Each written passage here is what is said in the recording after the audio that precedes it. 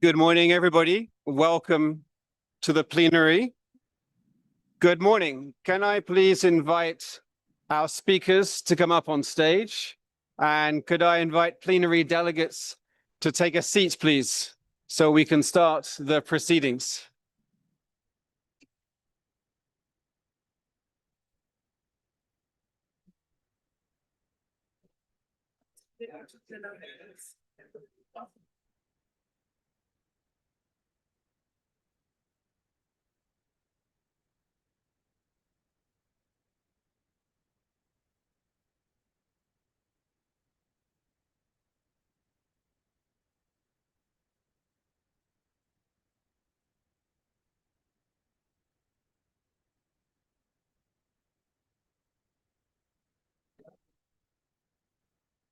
Can I invite you to take a seat, please, and also welcome our speakers on stage? Thank you.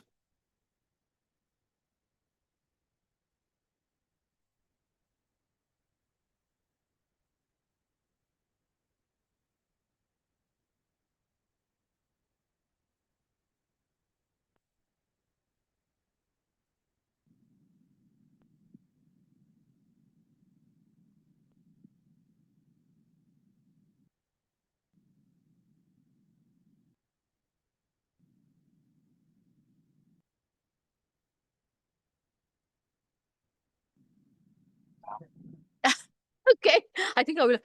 May I ask? Hello, everybody. Good morning.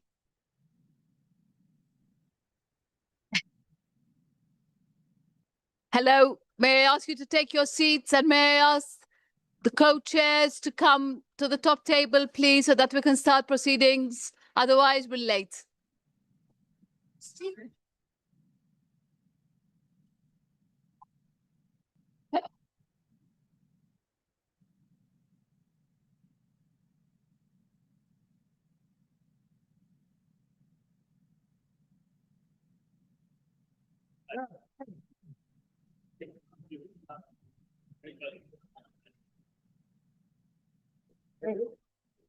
We'll be starting in a few seconds. Please take your seats.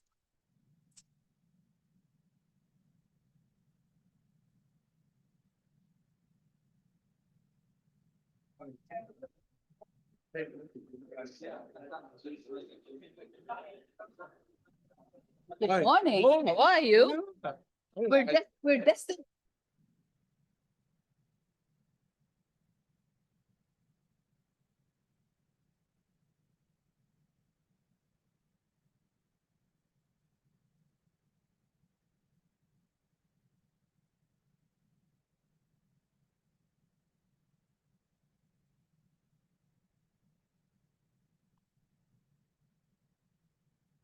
Should I go? Yeah. Please, could I ask you to sit down, please, so we can begin the session?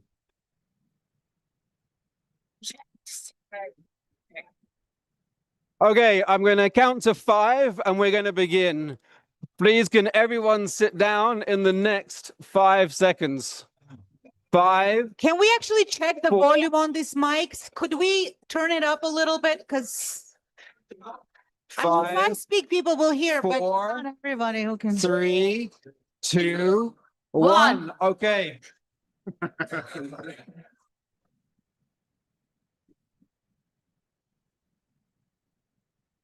Okay, is this yes, much better. Thank you very much. Much better. Finally, we have your attention. Great. Thank you so much, distinguished guests. Good morning, esteemed colleagues, fellow enthusiasts of Earth intelligence. My name is Joanna Drake. I am, until today, the lead co-chair of the GEO-XCOM, representing the European Union. It is really my great honor and really a privilege to welcome you to this 21st plenary of the Group on Earth Observations initiative.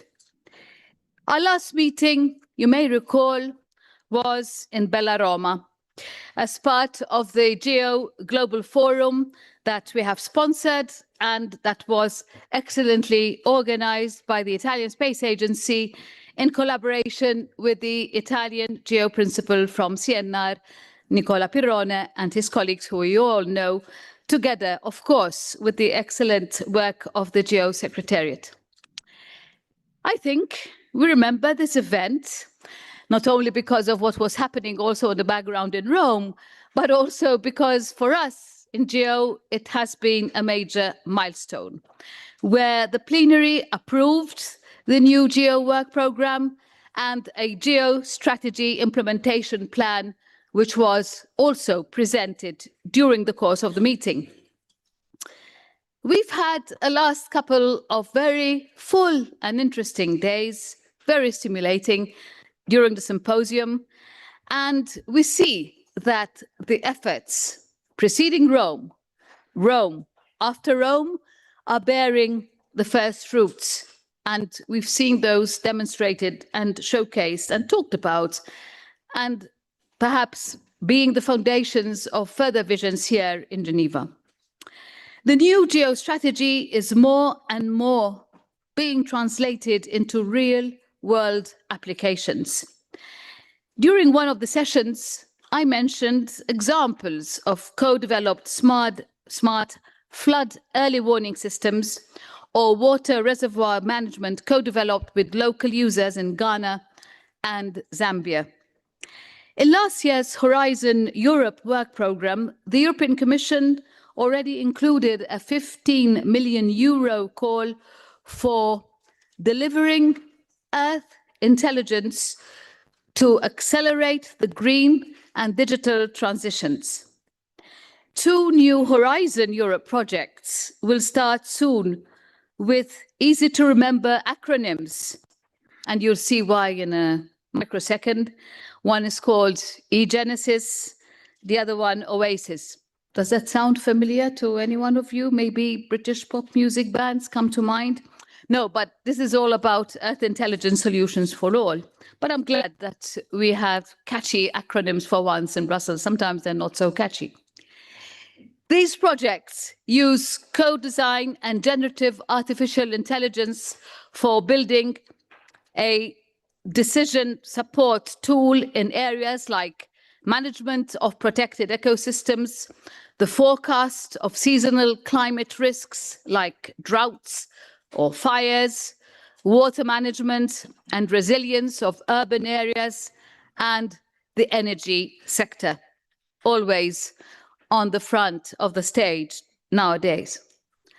Additionally, we published this year another call for proposals with another 12 million euros that puts full emphasis on the use of artificial intelligence for creating Earth intelligence solutions for sustainable competitiveness and policy making.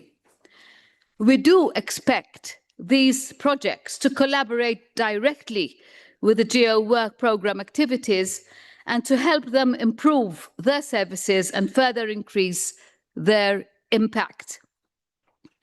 The European Commission, with its framework programme for research and innovation, has fully embarked on the post-25 journey for delivering Earth intelligence for all. And this adds to the important contributions made by other programmes, namely Copernicus and its services, funded by the EU Space Programme or the Africa-EU Space Partnership Programme, supported by the Global Gateway Strategy, that we will hear later on today from my colleague from DG INPA, Thibault Valentin. After the last GEO plenary in Rome, I assumed the role of lead co-chair from Mr. Gao from China. The past 12 months are intense, but very rewarding experience for my team and also for myself. And I'm really thankful for that. Our priorities for this mandate can be summarized in 3 overarching objectives. First, to work towards a more effective ExCom meetings with regards to providing guidance to the GEO Secretariat and other governance bodies of GEO, as well as increasing engagement and participation in GEO and defining operational plans with KPIs, key performance indicators. Secondly, to improve the GEO governance by updating the rules of procedures and improving the roles and relationships of the different governing bodies, including regional GEOs. Thirdly, to ensure that the implementation of the strategy and the GEO work programme is taking place as agreed. In particular, this means closely following the assessment of operating models. I think it is fair to say that we have widely delivered on these objectives. With the adoption of the amendment to the GEO rules of procedures later today, an important step will be taken to clearer governance of the GEO Trust Fund and better defining the way GEO activities are operating. Just to give one example, last year was very challenging for the GEO Secretariat in terms of funding, and difficult decisions were also needed. The close collaboration between the ExCom and the GEO Secretariat that we have strengthened was indeed crucial to guide the Secretariat through this period. We at the European Union have also increased financial engagement. Our contribution to the GEO Trust Fund allowed to re-establish the post of a regional GEO liaison officer. We are also contributing to the Director's Office of GeoGlam, which, by the way, celebrates its 15th birthday today. Congratulations indeed to GeoGlam.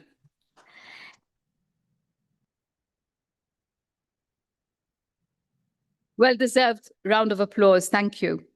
GeoGlam is also a good example of why we invest in GEO. It is a global collaboration based on a mandate of G20, delivering services like the crop monitor that are of crucial importance for governments and international organizations to improve food security. This is exactly the spirit that we appreciate GEO for, and that we would like to keep on strengthening as a showcase to the world. The open sharing of data and knowledge, the global collaboration for sustainable prosperity and security, the use of the latest technologies towards this end, including satellites and artificial intelligence, and a co-design approach with the users. It is great to be with all of you here and discuss how we can move ahead on this ambitious agenda. And we really expect you to be actively and creatively engaged.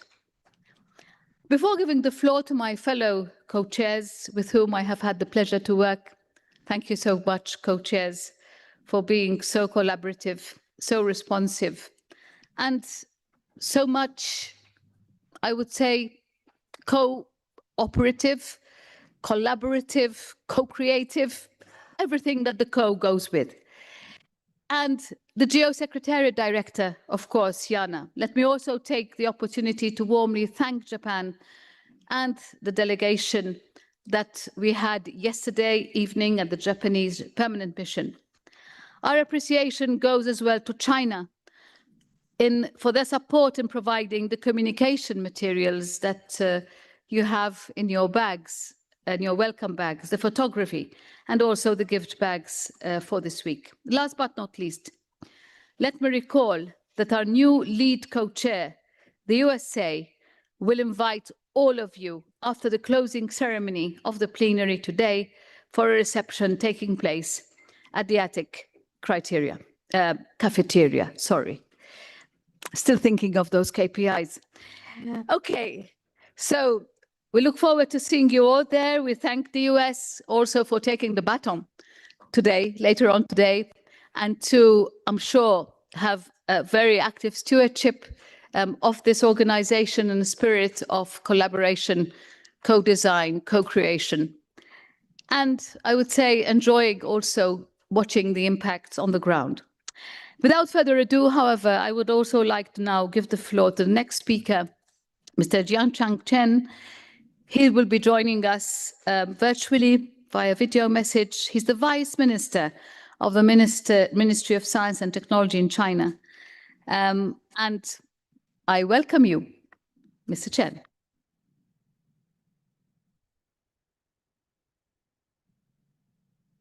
Distinguished GEO co-chairs and principals, Director of the Secretariat, dear colleagues and friends, good morning, everyone. I'm delighted to join you at the 21st GEO Plenary session via video link. First of all, on behalf of the Ministry of Science and Technology of China, I sincerely thank the EU lead co-chair for your fruitful work and the GEO Secretariat for your suitable preparation and arrangements. I extend warm greeting to all old and new friends and congratulations on the convening of this meeting. The world is undergoing fast changes, unseen in a century. Global issues like climate change, food and energy security keep worsening. As a new round of tech and industrial transformation is forging ahead, mankind faces new challenges as well as new opportunities. Now, in the third decade, GEO embraces an unprecedented period. Emerging technologies are reshaping Earth's observation and help to build comprehensive, trusted, and accessible Earth intelligence services. We gather here today not only to review the past, but also to blueprint the future. Over the past year, as a founding member and co-chair, China has carried out solid cooperation on the GEO. First, we advanced GEO post-2025 strategy. We supported the work of Executive Committee and Program Board and pushed forward GEO work program. During the 中关村 Forum, China Top Sci-Tech Innovation Event, we co-hosted the Earth Intelligence for All Forum with the Secretariat to further explore its meaning and ways of delivery. Second, we deepened regional coordination. We held AO Caucus meeting, which helped members join GEO governance and tap new cooperation potentials based on actual needs. We also hosted the 8th AO GEO workshop, bringing together experts within the region and representatives from the EU GEO and Africa GEO to deepen exchanges and cooperations on Earth's intelligence technology innovation and application. Third, we shared high-quality data and public services.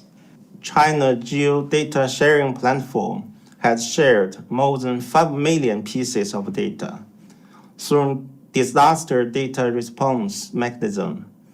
We provided satellite images and analysis for 7 major disasters, including the earthquake in Myanmar. We developed Fengyun AI Toolkit, enabling quick response and integrated data use in early warning system. We also upgraded the CropWatch cloud platform, helping 5 countries build tailored system and carry out technical training to support their independent agricultural monitoring. Going forward, we will keep fulfilling our duties as co-chair and boost deeper integration of Earth observation and AI. First, we will work with partners in AO region to deliver the goal of EI for all, following the principle of planning together, building together, and benefiting together, jointly within AO countries. We use AI to empower Earth observation with ideas exchanging, resources pooling, and outcomes applying, which will bring regional impetus to global Earth intelligence services. Second, We advance wider access to Earth intelligence achievements, upholding open, fair, equitable, and non-discriminatory international science-tech cooperation. We cater to the needs of developing countries and keep offering public goods, sharing Chinese solutions for Earth intelligence-based decision-making. Third, we scale up capacity building and talent training. We boost technical cooperation in Earth observation and AI. Through training and academic exchanges, we nurture more professionals for global Earth observation courses. Ladies and gentlemen, as the old Chinese saying goes, united we stand, nothing is impossible. At the new start of GEO's third decade, China is ready to work with all partners. We adhere to innovation, openness, equality, inclusiveness, and mutual benefit. We will turn the vision of EI for all into reality and contribute to addressing global challenges and sustainable development. I wish this plenary session full success. Thank you.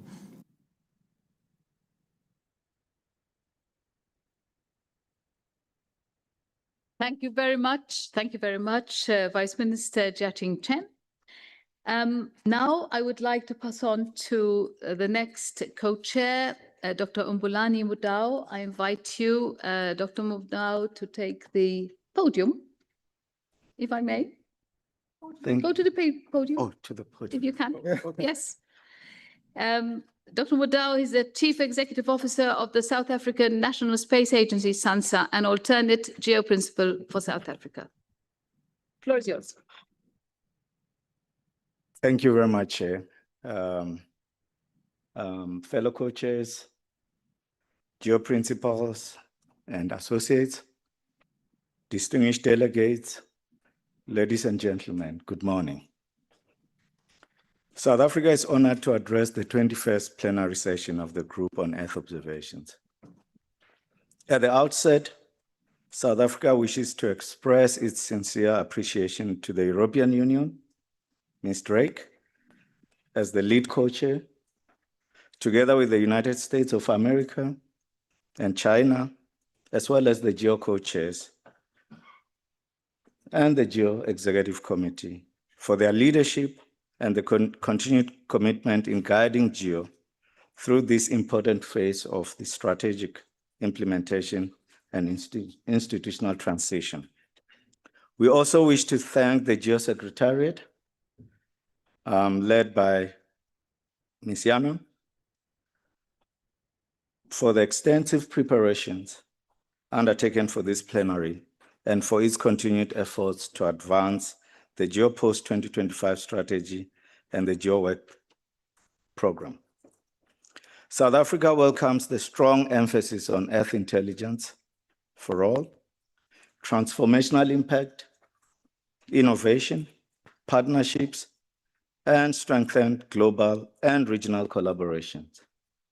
We believe these priorities are increasingly important as the international community continues to face interconnected challenges, including climate change, biodiversity loss, disaster risk reduction, food and water security, as well as environmental degradation and sustainable development. South Africa welcomes the significant progress reflected in the plenary document on geo-governance, as well as on infrastructure, financing, and operational delivery.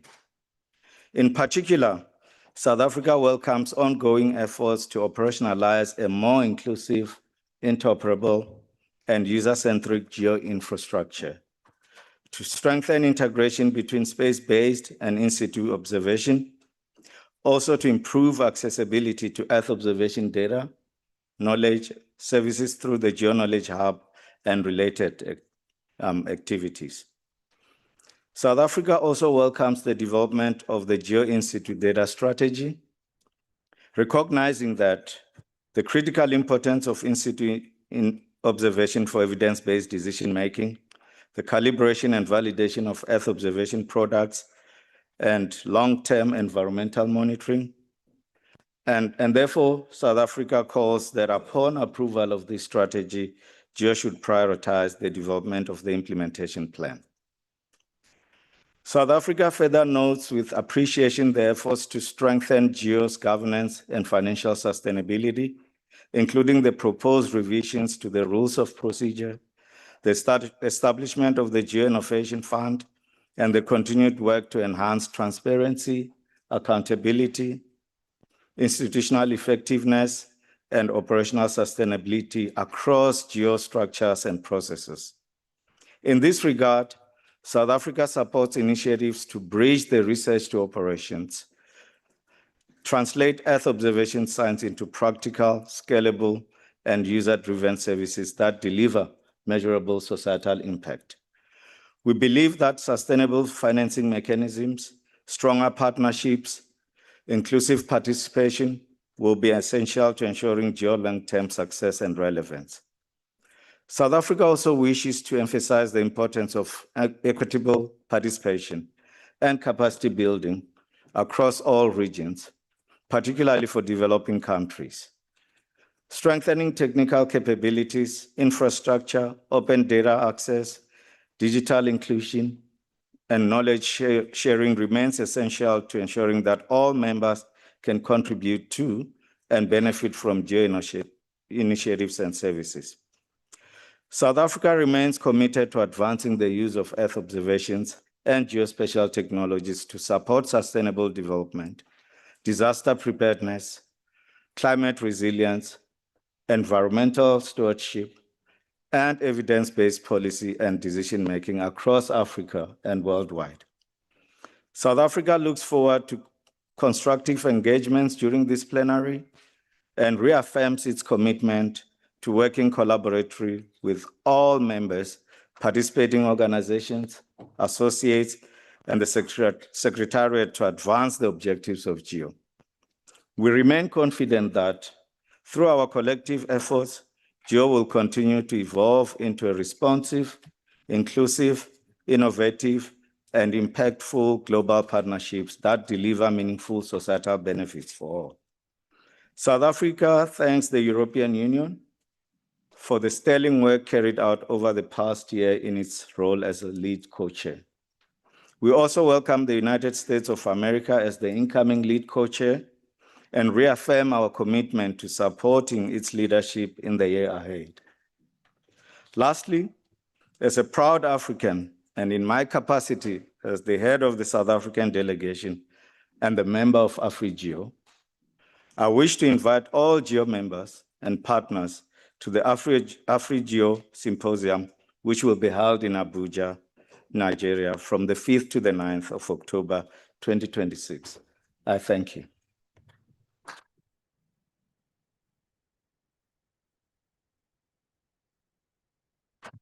Thank you very much, Dr. Mbulani. I have the pleasure now to invite Taylor Jordan to the podium. He is the co-chair from the US. He's the Assistant Secretary of Commerce for Environmental Observation and Prediction from NOAA. Welcome to the GEO community, Mr. Jordan. Thank you. Thank you and good morning. It's a pleasure to be with you all today. First, on behalf of the United States, I want to extend our appreciation to the GEO Secretariat and the European Commission for facilitating and organizing this 21st plenary meeting. We are deeply grateful to those who worked tirelessly over the past few months to prepare for the discussions today. At the outset, I want to reaffirm our commitment to this forum. The United States recognizes the critical value of Earth observations in supporting economic growth, public safety, disaster preparedness, resource management, and national resilience. Accurate and timely data helps nations make better decisions, strengthen infrastructure, support farmers and industry, improve weather forecasting, and respond more effectively to natural disasters.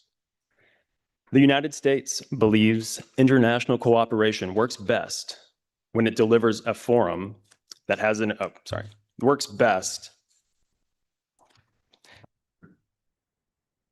The United States believes international cooperation works best when it delivers practical results, respects national priorities, and creates clear value for citizens. This forum has an important role to play in advancing voluntary collaboration, promoting innovation, and encouraging the responsible sharing of scientific and technical expertise. As we move forward, we encourage a strong focus on efficiency, transparency, measurable outcomes, and partnerships that produce real-world benefits. We also support expanding opportunities for innovation and private sector engagement, which are essential drivers to technology innovation and progress. The GEO Impact Assessment Toolkit, developed by GeoValue, is an excellent example of GEO's goals to demonstrate the socioeconomic impact of Earth observations. The toolkit will help show how investments in GEO translate into solutions and real-world benefits for our members and stakeholders. We look forward to seeing this tool advancing the work of GEO. I look forward to working with all of you, GEO members and partners, to strengthen cooperation where our interests align and to ensure Earth observations remain practical, effective, and beneficial to people around the world. Thank you.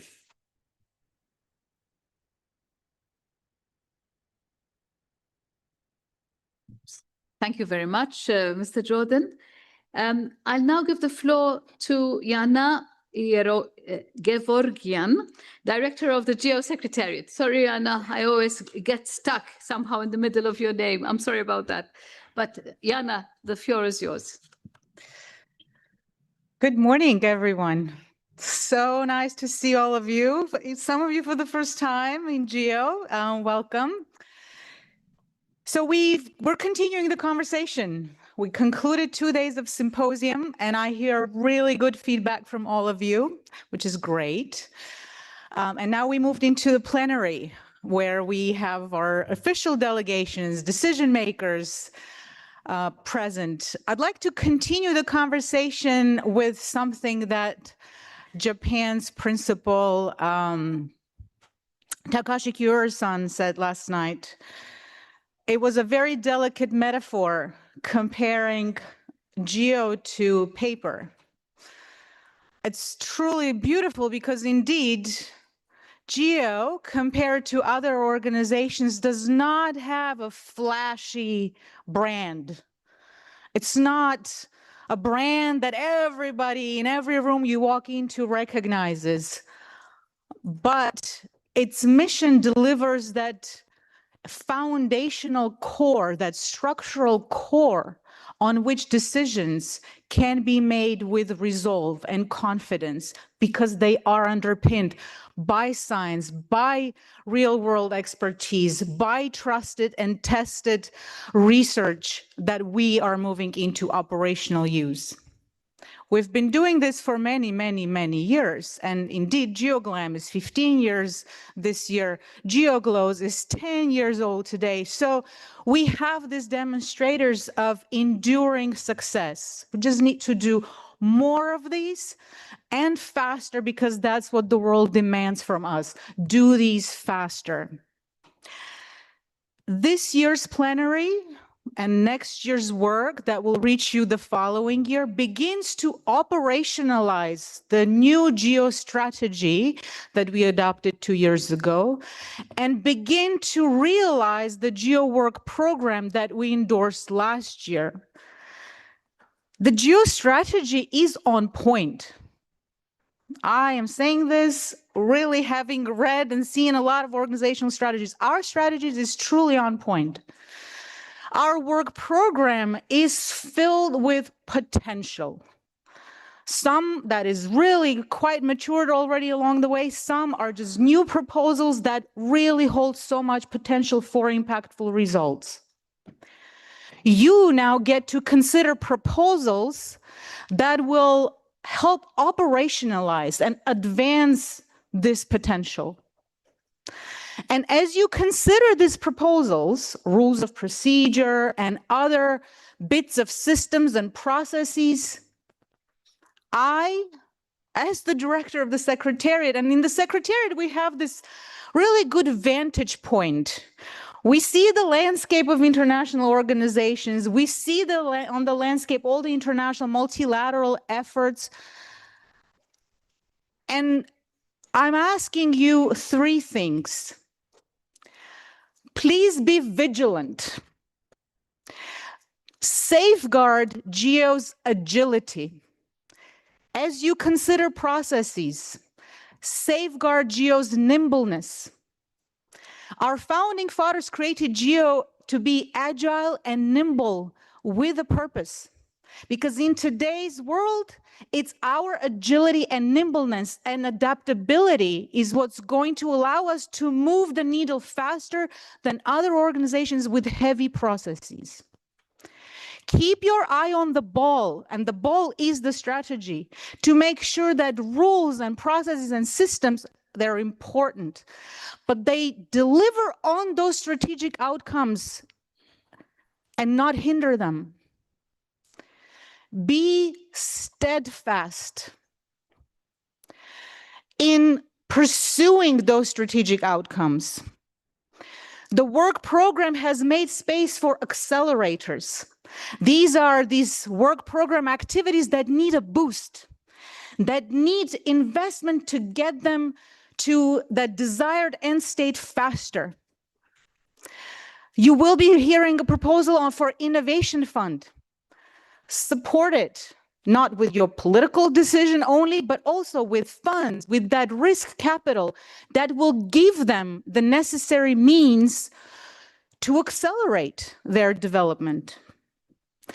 During the course of the symposium, we discussed one of our recent efforts of polling our community on your needs for very high resolution data. We've been speaking about this for a long time. Now, in the Cape Town ministerial declaration, in the strategy, we've set it forward as a strategic outcome to help get access to very high resolution data. And yesterday, we started a conversation that really seems to have a real momentum there. It won't go much forward if you don't support it. Be insatiable. Be insatiable, wanting success for GEO. We have proven we can do meaningful things for countries around the world. Want more of this for GEO. And that means leverage your networks, leverage your relationships. Commit to being inclusive in the way we wrote the words in the document. We talked about co-design on the first day of the symposium. We talked about having the right partners at the table. It means having the right partners in every room, not just where technical conversations are happening, but also where decisions are happening. Do it as you mean it. Have the private sector partners feel like they are truly part of the conversations. Have the youth feel like they are truly part of the decision making. Truly want this for GEO because that is what will make us stand out on the landscape of many, many international multilateral organizations who are now trying to redefine themselves, reinvent themselves to attract more support, more collaboration, and more investment. We have got what it takes. We just need the resolve, the vigilance to remain agile, the steadfast commitment to delivering the strategic outcomes, and that insatiable want to be the ones who, out of 1,000 reasons why something hard can't be done, will find the 1-2 reason to do the hard thing. Just do it. I'm going to quote Yoda. I'm going there. I'm quoting Yoda. There is no trying. Don't try, do, just do. And you can't not do because you committed to those as strategic outcomes. So next time you're standing in front of ministers, you can't say, well, we couldn't, so we didn't. So you have to do. And if we do these things, GEO will come out as a winner. And a win for GEO is a win for people, for economies, for planet. And I will end on just a note to individuals, the people who make things happen, the individuals behind the work, the scientific, the technical, the policy work. It's so easy every day to be distracted by noise and all kinds of distractions, but you stay focused. Tune out the noise, opinions, speculations, tune it out if you believe in what you're doing, in the purpose and the value of what you're doing. To all of you, I say, you walk in power.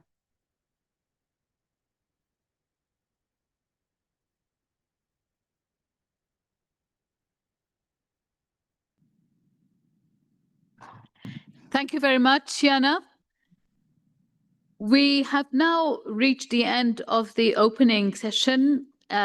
So I think we can now safely move on to the next session, which is the approval of the agenda, of the plenary agenda.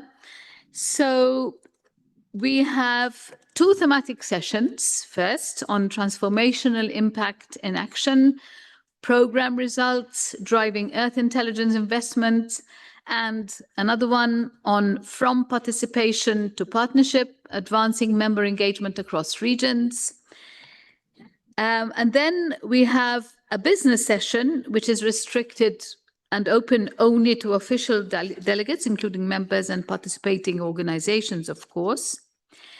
And then I'd like to have just one little note about the interventions, if there are any, because I will ask if there are, if the agenda will be approved, first of all, by the plenary, and if there are any requests for amendments. So my housekeeping note is that official delegates wishing to take the floor should place their delegation nameplates just in front of you vertically so that we can see them from here. And of course, interventions will be invited then by in the order which the nameplates are raised, and members will be invited to intervene first, followed by participating organizations. And one other note would be to have the interventions as short and succinct and to the point as possible.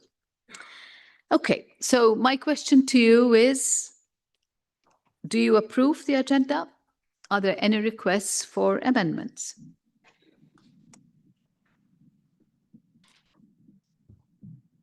Yes, there is a request for the floor. I can't read from here. Steves, please. Thank you very much. Good morning, co-chairs, excellencies, ladies and gentlemen.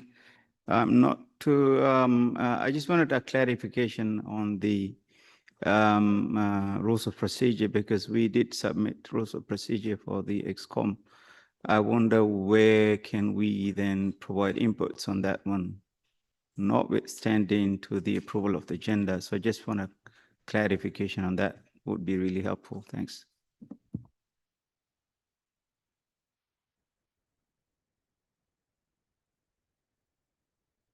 I'm being very aptly reminded by Stephen that we do have a session on rules of procedure under point 4.3 of the program. You might wish to have a look to confirm. Okay. Any other requests for the floor? I don't see any, so I take that as an approval of the agenda. Thank you very much. So the agenda is approved. And now we can also move on to the draft report of the GEO-20 Plenary. The document is GEO-21 1.7. It's a draft report of the GEO-20 Plenary. I want to ask you if you want to comment on the report. We need to approve it, obviously, formally, but of course, I open the floor for any requests for modifications or clarifications or other questions that you might have.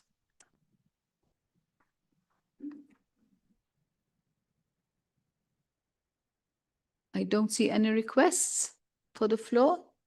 So I take that as an approval of the reports of the GEO-20 Plenary. And the next item is about the presentation of new members, participating organizations and associates. And for that, I pass the floor to Stephen. Thank you. Thank you, Chair.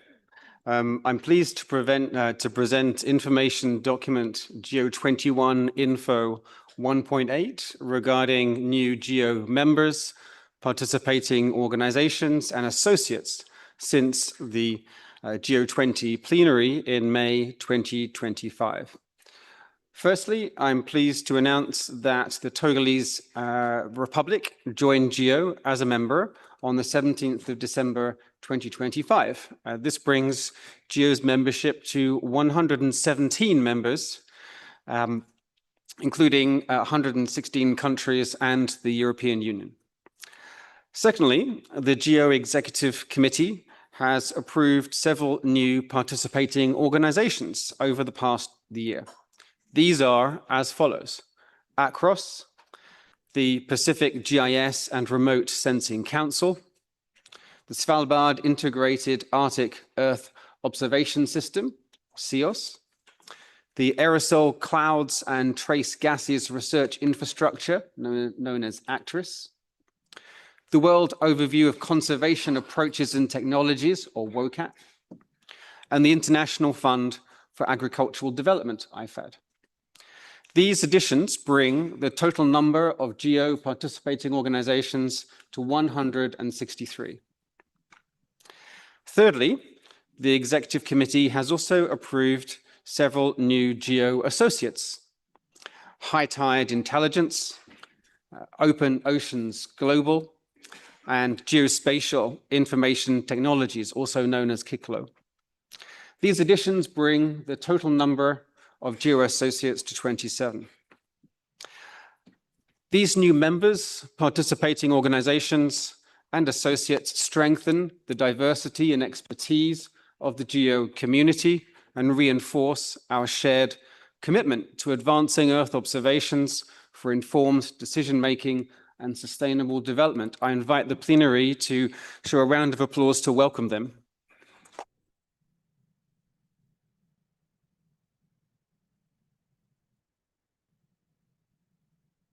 I would additionally now like to invite the following representatives of Togo to address the plenary. These are Colonel Yoma Baka, the Director General of the National Civil Protection Agency of the Ministry of Security and Civil Protection of Togo, and Manuel Ntumba, the Executive Vice President of TODER Global Network, Togo. We invite you to the stage.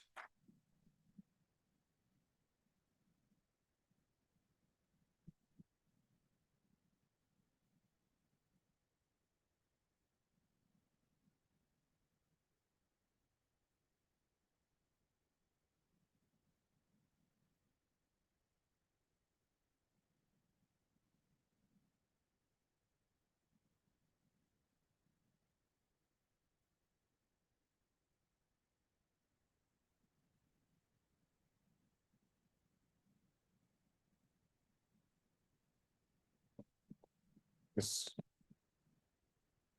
Madame la présidente des séances, mesdames et messieurs les co-chairs, madame la directrice du secrétariat du GEO, excellences, mesdames et messieurs les représentants des États membres, des organisations participantes et des partenaires, distingués délégués, mesdames et messieurs, c'est un grand honneur que je prends la parole au nom du gouvernement de la République togolaise, au nom du ministre, son Excellence Kalis Majulba, ministre de la Sécurité, président de la plateforme de réduction des risques de catastrophe et ministre responsable du GEO pour le Togo, à l'occasion de cette 21e session plénière du groupe sur l'observation de la Terre GEO. Permettez-moi, avant toute chose, de rendre un hommage respectueux à son Excellence, M. Faure Sozimna Singbe, président du Conseil, pour son leadership constant en faveur de la sécurité humaine de la résilience climatique, de la réduction des risques de catastrophes et du développement durable de notre pays.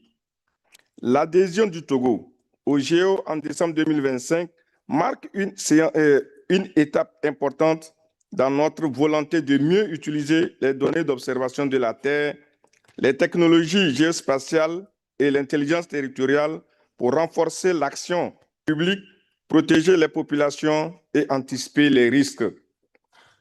Le Togo a déjà engagé plusieurs dynamiques importantes, notamment l'accueil à Lomé en octobre 2023 du groupe de travail africain sur la réduction des risques de catastrophes avec l'Union européenne et l'UNDRR, ainsi que le renforcement progressif du Centre national des opérations d'urgence et les mécanismes nationaux d'alerte. En rejoignant GEO, le Togo souhaite contribuer activement à une communauté fondée sur le partage des données, la coopération scientifique et l'innovation au service des populations. Je voudrais à présent donner la parole à M. Emmanuel Ntumba, représentant suppléant de GEO pour le Togo, qui présentera les priorités techniques du pays et les perspectives de coopération que nous souhaitons développer au sein de la communauté GEO. Je vous remercie.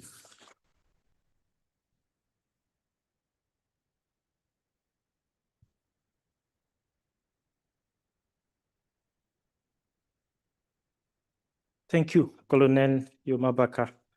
Madam Chair, distinguished GEO co-chairs, Madam Director of GEO Secretariat, Excellencies, distinguished delegates, representatives of member states, participating organizations and associates, ladies and gentlemen, allow me to briefly summarize the message delivered by Colonel Yomabaka in French on behalf of the government of Togo and under the authority of His Excellency Ambassador Colonel Kalisma Julba, Minister of Security, Chair of the National Disaster Risk Reduction and Platform, and responsible Minister for GEO in Togo. Allow me to also, with deep respect, to join the tribute paid to His Excellency for Esozimna Nyasingbe, President of the Council, whose leadership has placed resilience, anticipation, security, and sustainable development at the center of Togo national priorities. Under his leadership, Togo has made disaster risk reduction, civil protection, early warning, earth intelligence, and climate resilience national priorities. Togo's ascension to GEO in December 2025 is therefore not just symbolic. It's also a strategic decision to use earth intelligence, satellite data, geospatial technologies, and EO data systems to protect populations, anticipate shocks, and strengthen public decision-making. Togo enters GEO with an existing and credible implementation portfolio. This includes the CRUISE initiative with WMO and the World Bank Group, strengthening meteorological, hydrological, and civil protection services. UNGRR and UNDP supported projects on community resilience, disaster risk governance, and recovery capacities. UNHCR supported emergency response for refugees, internally displaced persons, host communities, and institutions in the southern northern region of Togo. ECOWAS support for post-flood recovery, food nutrition crisis response, and sustainable livelihood. The US Africa Command, AFRICOM, of the Department of Defense, and the US government support to the National Emergency Operations Center and related emergency coordination infrastructure. Continuous engagement with UNGRR, CIMA Foundation of Italy, UNDP, GIZ of Germany on multi-hazard early warning systems connected to the National Emergency Operations Center. Cooperation with the International Civil Defense Organization, OIPC, WFP, UNICEF, UNFPA, OCHA on civil protection, simulation exercises, humanitarian assistance, and operational preparedness. In 2025, Togo received a funding from the Green Climate Fund, GCF, in collaboration with the West African Development Bank, BOAD, and UNDP for climate information services, impact-based multi-hazard early warning systems, anticipatory action, and climate-informed investment decisions. And Togo currently also has a proposal, an ongoing proposal in collaboration with the West African Development Bank, BOAD, submitted to the recently launched Fund for Responding to Loss and Damage, FRLD, hosted by the World Bank Group in Washington, D.C. Togo also hosted, as Colonel Dioma Baka mentioned, the African Working Group on Disaster Risk Reduction in Lomé in October 2023, organized by the African Union Commission, UNDRR, and OACPS European Union through a funding from the OCPS European Union under the patronage of His Excellency Ambassador Colonel Kalisma Julba. Our message to GEO partners is precise. Togo is a delivery-oriented country. It delivers, we deliver, because there is leadership, institutional coordination, and serious national technical base.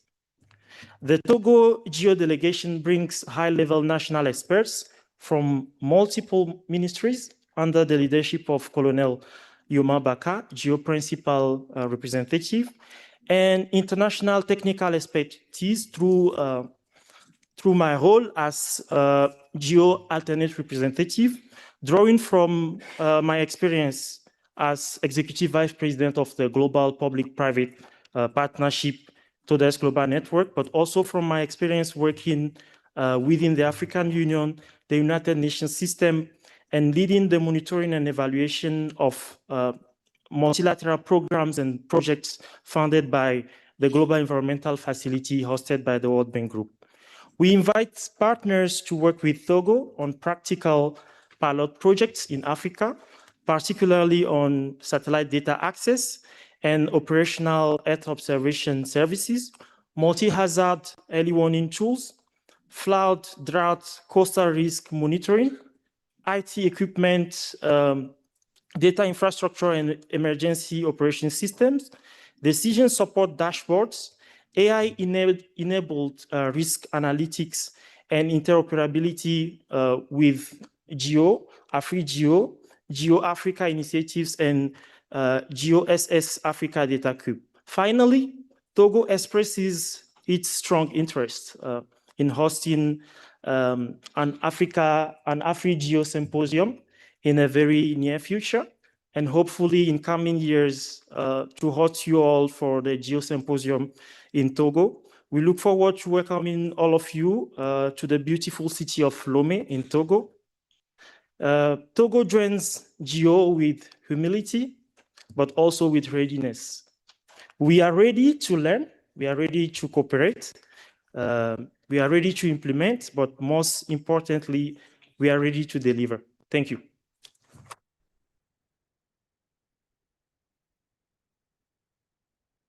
Thank you very much, Colonel Dioma Baka and Director General Manuel Ntuba, Executive Vice President, for presenting what Togo can offer and contribute to the GEO community. And I look forward also to your very active engagement in the GEO work program.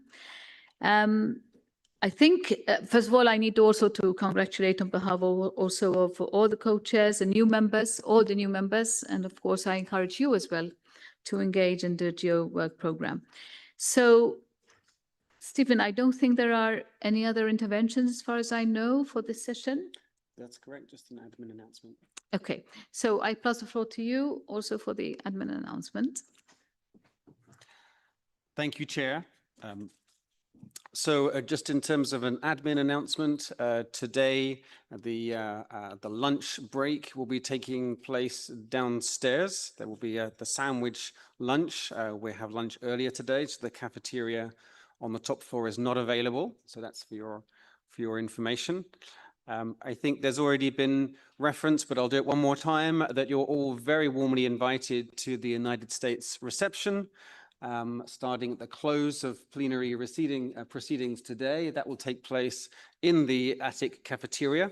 And then finally, of course, the opening ceremony would not be complete without us taking a group photo. So we invite the photographers on stage now. I invite the speakers on stage to stand just here in front so that everyone is photographed, and we will undertake the group photo. Thank you very much. Thank you all.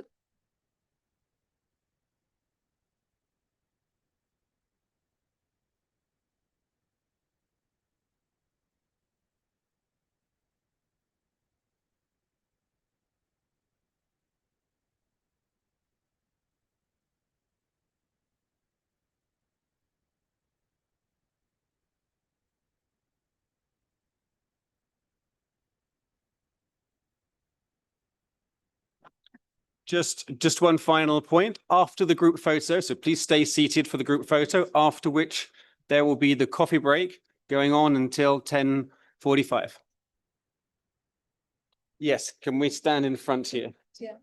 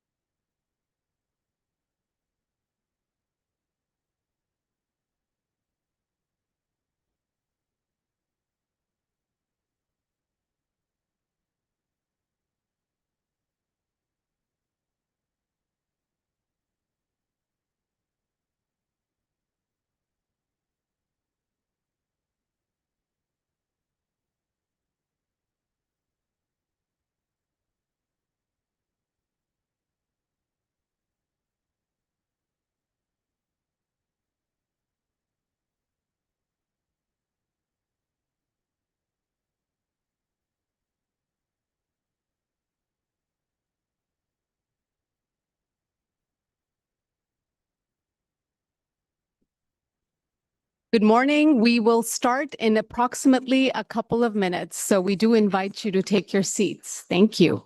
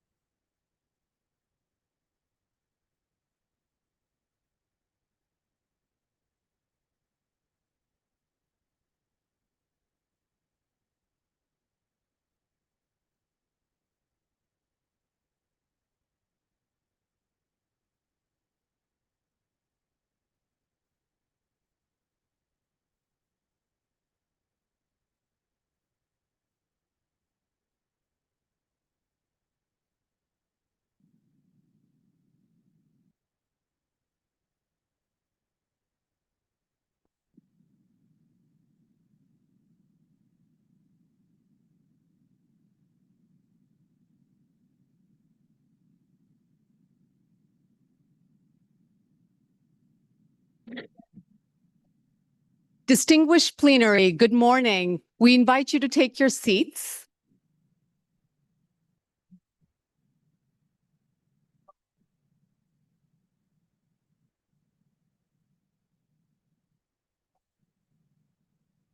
Can you please?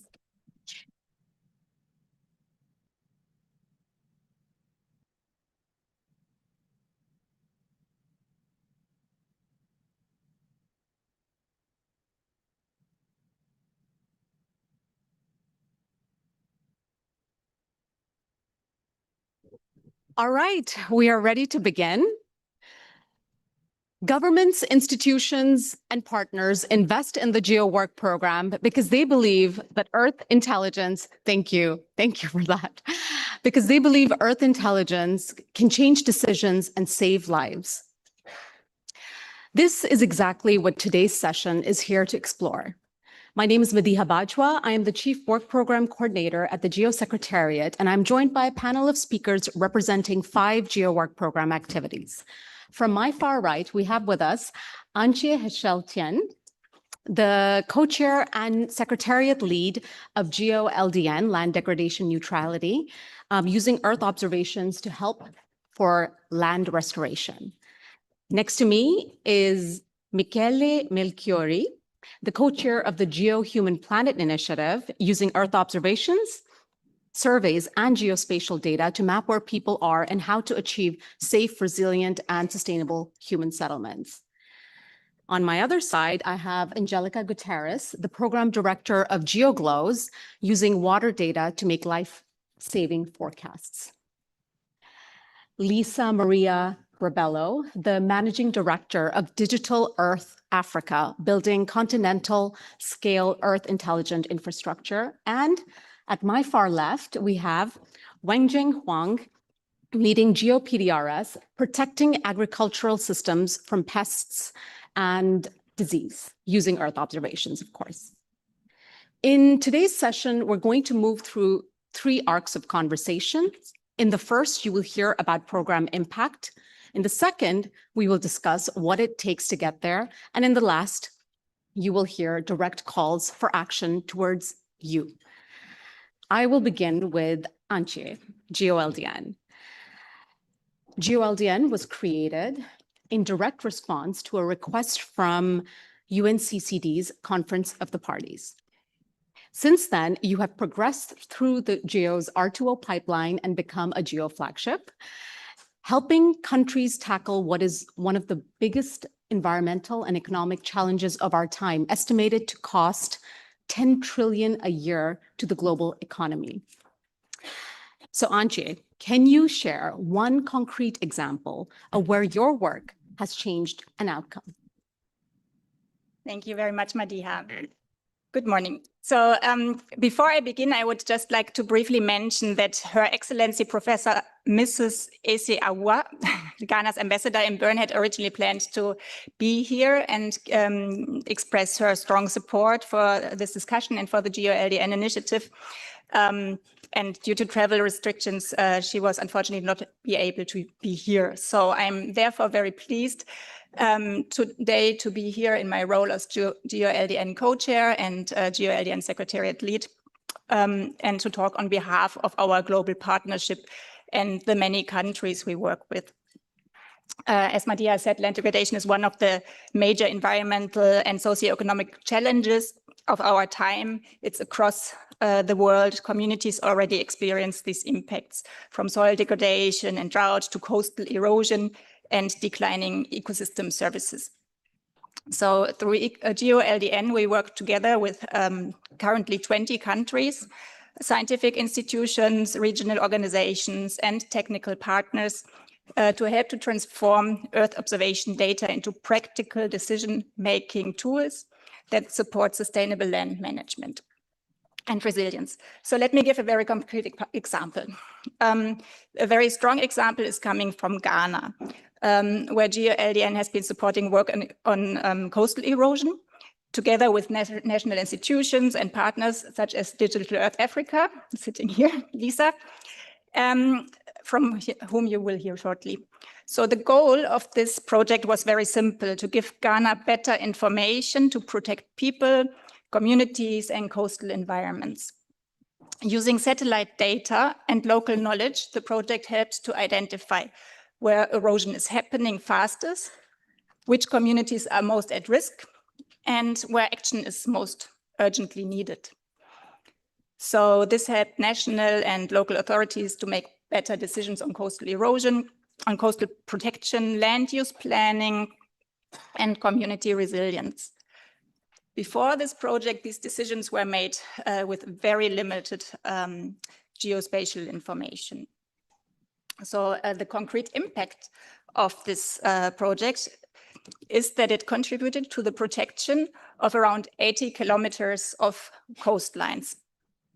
As you can see on the picture there, it's from the community of Keta, where you see an area affected by the flooding and the constructions that are built to protect the coast. And what makes this example particularly important is that it did not remain a small pilot project.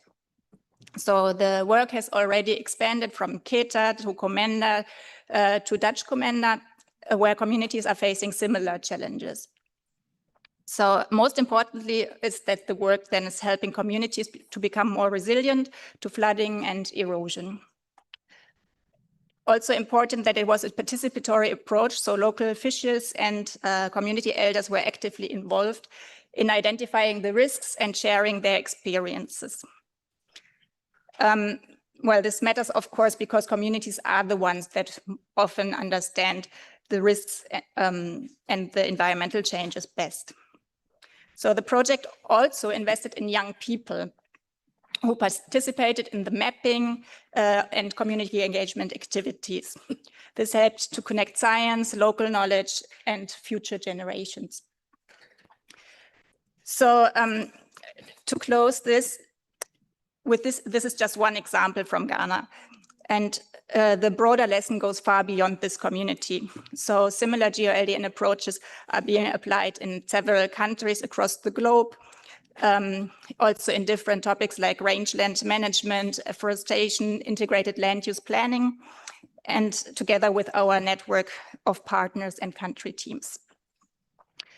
For Ghana, this shows that investment in Earth intelligence is not only about technology. I think this was a common line that we heard very many times here in the symposium. It is about giving countries better tools to protect communities, support livelihoods, and plan ahead, moving from reacting to environmental damage toward building resilience for the future. Thanks, Anje. So 80 kilometers of coastlines protected through close work with communities, including youth, and a pilot that didn't stay a pilot, but was scaled effectively. Thank you for that. Let's move over to talking a bit more about water. Angelica, you have spent years at NOAA where you helped build the hydro forecasting architecture for the National Water Center for the United States. Then you turned that ambition global. GeoGlows now provides and models river flows across 7 million rivers globally, and also provides 80 years of historical hydrological data. The system is backed by major partners, including NOAA, NASA, ECMWF, the World Bank, Google.org very recently, ESRI, and AWS. But as you say, global systems only matter if they reach the right person at the right moment. So can you please tell us about a specific user whose decisions changed as a result of your work? Thank you, Marika, and good morning. I will give you two cases for opposite circumstances, flood and drought. In November 2020, two major hurricanes hit Honduras within 14 days of each other, Eta and Iota. Both hurricanes followed the same track, and the Sula Valley was on their path. The valley generates 65% of national GDP and is the agricultural and industrial engine of the country. Two rivers run through the valley, but only one is controlled, and that is through the hydroelectric El Cajon Reservoir, which is managed by Honduras National Electricity Company. When the first hurricane arrived, the electricity company was working with the tools they had: flash flood guidance for 24 hours, weather models for up to 3 days. The reservoir was already full beyond safe levels, and engineers feared the dam itself might not hold. They did everything right. They maximized energy production, but Eta destroyed many of the in-situ net stations on the ground. And then came the second announcement nobody wanted to hear. A second hurricane was on its way, just 13 days away. The models they had couldn't answer the only question that mattered: how much water is Iota bringing and when?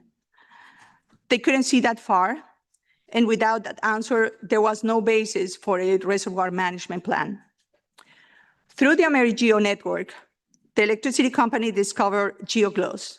We work with them online, helping them to test whether or not our GeoGlows forecast was suitable for the decisions they were going to make. And on November 12th, with Iota still days away, they committed. The entire reservoir management plan was based on GeoGlows forecast. With the forecast guiding their decisions, they released water strategically between the two storms to create storage capacity. And then on November 17, when the second hurricane was in full force, Honduras made the most consequential decision of all. They closed the gates of El Cajon Dam entirely to prevent adding to the already extreme flows towards the Sula Valley. That is a decision worth billions, made with confidence, because they had 15 days of data they trusted. And that was GeoGlows. The damage of both hurricanes was calculated by the Economic Commission for Latin America and the Caribbean at $2.1 billion. Still devastating, but 40% lower than the damage of Hurricane Mitch in 1998, also a Category 5. As of today, GeoGlows is used for the routine weekly operation of El Cajon and other reservoirs in the region. That is institutionalization. That is what it looks like when a global system becomes part of countries' operating infrastructure. Now let me take you to Ecuador. Next slide, please. A country of 17 million people that went dark. In 2024, Ecuador experienced the worst drought in 60 years. And because over 70% of Ecuador's energy is produced from hydropower, when the river runs low, the lights go out. Blackout reach up to 14 hours a day, not for a neighborhood, not for a city, for the entire country. So the people and the economy suffer.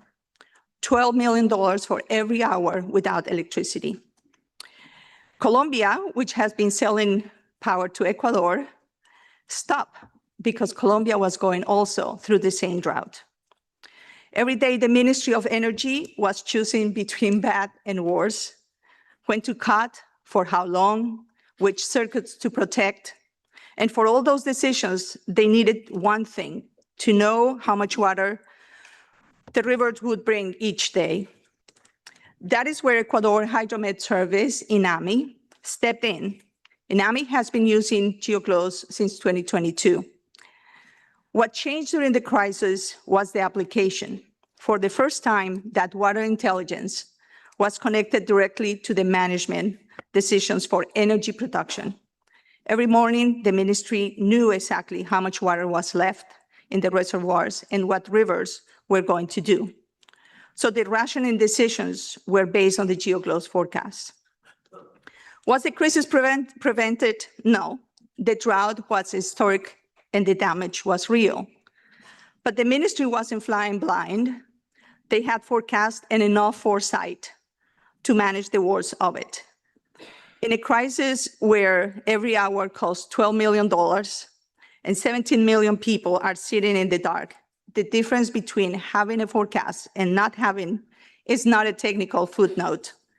It is the difference between managing a crisis and being consumed by one. Thank you. Thanks, Angelica.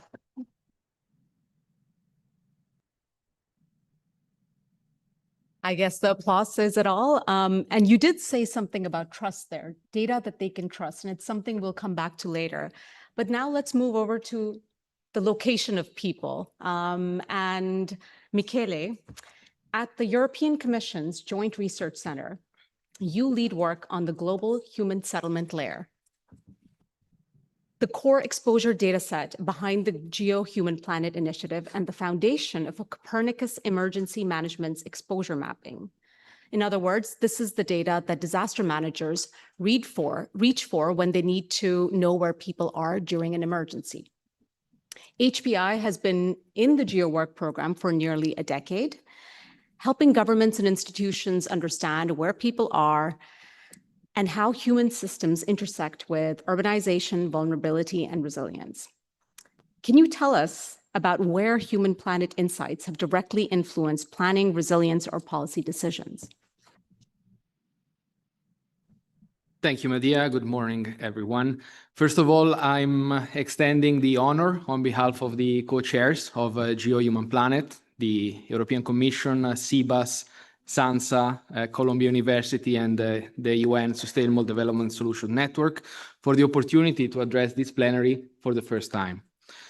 As you correctly mentioned in the introduction, we are very proud that the GEO-Human Planet Initiative has brought the human dimension and the people dimension into Earth observation, supporting early warning systems and crisis management, such as in the Copernicus Emergency Management Service. In this slide that appears dark, but actually captures where all or almost all humans live on Earth, we see the first global run and the first production of the operational exposure mapping component of the Emergency Management Service. And this data set is a foundation for Earth intelligence and really a platform for collaboration across thematic areas, across institutions, and across scales. As a result of the work of the GRC, together with the UN Statistics Division, UN POP has released the first edition of the World Urbanization Prospects, the 2025 edition, that for the first time includes Earth observation-derived products and the geospatial data. For us, this was a major breakthrough in the world of statistics and actually provides a new lens on urbanization and where and how we report the statistics about people and the built-up surfaces. This slide also reminds us that the operational production, as it was noted during the symposium, is really a key element for the sustainability and the achievement of Earth intelligence. So operations, such as the one guaranteed by Copernicus Emergency, are really foundation, but not only. We need integration of systems. We need integration of data. We will see human settlements are complex environments. So that's how crisis managers have at their fingertips information about people and built up areas even before a disaster strikes. So this was really a game changer at the GRC when this information were pre-calculated and not had to be done on demand. The GEO-Human Planet information systems are also very well nested in the work of the UN Habitat, the UN program on human settlements, where we systematically produce input and evidences to the synthesis report on SDG 11 that is basically the barometer of how sustainable urbanization is moving, and also to the World Cities report, another flagship report of that organization that is really the stakeholder on human settlements. Diversifying also the work with international organization, recent partnership with the World Bank has shed new light on 15,000 towns that were previously not systematically mapped, not systematically delineated. And this allowed the bank to prepare a report that will be launched later in this year on urbanization in sub-Saharan Africa. And for the first time, they could delineate a geography of 3 settlement typologies. So cities that need value-added job markets, peripheries, that is where the substance of urbanization is taking place. And the main message of that chapter is that towns are not adequately prepared for such expansion to take place, really surfacing the need for urban planning, risk reduction. And this is really key when we provide foreign investment or also development and cooperation funds. And towns, the last element, they are often unaccounted. So this is bringing new light there. As a last point, we are also celebrating the 10th anniversary of the Atlas of the Human Planet that has really made a substantial impact within the Commission, but also at international level, really bringing back this dimension of geography that sometimes goes a bit unaccounted as a horizontal topic across policies. So do we have a Department of Geography, or we have geography across all the different policies? So we really think that through Human Planet, we were diversifying our impact, not only delivering services, so operational products, but also the value-added knowledge that is what international development and Earth intelligence requires. Thank you. Thanks, Michele. And that's really an interesting example of the World Bank discovering 15,000 towns that it didn't know existed, thanks to your work. Very quickly, can you tell us anything about how decision makers use your data has surprised you?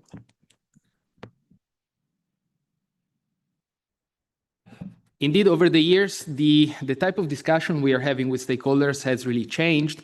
At the beginning, we were engaging at a data level. So we were demonstrating the new capabilities of Earth observation, showcasing the potential and the first products that were developed by the GRC, but also by many other stakeholders. Now, the engagement with stakeholders, it's at the requirement level. So stakeholders know already what they need. And it's our task to contribute to their work, to accompany them, to make sure we avoid duplication. We really make innovation going into delivering the last mile impact. Thank you.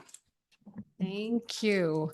Lisa, Digital Earth Africa launched in 2019 as a world first. Freely accessible, decision-ready satellite data for an entire continent. At the time, the World Economic Forum estimated that it could generate over $2 billion a year for African economies. 6 years on, you have 10 operational services, 29,000 active users, and 6,500 developers. That's huge. And everyone in this room working on open data understands the dynamic that when systems are adopted at this scale, it's hard to fully trace their impacts.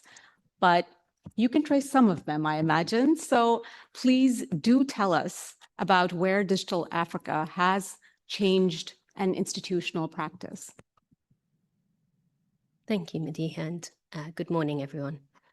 So I'm going to look at one specific example, one of our operational services. We heard about it briefly in Anche's example for Ghana.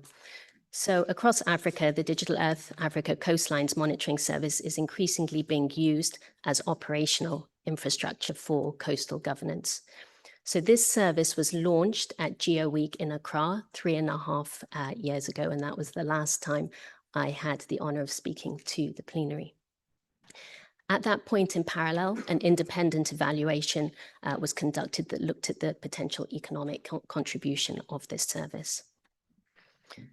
So 3.5 years later, we're seeing a clear pattern of institutionalization. This is emerging among governments, environmental agencies, and regional organizations who are embedding this service into adaptation planning, infrastructure protection, and environmental reporting. So I'm going to look at two specific examples. One is Egypt. So Egypt's Ministry of Water Resources and Irrigation has formally integrated Digital Earth Africa into national coastal and water management workflows under Egypt's 2050 Water Resources Strategy. Egypt provides one of the clearest examples of the service being institutionalized within a government system. So under this strategy, the ministry has formally integrated the coastline service into its smart management to monitor more than 2,000 kilometers of coastline on an operational basis. The platform has enabled the authorities to evaluate shoreline protection infrastructure that's currently in place, identify erosion hotspots, and monitor coastal change over the past 25 years. The Egyptian General Authority for Shore Protection has adopted the platform for ongoing operational monitoring, demonstrating a shift from ad hoc coastal assessment towards continuous data-driven coastal governance. So why does this matter to us? Well, it indicates a broader institutional transformation from a fragmented monitoring approach to integrated data-driven environmental governance systems, with Digital Earth Africa functioning as part of Egypt's digital public infrastructure for water management. Moving to Senegal, we have another institutional example where the service is used in support of Senegal's National Adaptation Plan to understand how climate change, extreme events, and expanding human settlements are affecting coastal areas. The shoreline change data has helped identify erosion hotspots and evaluate the impacts of coastal protection infrastructure, such as breakwaters. So what has changed? Well, before, the coastal erosion assessments were localized and inconsistent, and adaptation planning relied heavily on limited field studies. So after the service was integrated, the government has gained access to long-term shoreline change analysis, erosion hotspots are identified systematically, and the information has been incorporated into Senegal's national adaptation plan processes. So why does this matter? Well, it represents a shift from reacting to erosion damage to proactively prioritizing adaptation and coastal protection investments. The coastline service, through this example, became part of a formal government planning workflow with the support of the Centre de Suivi Écologique. So we're looking at institutional change. Across Africa, we see the coastlines monitoring tool helping to standardize how coastal change is measured and understood.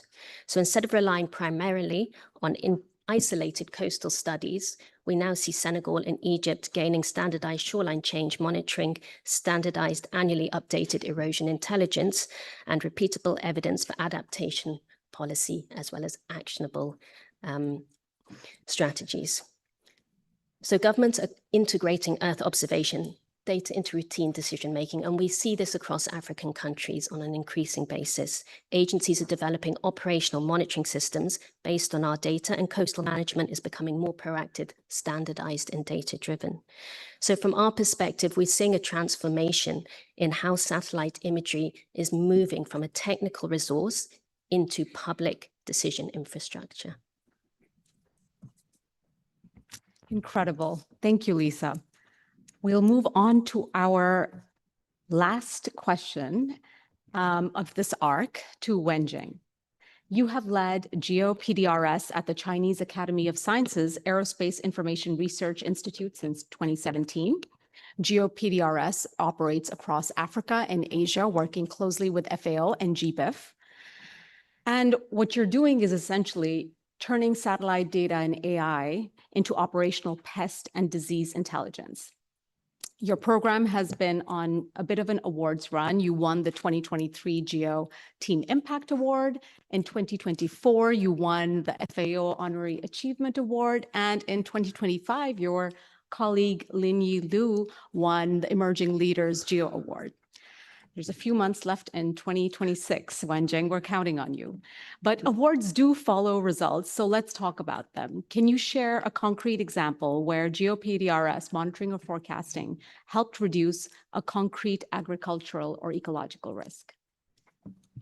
Okay, and thank you very much for Major. And just as we will show a video and as background, under the climate change, just like FAO mentioned, is about 40% of yield loss at the global scale was caused by pest and disease. So especially in these years, we should pay much attention about the pest and disease for the yield loss, for the biomass loss, and to the grass and to the forestry. So because the transboundary pest and disease, they will fly from one country to another country at a global scale. So this question will be focused on how can we control it at the very early stage. That's very important.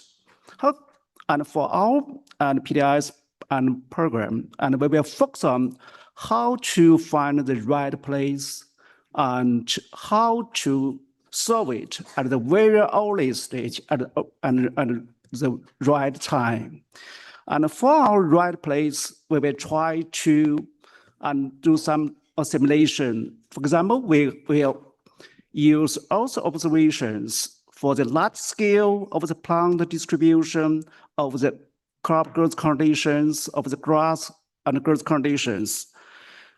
And also we will focus on with something about land surface temperature, because this also will affect the pest and disease develop. Also for the soil moisture. We will try to combine them together, and then we will know the high risk and these areas for the pest habitat areas. This is very important. So by doing this, we will know, how about the high risk areas for the pest and disease? Another one is the right time. Because the pest and disease we are developed by the temperature and some soil moisture. So we also, just like WMO or some other, will release some meteorological data, and also we will get some cooperation. For example, we also get some cooperation with CAB International.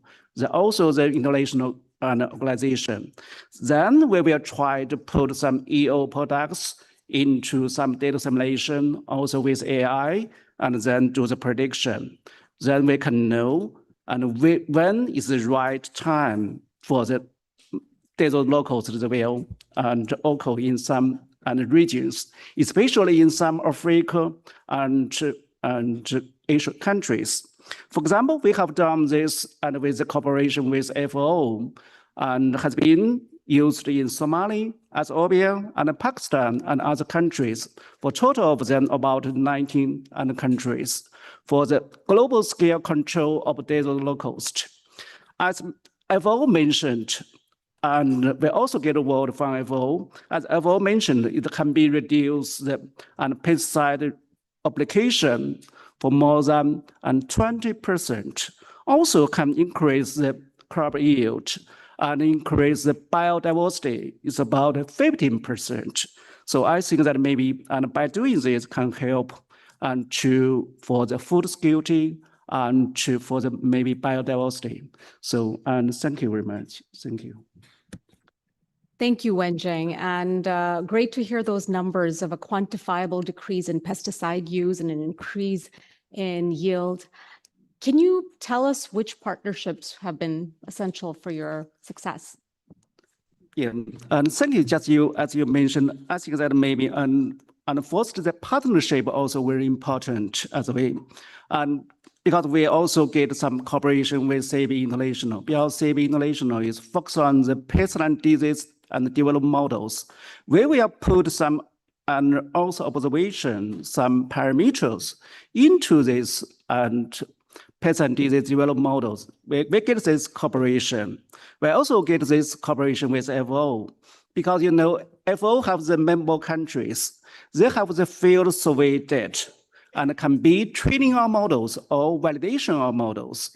Then, and we also get some cooperation with GBIF because GBIF, you know, will support some the distribution of some for the different varieties. Then I think the partnership is very important. Another one is the investment, I think. And because I think that we should thank for the Chinese government, for example, for most, just like okay, also give us some support. We also get some funding from Chinese Academy of Science and also get some funding from FO. And by this funding also very important. Another one, I think that maybe we should try to use the AI and some other new technology can drive them for the different kind of the data, for the non-history data to find and to drive some models then can be used in the different place and for the control of the pest disease at the early stage. Okay, thank you. Thank you, Wenjing. So what you've heard is basically 5 different programs with 5 different contexts, but a common thread of impact running through them. So what makes this impact possible? I think I'll start with Angelica and Lisa. We are in a challenging funding environment globally. Donors are asking, what is the value of your program project? How do you respond to that? Would you start, please, Angelica?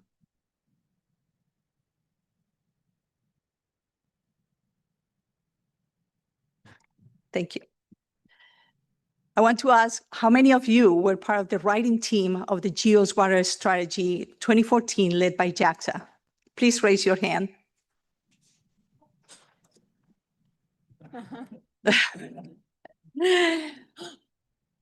The answer to your question begins there. In 2014, 90 governments adopted a clear recommendation. The world needed decision-oriented global services supported by operational hydrology forecasting. That wasn't a research agenda, that was a mandate, and GeoGLOS was built to deliver exactly that. ECMWF, NOAA, NASA, AWS, ESRI, WMO, and many others. These partners didn't come because we asked nicely. They came because the system works and because the mission was backed by the full weight of the GEO's water strategy. Recently, Google invested $3.5 million in GeoGLOS, recognition that the impact is real. So what is the return on investment? Thank you. I'll give you 2 numbers. Honduras, $1.6 billion in avoided damage. 1 country, 1 event. In Ecuador, a $2 billion crisis managed not out of control because every morning the government knew what to trust, what data to trust. That couldn't stop the drought, but they made better decisions because of GeoGLOS. And those are just 2 cases where we can measure. There are many more happening right now that we are not tracking. That is exactly why this GEO effort is not finished. We are not here to debate whether GeoGLOS is worth it. The question is how many countries and how many communities are still making billion-dollar decisions without a hydrological forecast.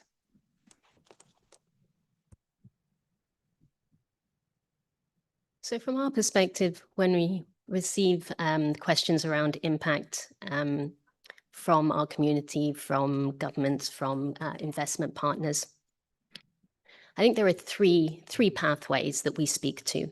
So the first is adoption. Are ministries, agencies actually using our systems independently? And aside from the examples I gave earlier and the one of Ghana, over the past 6 months alone, we have government users from 35 different African countries accessing and implementing Digital Earth Africa data through our cloud platform. Now, these are only the ones we can measure. We can only measure users who come to us directly. There are many more who integrate it through APIs into their own platforms.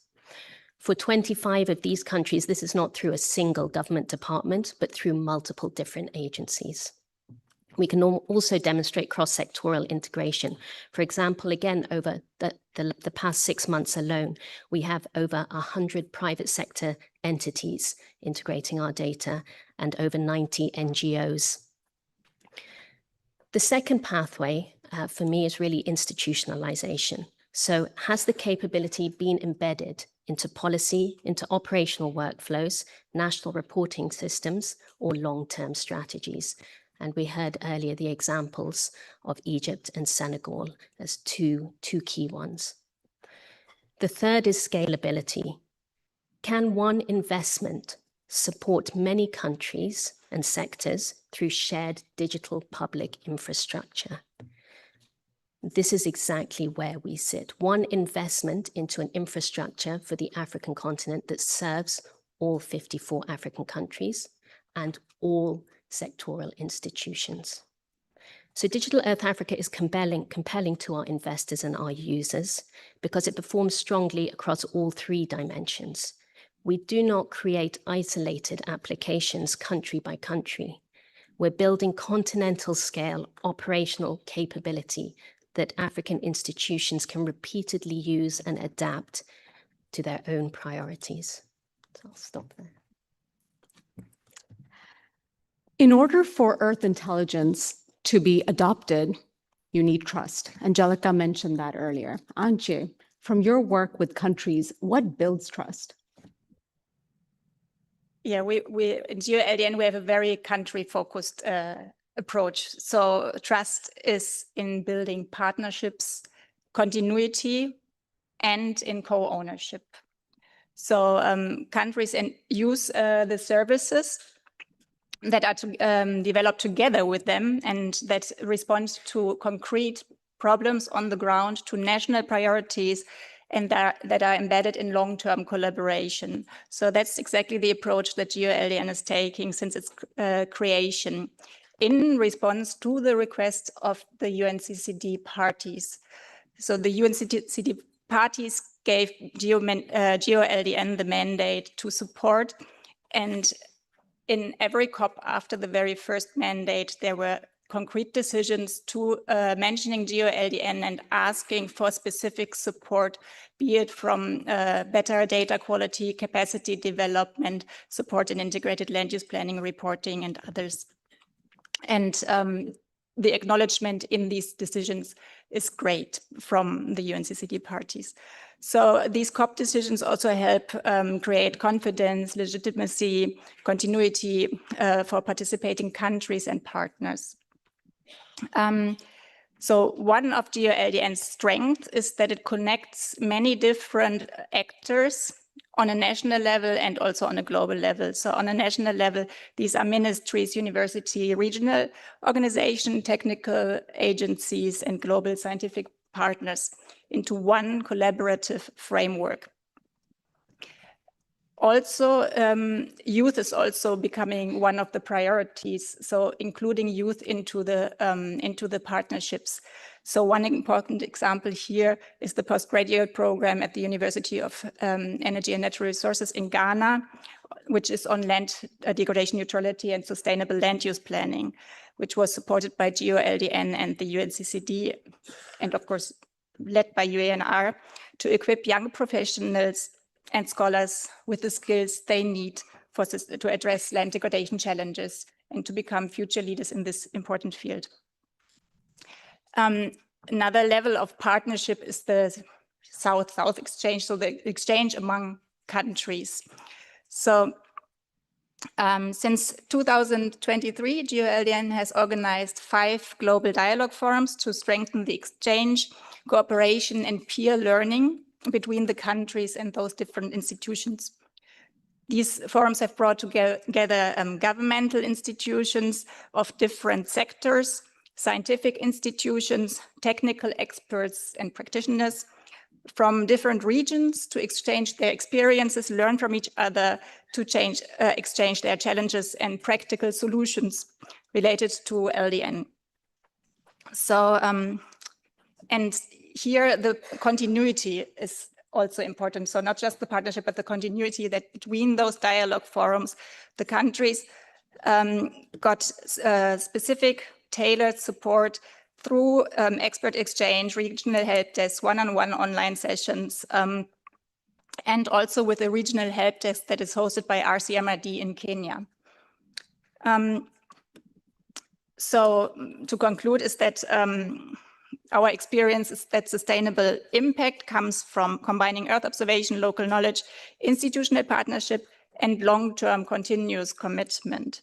So when countries feel ownership, when communities are included, and when partnerships continue beyond individual pilot projects, then Earth intelligence becomes truly actionable and sustainable. Let me just add one point. The collaboration between the Global Work Program activities, I think, is another very important partnership, because we are all working in the countries, talking to ministries, and we have to ensure that we have a coherent approach when we work with the countries. Thanks, Ajay. Oh, well.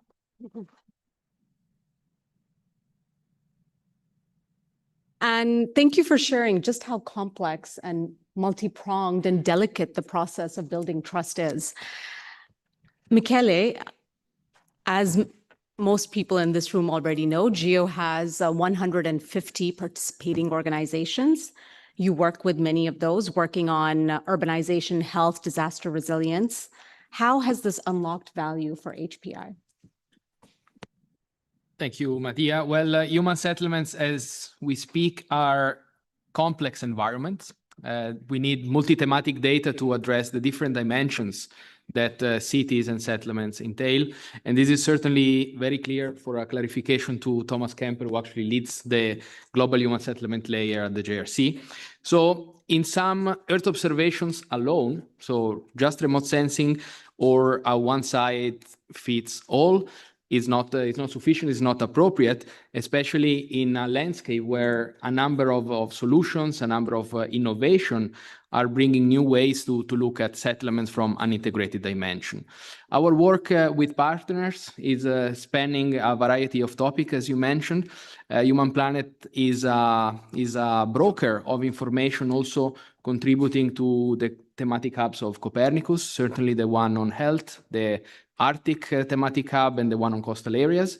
And we also call for a new thematic hub on cities that's potentially long overdue. We also support a variety of international frameworks. We mentioned sustainable development, resilience, Sendai, the environment with Paris. So you cannot aspire to contribute to the dialogue in those settings being on your own. So it's of utmost importance to combine interoperable data via standardization. And we can be very concrete, saying geospatial grids can be a very powerful tool to do that. We have several examples there. For example, some scientific research combining the global human settlement layer with the SDG-SAT nighttime light, or also combining global human settlement layer with the data coming from census, so national data on population. It's really important to create value, so go beyond the data sets and really support key users through the UN, through different line ministries, to really combine those information. And what we did through the degree of urbanization was helping half world countries to identify ways to define settlements. And really this unlocked a lot of discussion within countries looking at settlements in a new way. We also leverage diversity of mechanisms and forms of collaboration. We are propelled by a financial contribution by DG Research and Innovation, but also that allow us to coordinate the partnership.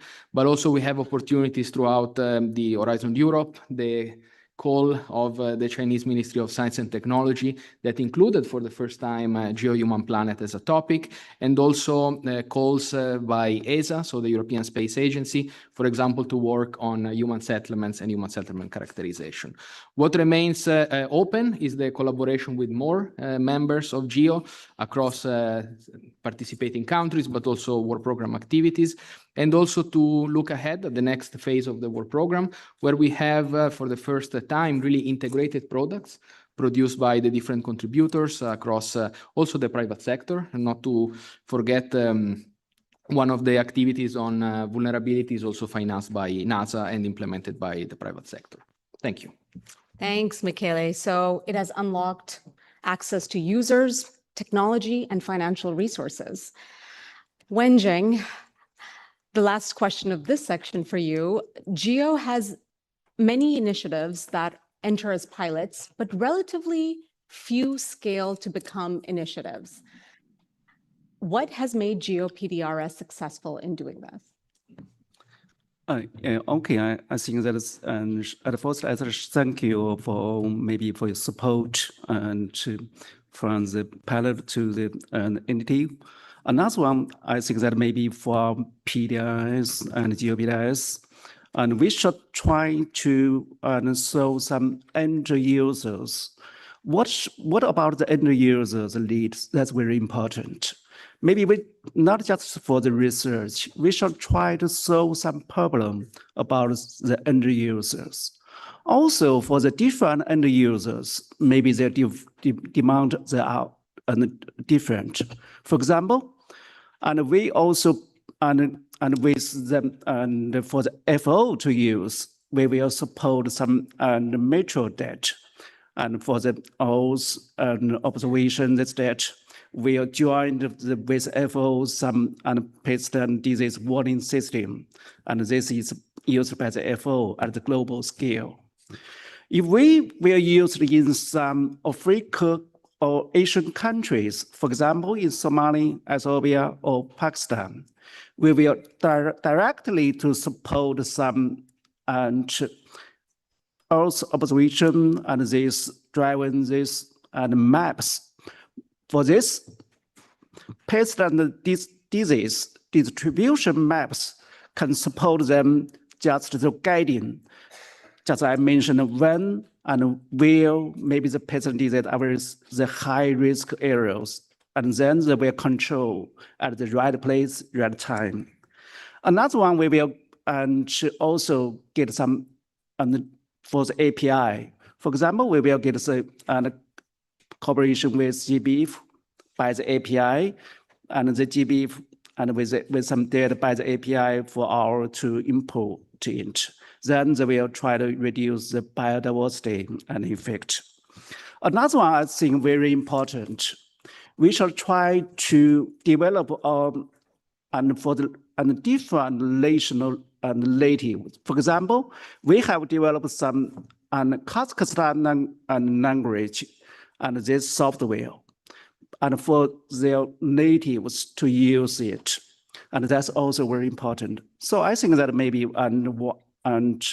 we should try to maybe for the different end users, we should try to combine different kind of data together, and for the different measures to fit and to fit the need of for the different end users. That's very important. And thank you very much.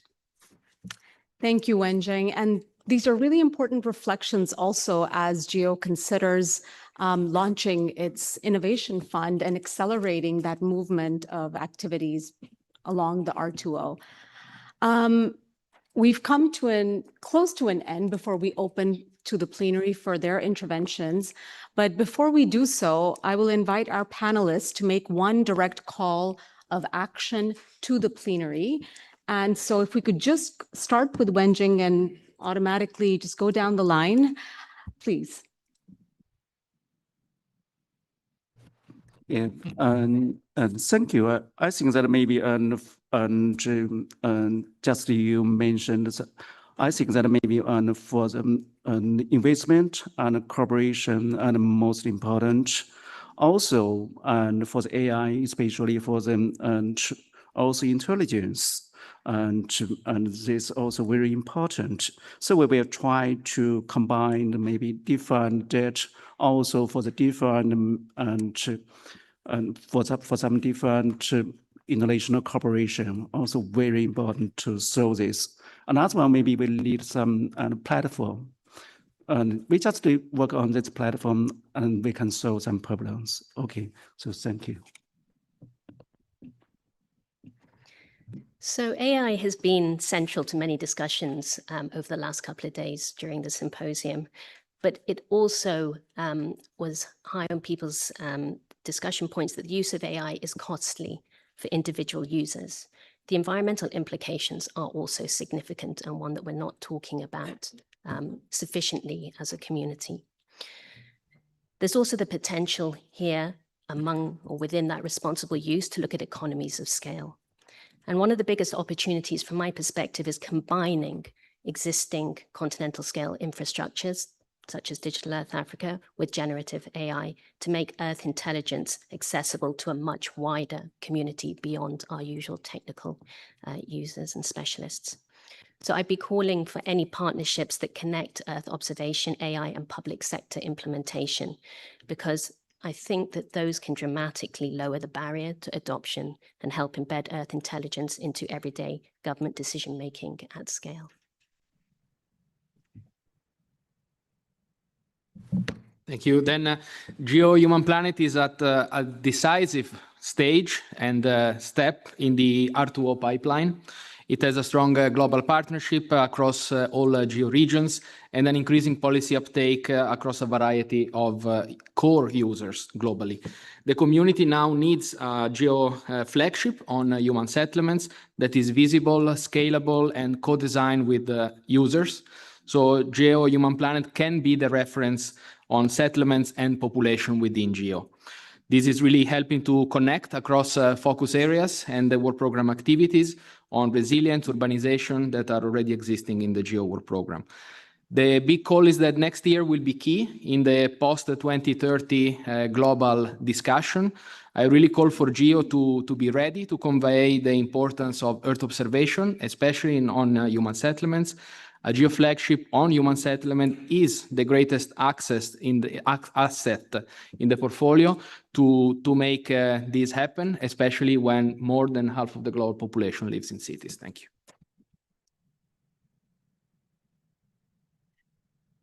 In the developed world, the countries spend hundreds of millions of dollars to deliver river forecasts as a public good.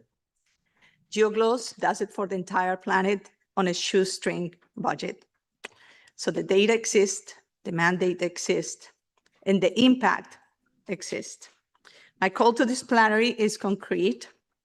Help us establish a permanent funding facility through a multilateral fund that treats global hydrological forecasting for underserved communities the way the developed world treats its own weather services, as essential infrastructure, as a public good that cannot depend on project cycles and goodwill to survive. The GEO post-2025 strategy calls for increasing global equity and equality by ensuring Earth intelligence is accessible to all. And GeoGloss is exactly that. This strategy is written. We have your mandate. The only thing missing is the decision to fund it as what it already is, essential infrastructure for the countries that need it most.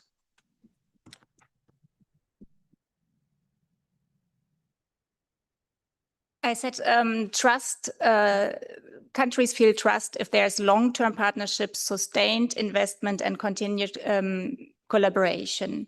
But this continued implementation also requires continued investment. The demand from the countries is clear. It is reiterated in every conference of the parties of the UNCCD. So far, it's mainly Germany investing into GEO-LDN. So I would like to call on I think all of your countries are UNCCD parties. So I would call to all of those UNCCD parties and partners that are in a position to do so, to join Germany in supporting and funding GEO-LDN. And a very concrete idea and request is, at the moment, the UNCCD has implemented regional support centers to support countries in reporting, but this will cease after this reporting cycle. And the demand is there on a continuous level. So these are, for example, RCR, MRD in Kenya, OSS in Tunisia, and then we have CBUS, we have JRC.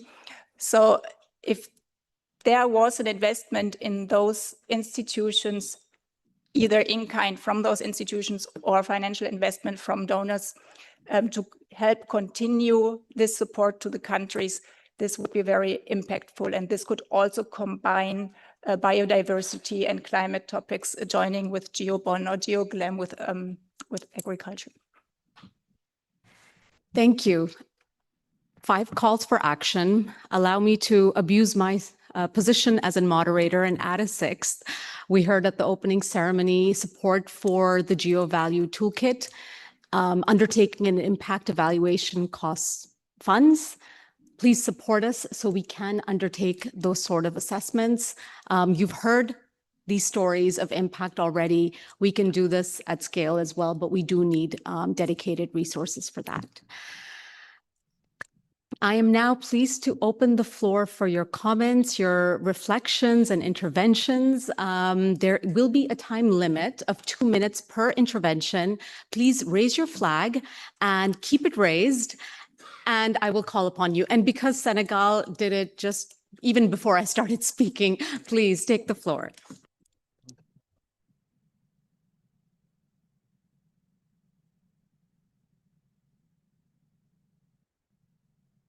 Thank you. Thank you very much, Madam Moderator. Senegal commends the panelists and reaffirm its strong support for 3 programs vital for Africa: the Geo Land Degradation Neutrality Flagship, Digital Earth Africa, and the Geo Glows Initiative. First, on Geo LDN. In Senegal, we are already delivering using tools such Trend Earth and land use planning for LDN.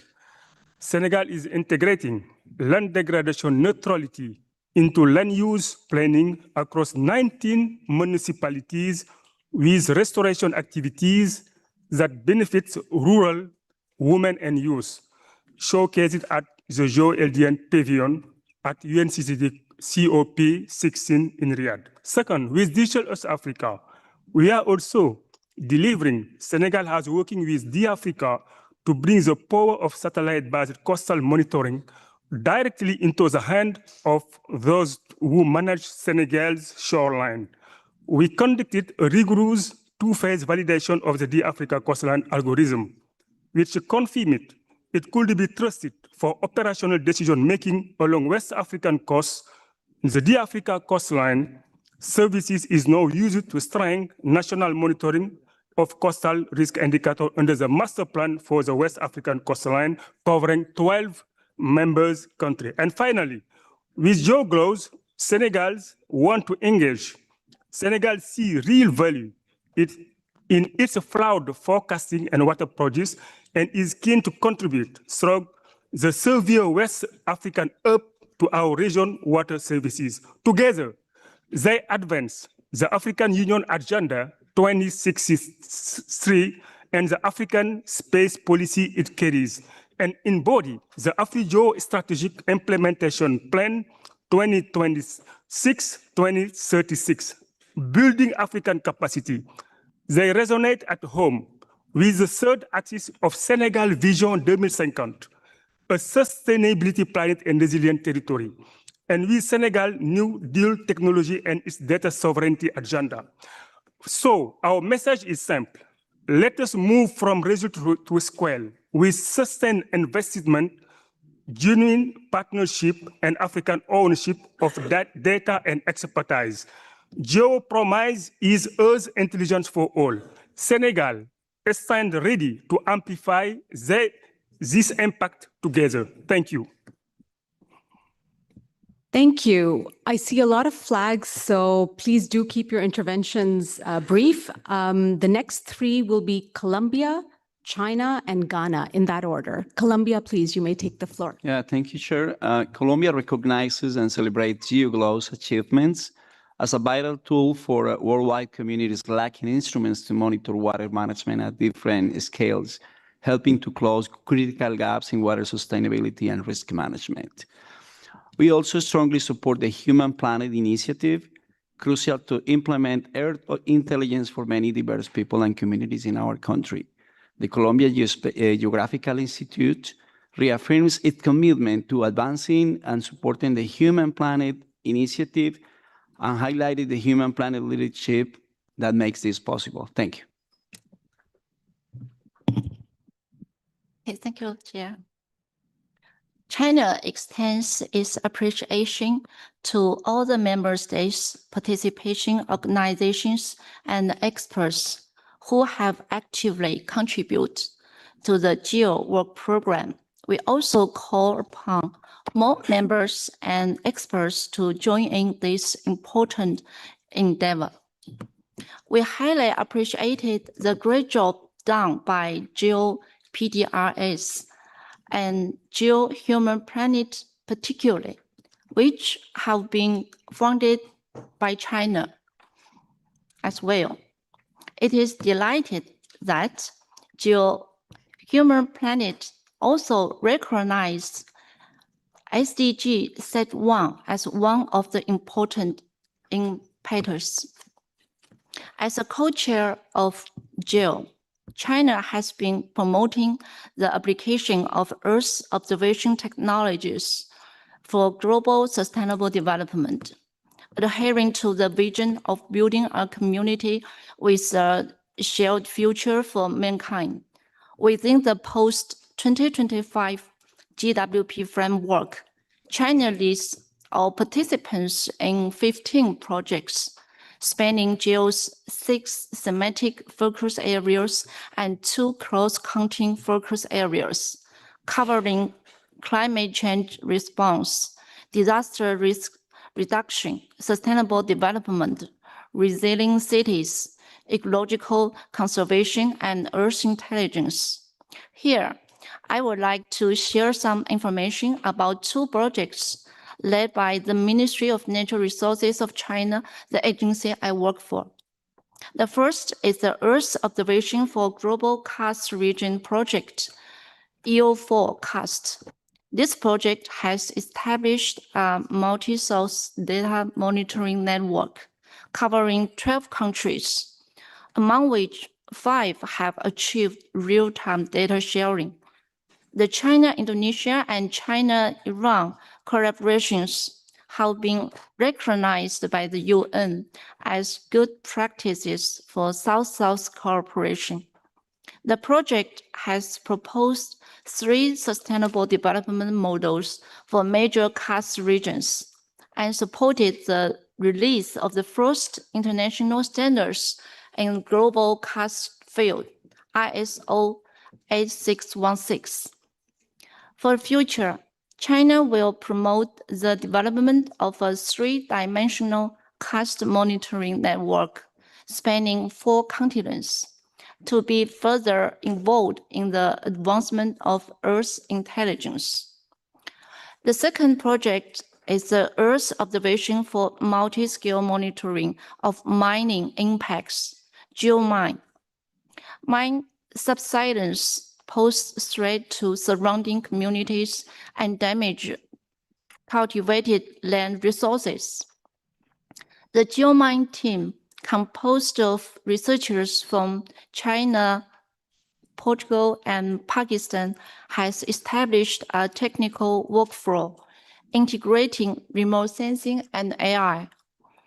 Along with prototype operational system, the project has preliminarily achieved remote sensing-based subsidence mapping of coal mines in Pakistan.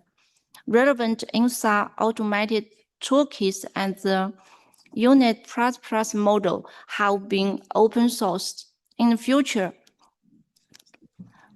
liberating China. May I invite you to finish your contribution so we can get to the next speakers?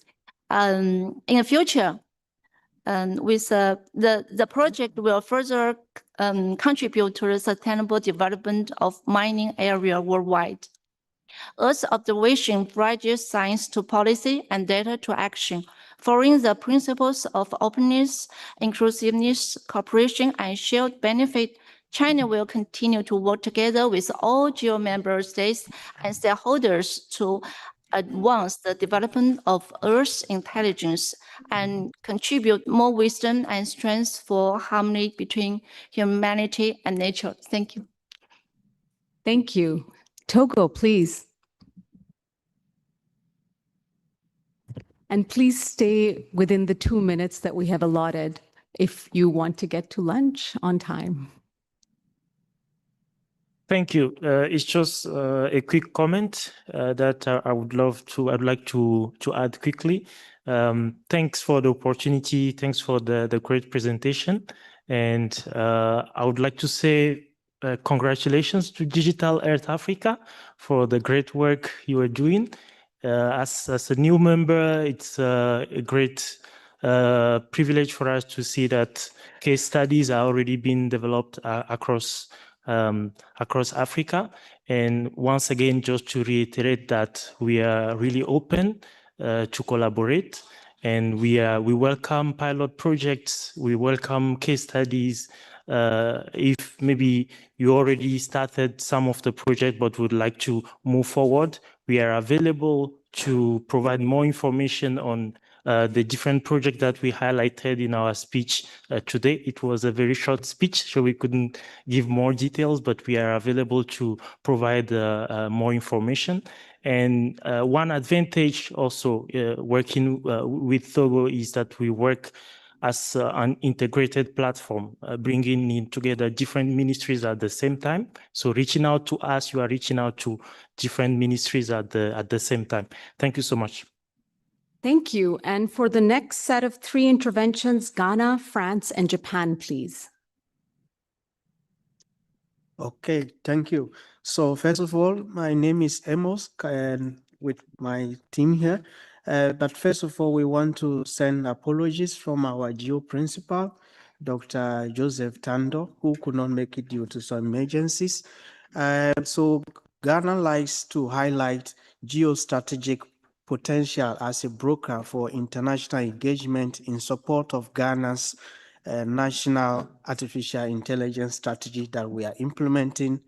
Ghana welcomes the efforts to strengthen GeoGlows into the national and regional systems. We see that this is a real opportunity for us, especially the fact that in Ghana and other African countries, data scarcity is a critical issue. So this is something that we think is very important. And on back of that, Ghana launched what we call a 24-hour economy, which is driven by agriculture. And one of our biggest challenges is also the issue of pest diseases and what have you. So the initiative which is tackling this is very important, and would like to have more engagement. Ghana also, the population is increasing, and issues about the GEO-21 Plenary initiative is very important, and we also welcome to have some kind of discussion on how we can go around that.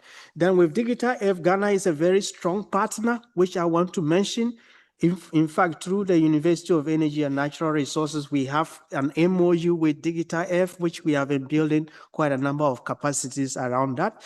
Then also on GeoLDN, I want to mention, aside all the other wonderful things that were mentioned, that the postgraduate program at the University of Energy and Natural Resources, which is already taking students from Africa, is scaling up to another university in Africa, University of Zimbabwe, where we are trying to have what we call a joint program that is looking at land, water, food, energy centers. On that note, we thank everyone for making the opportunity to be here, and Ghana welcomes all the nice discussions that you have. Thank you. Thank you. First, I would like to thank the speaker for their inspiring presentation. And I would like to underline that the GEO work program is important for organizing activities and tracking their progress through the flagship stage and beyond. The 2 flagships presented demonstrate impressive and inspiring results for the entire GEO work program. In particular, GeoLDN serves as a strong model for work program activities due to its direct link with the UNCCD and the adoption by a very large number of countries of GeoLDN's methods and tools for reporting. In addition to the two initiatives presented, one of which, a Human Planet Initiative, highlights the importance of Copernicus, which we welcome. And it is worth highlighting other initiatives. First, GEO-21, which receives support, notably financial, from the One Forest Vision initiative, and GEO-Wetland, which is now fully coordinated with Ramsar Convention and supported by many countries, including European Commission and France. Thank you. Thank you, France. And Japan? Thank you very much for your contributions, and then through each of the designated GEO initiatives, and then which supports the development of the Earth intelligence for your specific decision-making needs. I really like, thanks for the Angelica, but you mentioned about the GEO's water strategy, which was developed in 2014, and then JAXA was really heavy effort to donate it about across in all integration on the different spaces, different UN, different organizations that was provided, still developing for the GEO growth and other water initiatives. That was really grateful. And then I have, this is just unofficial comments, but my official comment is I would like to further highlight your contribution by linking them to the GEO-EO4 SDG initiatives, which Japan and also the JAXA have led since its inception 2015. In particular, we have worked closely with GEO-Human Planet initiatives and over a long period to develop the Earth Observation Toolkit for Sustainable Cities and Human Settlements. The toolkit designed place the Earth observation data tools into contextual analytic in the national and the city governance, as well as the local community level. It focuses on end users' stories that demonstrate how EO applications can improve on timeliness, quality of urban-related indicators, inform policy decision, and support sustainable urban development. EO4 SDGs is currently evolving within a new GEO-Work program as of enabling frameworks. Yesterday, we had a great community events with China CBAS, ESRI, Stockholm University, FAO, EARTH, CCMS, and Japan NPEC. As the consequence of the events, we felt EO4 SDG will follow our activities will become more cross-cutting and supporting not only for the urban issue, but also the challenges just presented at the podium, such as water-related disaster, land degradation neutrality, and other key activities. We believe GEO needs some cross-cutting and integration framework. In addition, we propose a new indicator frameworks and incorporate AI and machine learning techniques. Japan and JAXA will continue to support all the GEO-Work program, more to integrate framework together with AI and saving all the challenge in the world. Thank you. Thank you, Japan. And we will close off this intervention round with the final 4 speakers from Greece, Paraguay, Nigeria, and the United States in that order. Greece, you may take the floor. Thank you, Chair. Our compliments to all activities that have managed to show up the impact they are really having on the ground. So as Greece, we are already feeling the benefits of some of the products that are being produced. And I would like to explicitly mention the products we are using from the Human Planet Initiative at the country level, as we have managed to innovate by combining the microstatistics data with HPI layers and other Copernicus services. And in this aspect, we have also managed a side effect, which is to bring closer to GEO, at least now at the national level, other experts, like building energy efficiency experts. And this is very important because as it was mentioned in one of the panels yesterday, we are enabled to initialize the implementation of Earth intelligence at the country level. And this was massively and decisively catalyzed by the layers by Human Planet Initiative. The products that we are delivering are already implemented in 3 cities in Greece to take or inform decision-making. And there is great interest in upscaling that in more cities in Greece. And I think this is very important to be mentioned. And I'm very glad that we have adopted this evergreen cycle in our program so that we can really, at any time, reposition the activities according to the evolving maturity in order to further enhance the impact that we expect from them. Thank you very much. Paraguay. Yes, thank you, Chair. Dear colleagues and friends, Paraguay would like to express our deep appreciation for the work of the Group of Earth Observations and the spirit of collaboration that continues to unite our global community. For emerging countries, GEO is not simply a platform for accessing data, it is a bridge that connects nations, institutions, experts, and communities through shared knowledge, practical cooperation, and collective commitment to improving lives through Earth observations. The true value of GEO lies in this ability to transform advanced science and technology into real tools that help governments make better decisions, strengthen resilience, and protect people, as stated clearly in the GEO Post-2025 strategy. Initiatives presented today, like GEO-LDN, Digital Earth, PDRS, HPI, and especially GEO-GLOWS, clearly demonstrate the power of international collaboration. In the case of GEO-GLOWS, through shared hydrological information, forecasting systems, and open technologies, countries are better equipped to anticipate risks, improve preparedness, and support vulnerable populations. We strongly support the growing collaboration between GEO and WMO to build operational hydrological services for our shared rivers and stand ready to deepen our engagement with GEO-GLOWS to make that a reality.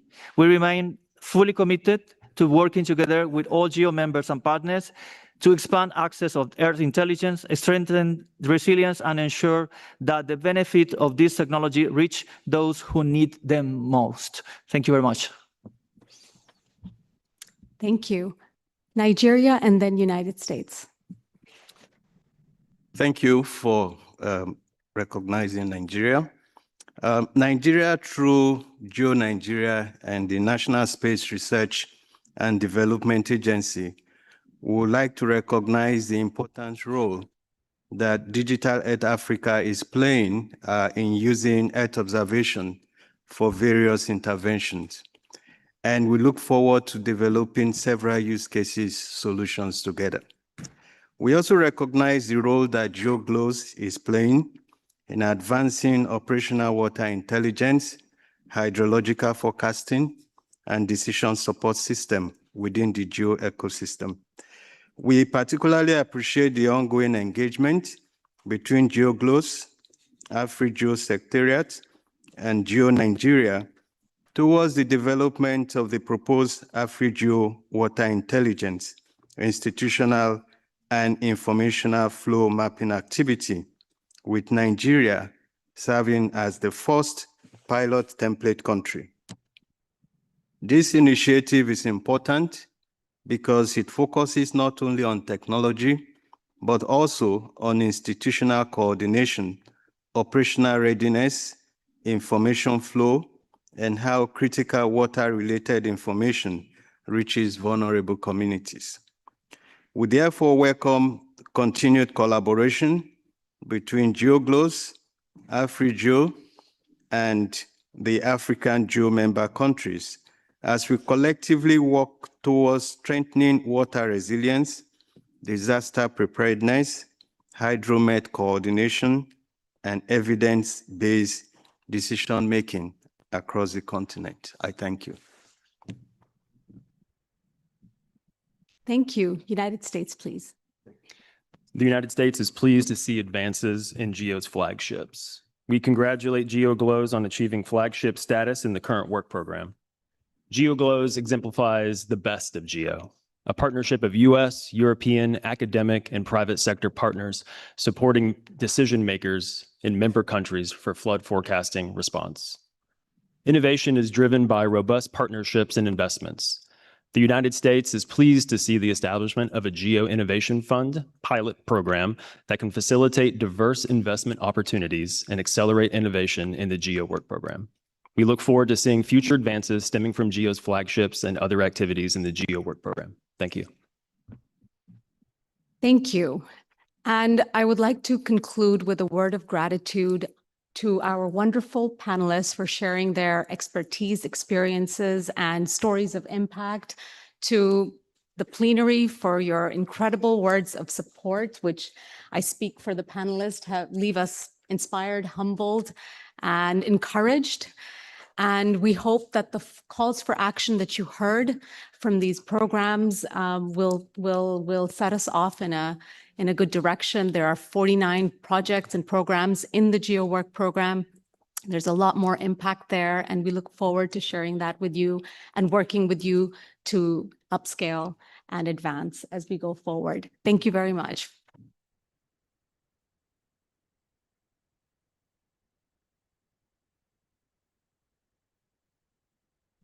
Sorry, I forgot the most important thing, which is lunch. There's a slight change. In fact, the cafeteria is indeed open, so you have a choice. You can have the sandwiches on the ground floor, or you can go upstairs and have some warm food. We return at 13:15 for the next session, led by my colleague, Sarah. We'll see you in an hour in this room. Thank you.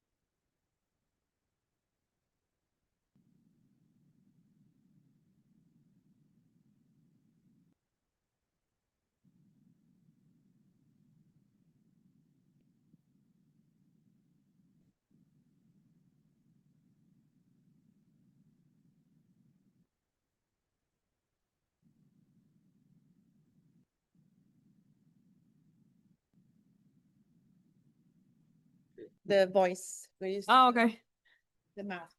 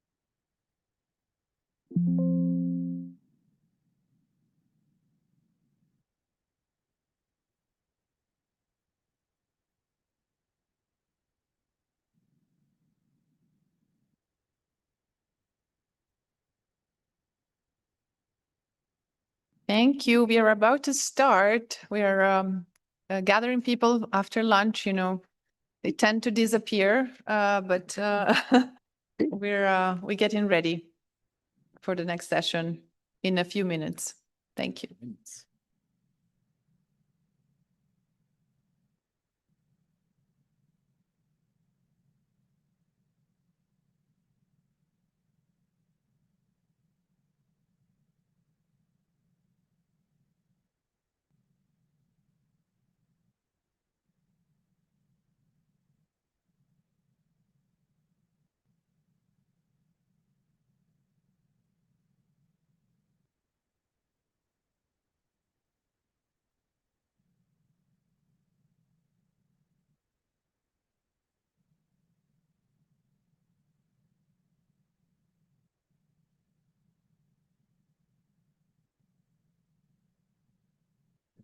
All right, I am impatient. I want to start, and my speakers are all ready.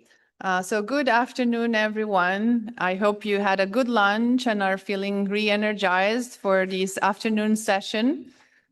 My name is Sara Venturini. I'm the Chief of Member Services at the GEO Secretariat, and it is my great pleasure to moderate this session.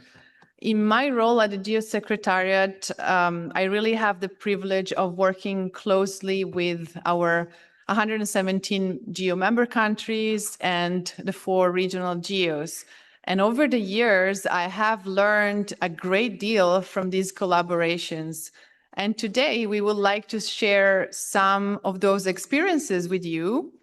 And this session will highlight how members and regional GEOs are helping shape priorities, mobilize investments, and turn Earth intelligence into real operational impact through the GeoWork program and beyond.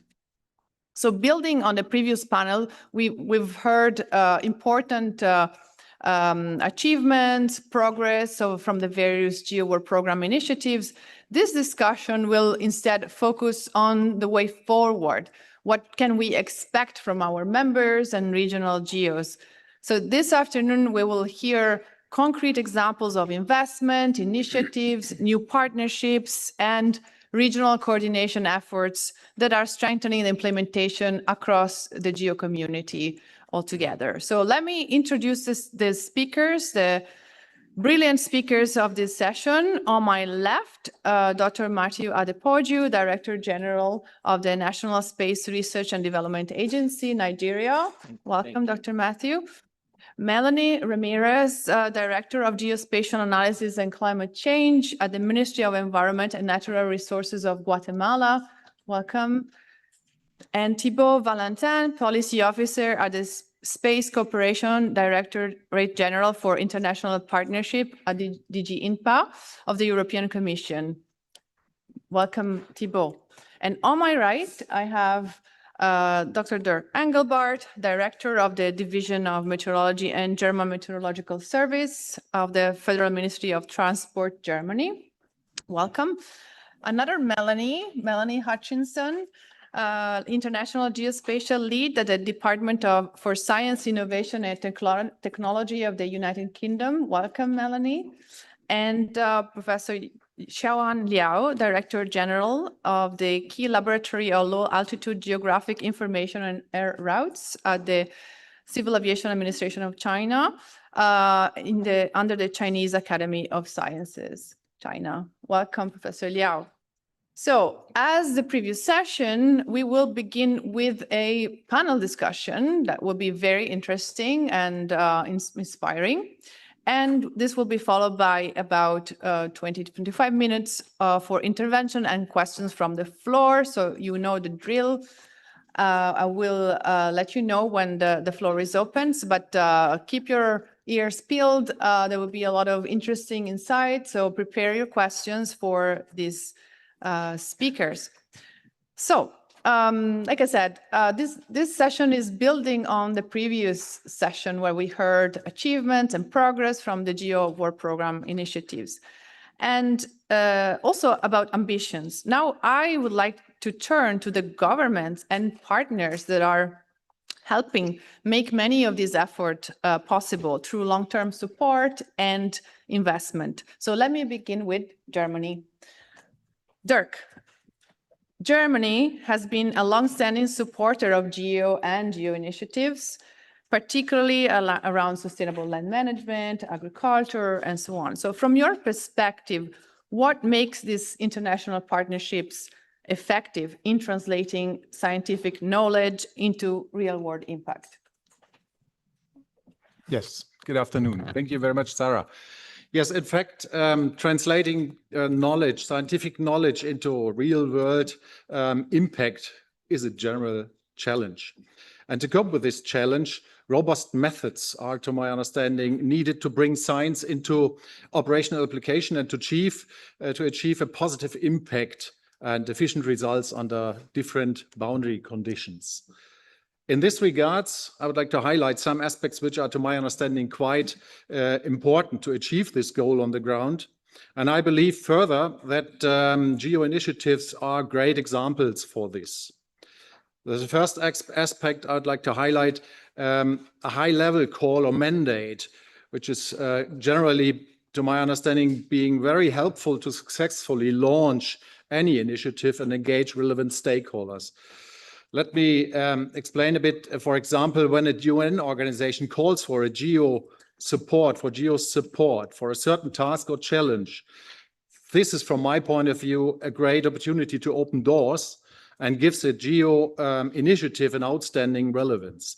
GEO-LDN, for example, is such an example, to my understanding, for this, because here UNCCD, on behalf of its member states, had originally contacted GEO because they themselves had an important mandate related to sustainable development goals on land.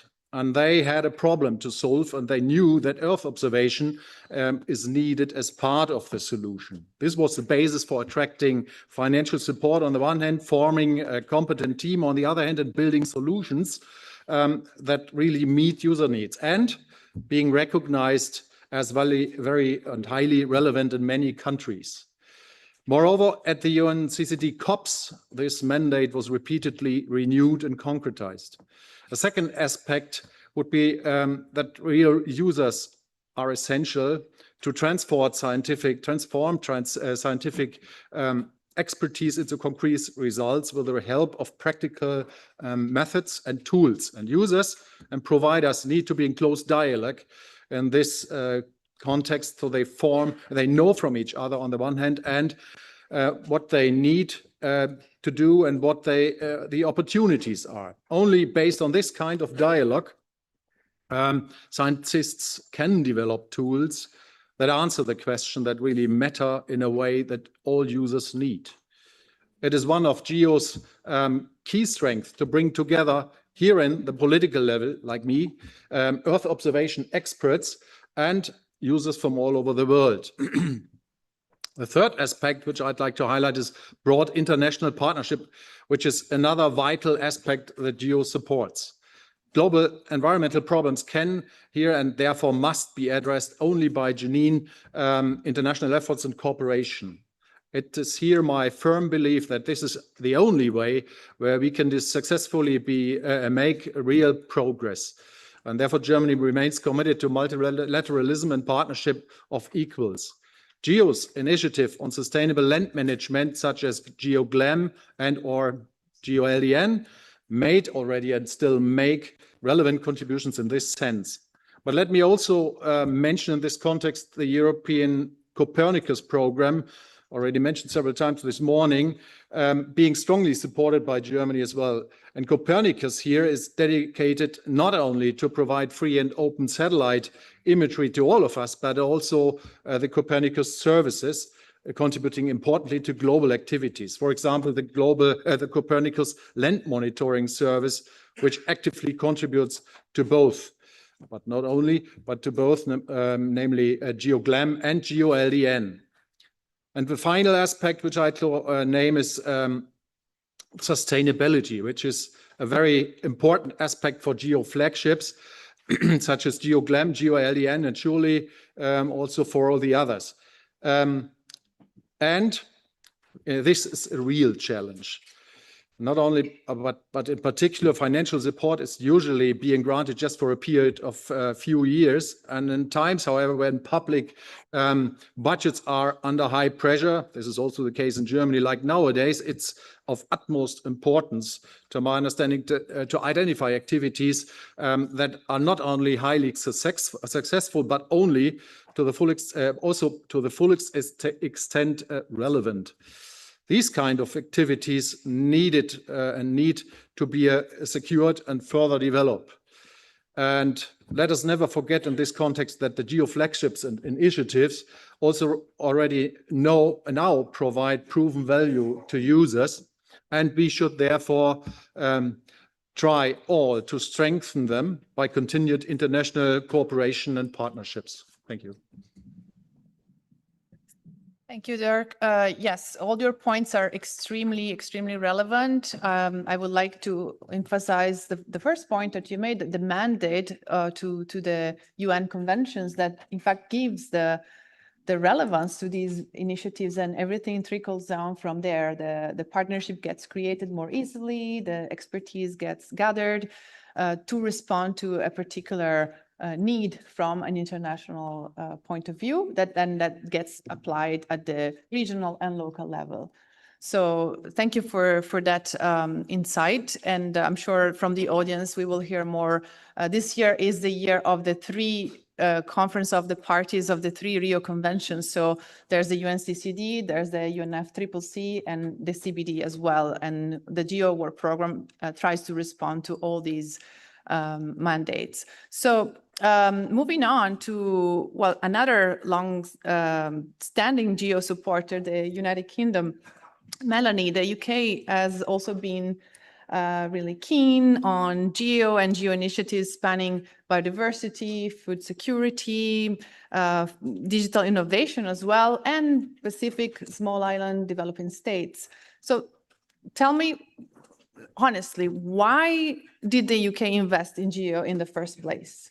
And why this is still relevant for you? How these different investments can be leveraged to make it a real impact on the ground? Thank you. Thanks, Sarah, for inviting me onto this panel, and also for the question. I think it works very well. In fact, almost your summary piece, Dirk, was around that value to users and that proven value to users. And I think that's where we see it very much from the UK perspective when we're looking at the programs that we would invest in moving forwards. And so that's sort of where I'm going to pitch a lot of what I'm going to say is around that why, and that link directly back to the UK from the investments that we're making. So as you said, we've worked with GEO over many years, welcoming and acknowledging the commitment to the global collaboration for the good of people and planet.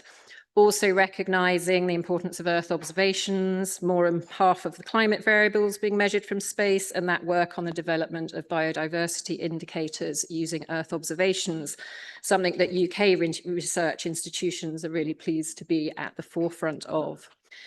So for the UK government, the investments made in GEO initiatives actually support a lot of our UK government priorities connected with resilience. Such as biosecurity, food security, and extreme weather, as well as supporting economic growth. This sort of fact connecting with economic growth is coming from a report from the UK Office of National Statistics that has estimated the annual direct flow of benefits from nature to the UK economy that we can currently measure is £36 billion, which is a little over $48 billion US. So that's an annual figure. So when nature weakens, economic growth weakens, and resilience weakens with it. A recent paper funded by our Department for Environment, Food and Rural Affairs identified a lot of the clear benefits of investing in improved monitoring of international biodiversity and agriculture, and that this contributes to resilience and security. So to quote quickly from the report, global ecosystem degradation and collapse threaten UK national security and prosperity. The world has already experienced impacts including crop failures, intensified natural disasters, and infectious disease outbreaks. Threats will increase with degradation and intensify with collapse. Without major intervention to reverse the current trend, this is highly likely to result in water insecurity, severely reduced crop yields, and a global reduction in arable land, fisheries collapse, changes to global weather patterns, novel zoonotic diseases, and loss of pharmaceutical resources. So that's very much a huge driver for us. So with this recognition, the UK has invested in 4 GEO programs over time, alongside the ongoing technical and coordination contributions made across many others by our experts. So the 4 programs I'll just have a quick look at and sort of the rationales for why the UK has invested are GeoGLAM, the Geo Ecosystem Atlas, GeoBon, and Digital Earth Pacific. In terms of GeoGLAM, the UK recognises this G20 initiative ensuring a resilient and healthy food system by enabling the effective monitoring and timely early warning. This is important to the UK, given that we have a reliance on imports for quite a lot of our food security, and also fertilizers. It also recognises that countries are best placed to adapt to those that invest in ecosystem protection and restoration and resilient and efficient food systems. So therefore, we've welcomed the effective use of our funding in GEOGLAM over the last 6 years, which has seen the growth of the programme with its increased coverage and capacity development initiatives. So this contribution of GEOGLAM to global food security underpins UK national security, as well as global security more broadly. To come on to GEOBON, with a focus on scientific collaboration and ensuring that essential biodiversity variables are both standardised and monitored. This can inform the decisions and actions that we need to restore and steward nature.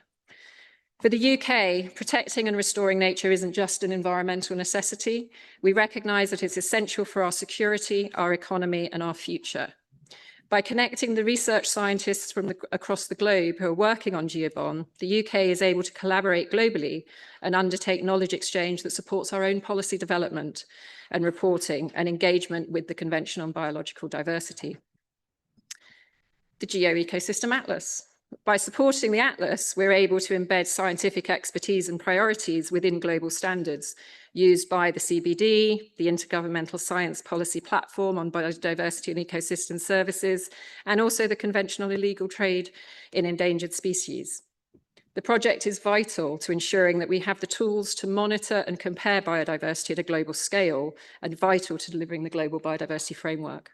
So for DEFRA, as the responsible government department for these treaties, the Atlas will also provide better monitoring of our own overseas development assistance programmes. So finally, Digital Earth Pacific, we've provided support here through our Blue Planet Fund, which was established to protect the marine environment and reduce poverty. The approach of Digital Earth Pacific in monitoring how environments are changing over time through the use of satellite data enables small island developing states, governments and communities to better understand and respond to the impacts of climate change, corresponding to the aims of Blue Planet and what we are aiming at. So thus, in summary, the UK has invested in these GEO programmes, recognising a number of things. Global collaboration is incredibly valuable to make the best use of data, considering that food security and biodiversity restoration are significant global challenges.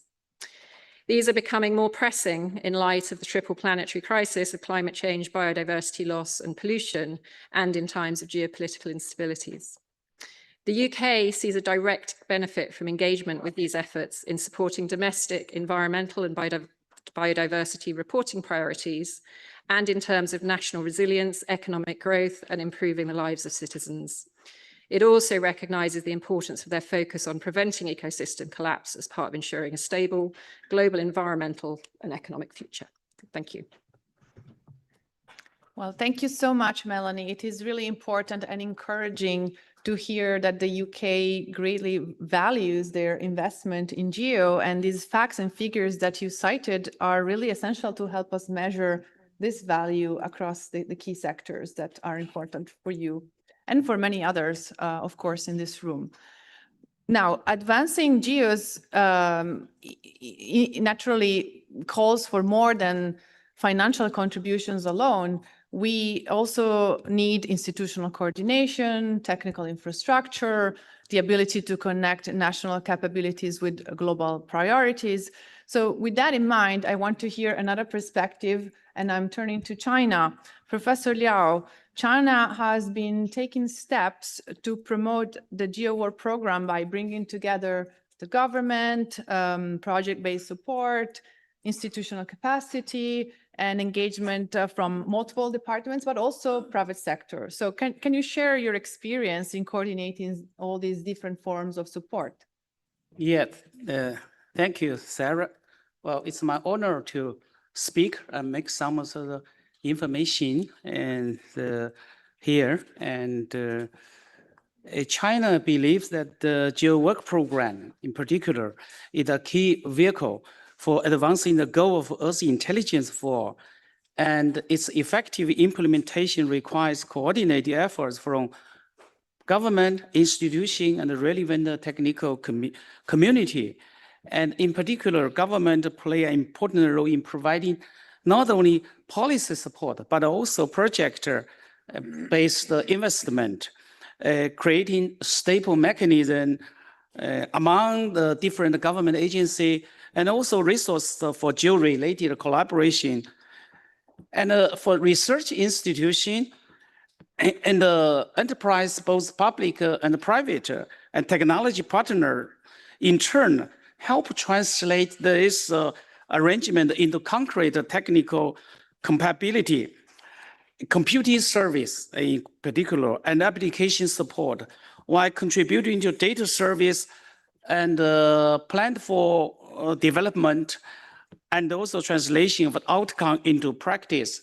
As GEO moves into its third decade, and the goal of Earth intelligence for all place a higher demand on data processing, intelligence analysis, and application-oriented service. So better connecting project mechanisms, data resources, computing capacity, and the user needs is therefore an important foundation for enabling Earth intelligence to support decision-making and action. With this understanding, China is continue its support to GEO. And here, I just take this moment, a few minutes, just making a share to the case. First, the funding support.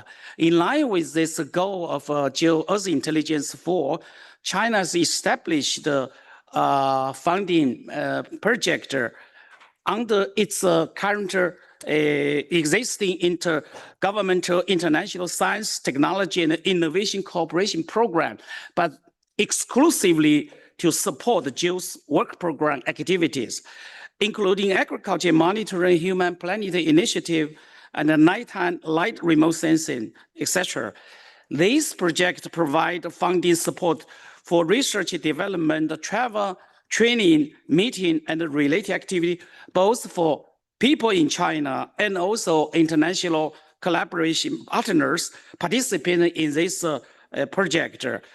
Just for information sharing, previously in 2019 and 2021, China invested a total of domestic renminbi 132 million through a relevant program to support 2 rounds of 30 GEO-related international cooperation project. In fact, the 30 GEO work program project. And this project have strongly promoted like data sharing, technology development, and capacity building, and also application demonstration under the GEO framework.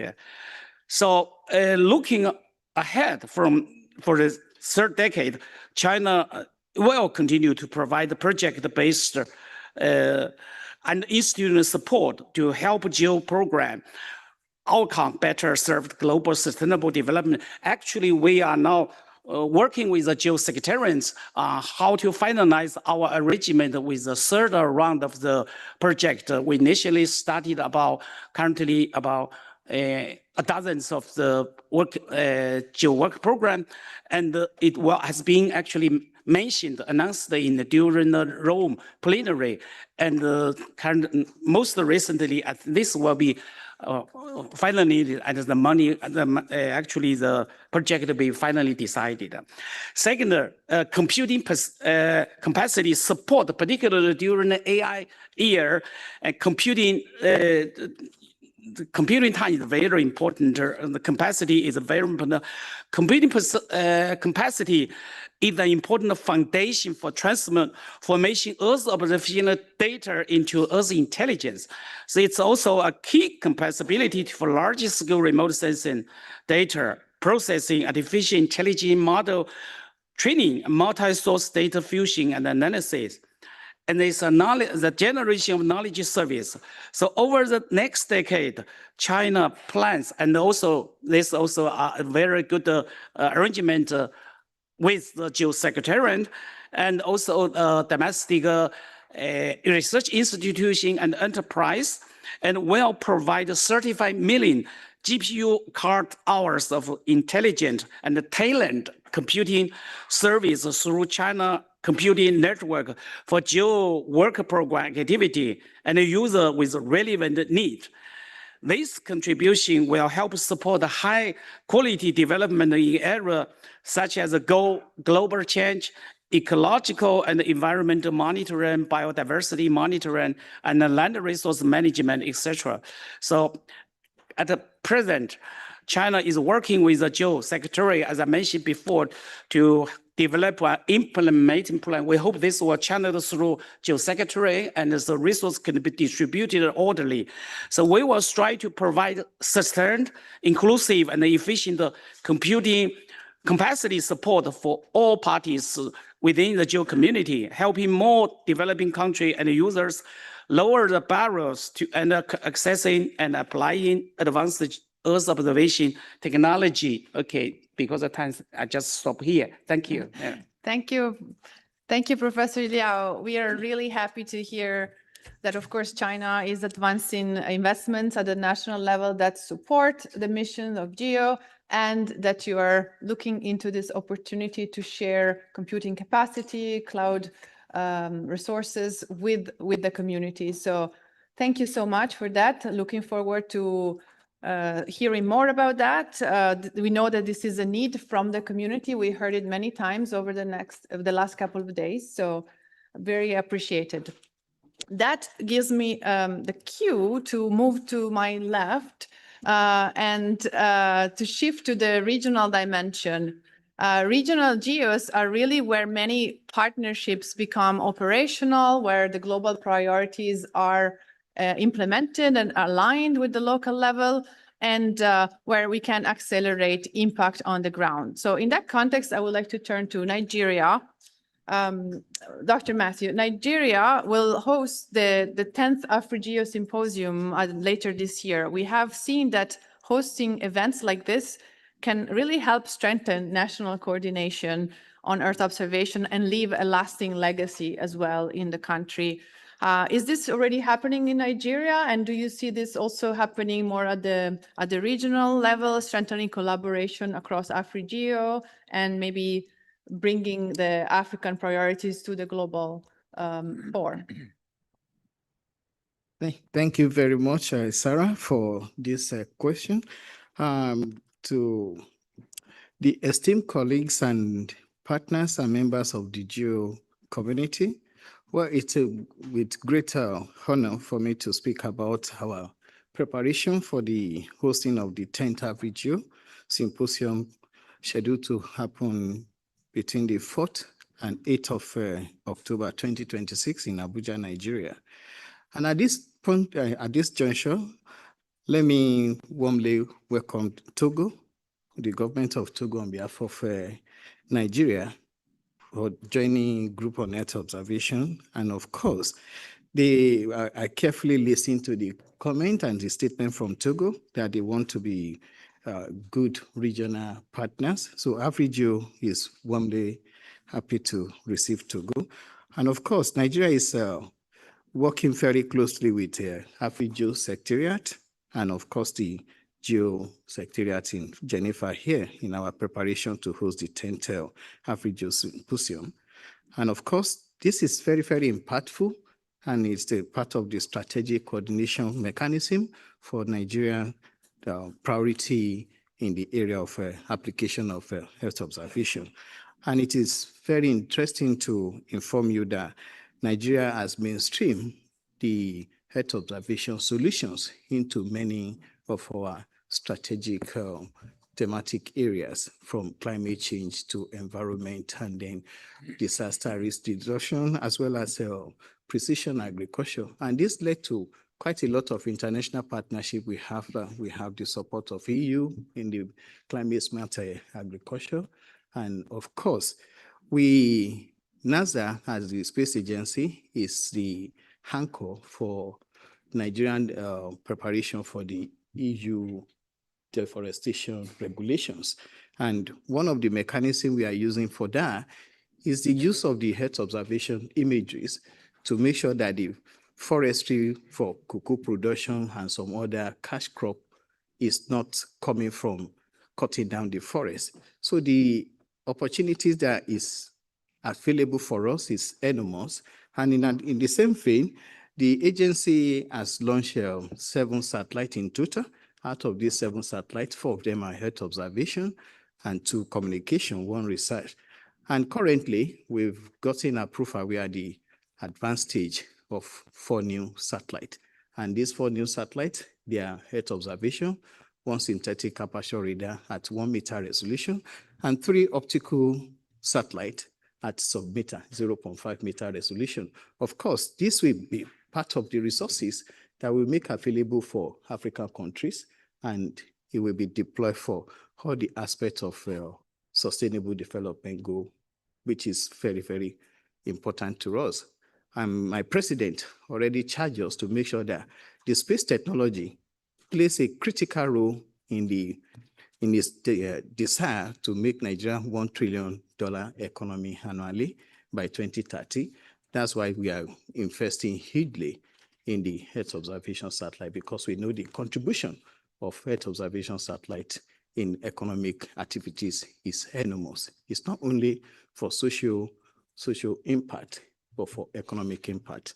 And I believe our membership of GEO since 2022 in Ghana that I attended GEO, I've seen the great impact and opportunities of networking and meeting like minds.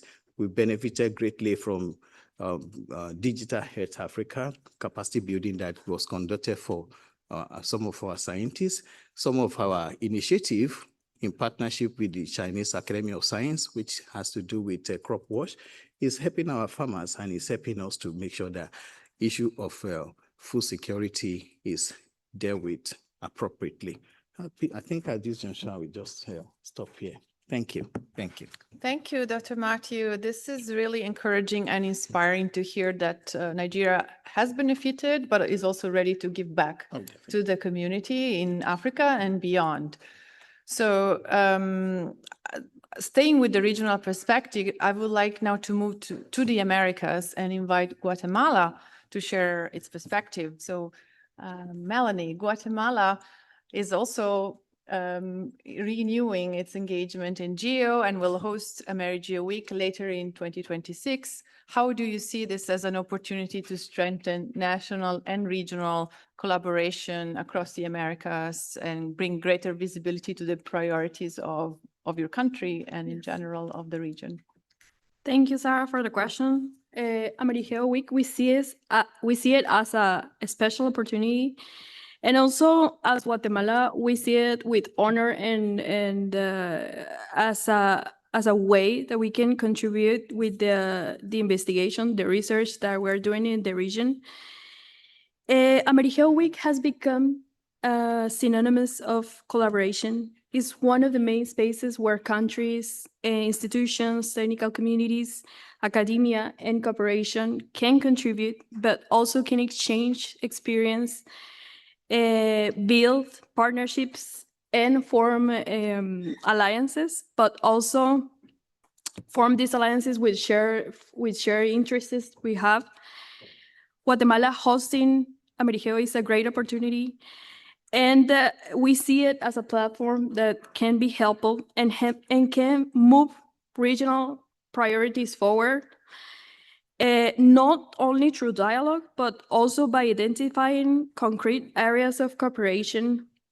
We see it as how can we launch local, national, but also regional initiatives to respond to the needs of our country. As you know, our region faces common and environmental and climate challenges, including climate variability, extreme events, forest loss, but also water security and biodiversity conservation.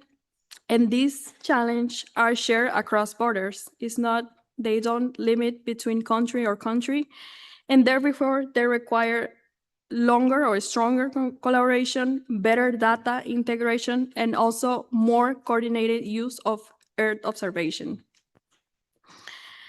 From Guatemala perspective, AmeriGeo can be strengthened regional collaboration and also in two important ways. First, we can help connect countries, but also institutions that are working on similar challenge.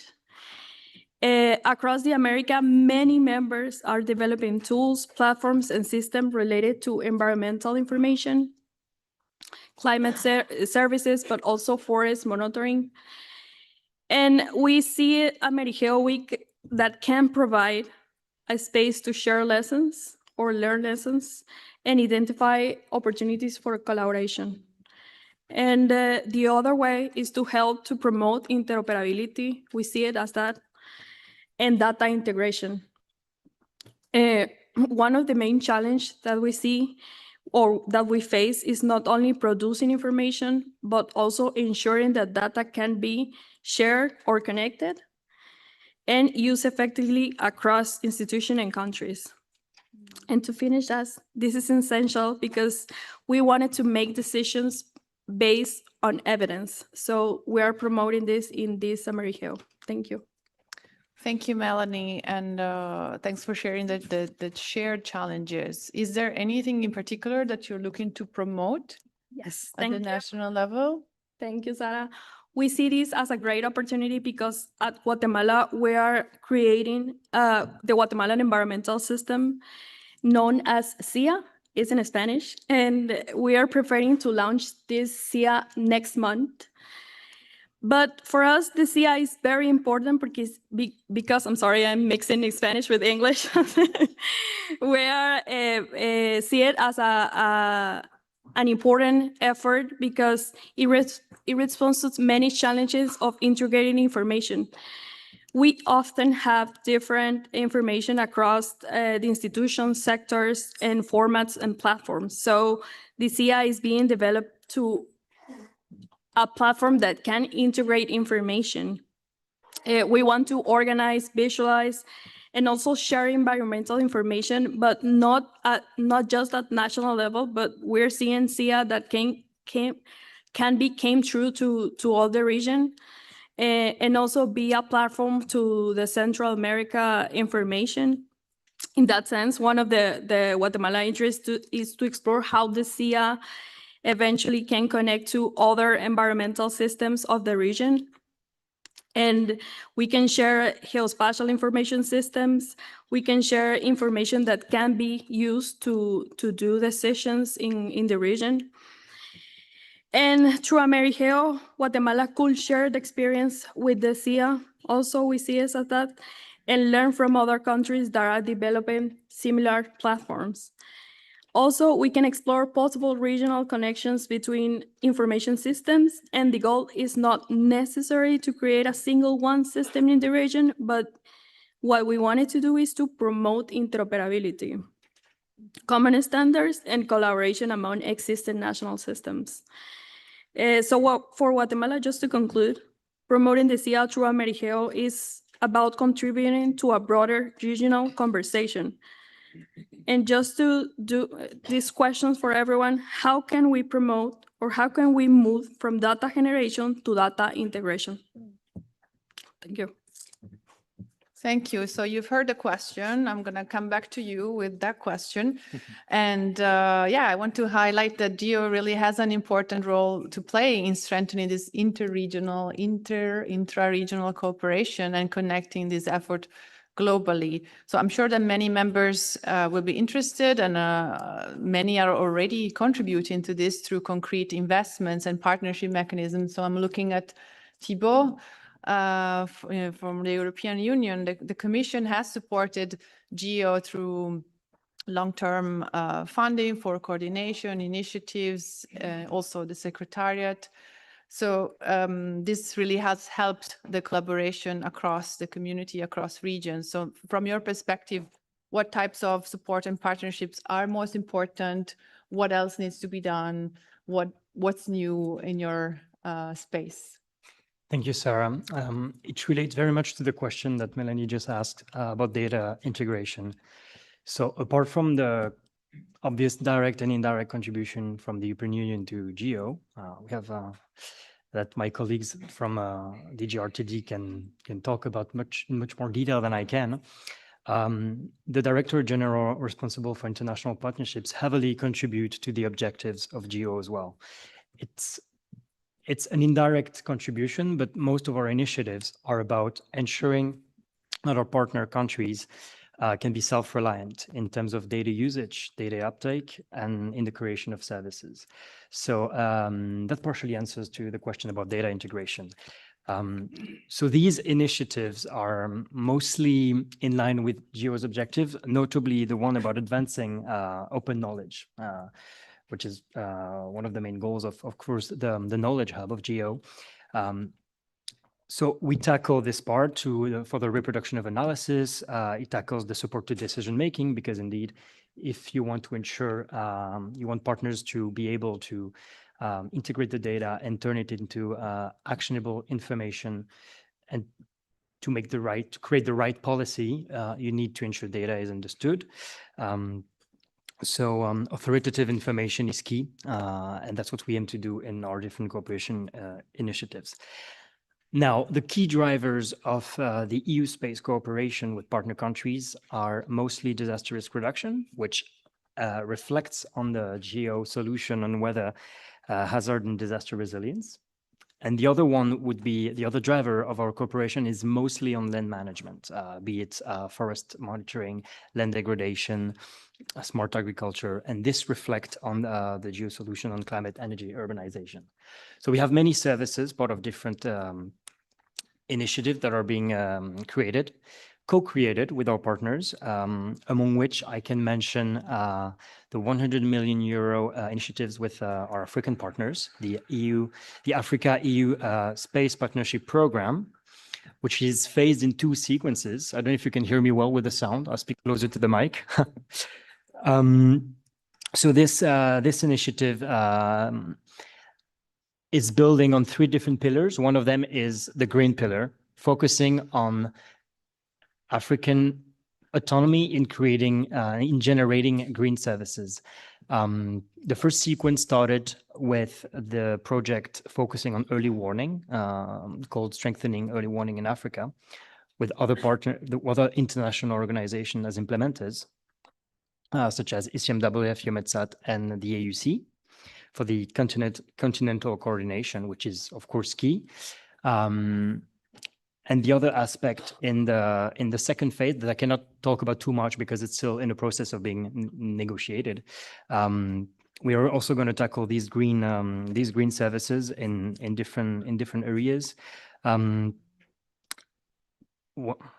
different services. So we're focusing, there will be agriculture, ocean governance, forest monitoring as well. Land degradation is a big part as well. So still to be determined, but this is the main ideas we have still in the pipeline. So we'll be able to share more details in the future. Then regarding Asia Pacific, we started small with a cooperation initiative with the Philippines, where we had the chance to have infrastructure and capacity building. We built a Copernicus mirror site in Manila, and we're in the process of regionalizing it to the ASEAN level. So we developed 3 different kind of services, of course, reflecting on GEO priorities and objectives. We have one focusing on DR with ground motion monitoring, which is a huge concern, not only for the Philippines, but for the entire region. And we also have one on ocean governance, focusing on ocean biodiversity in coastal waters, and a last one on forest monitoring, smart crop monitoring of secondary crops, because our colleagues from Japan are already having extensive collaboration with the Philippines for notably rice crop monitoring and how to protect them and secure population's livelihood when we have a disaster occurring to these crops. The reason we're regionalizing it and the reason we have this huge program with Africa at continental level is because we believe that region to region and regional cooperation is the one that has the most impact. By this, I mean, we need to reach the right threshold to ensure that we have the right person, the right institution, and that it lands in the right area, and that we can implement the right solutions. Easier at regional level because you have more capacity, better absorption rate, and the knowledge is sure to be, it's easier to do knowledge transfer.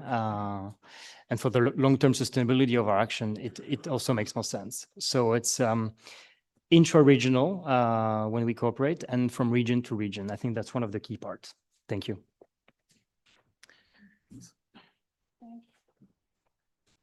Thank you, Thibault. Very interesting. I'm sure that our members would like to know how to access all these funding and opportunities and new programs and how that really connects with the GEO initiatives, but I'll leave that for later. I want to really go back to the question from Guatemala. You heard there is a specific need in that region. Do you have any instrument or initiative that can address that? Yeah, for sure. It so happens that we have the right tools in Latin America and the Caribbean. We have already implemented 2 Copernicus centers, one in Panama, one in Chile, that are tackling some of the issues that you've raised. And this has been confirmed by an event that took place, I think last September in Guatemala, in Antigua City. It was a policy dialogue on Earth observation with a heavy participation from the UN member states. And basically the outcome was the same that you described. There's this, one of the main aspect that we need to deal with is the interoperability and to ensure that there's an institutionalization of the services. So they're anchored with the right institution and the right partners. So for Copernicus in Latin America and the Caribbean, we already have some solution that focus on DOR. Thanks to the center we have in Panama. It's mostly on meteorological hazards, wildfire, geological hazards as well, and exposure maps. This also builds on infrastructure. It's not so much of we don't have per se a data center, but we have infrastructure as a service. And in Chile, we do have an infrastructure component with a data center. But in Chile, we focus on the land management aspect. Again, as I said, this is what drives the EU cooperation with our partners. For this one, it's on land degradation and urban atlas. So that reflects on the GEO objective regarding urbanization, which can be used also as part of the global heat mapping. So we are tackling these aspects, and overall, GEO serves as a very good enabler and connector. So we contribute to these efforts, but it's also we benefit from GEO because this is how we reach out, and and happy to discuss later how the different projects can be accessed by other partners. Thank you.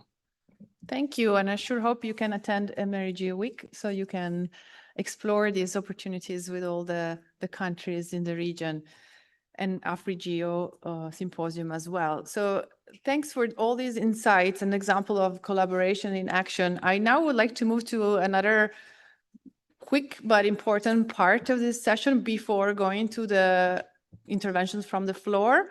I would like to give the floor back to all our members for a quick round of commitments, announcements, opportunities, calls for action. And I am starting with Germany to share an announcement with the GEO community. Dirk. Thanks again, Sarah. Yes, Germany is in this context pleased to announce its continued support to the GEO Land Degradation Neutrality flagship, GEO-LDN, now for another 2 years until October 28. And here the German Federal Ministry for Economic Cooperation and Development decided to support GEO-LDN with an additional amount of 2 million euros. GEO-LDN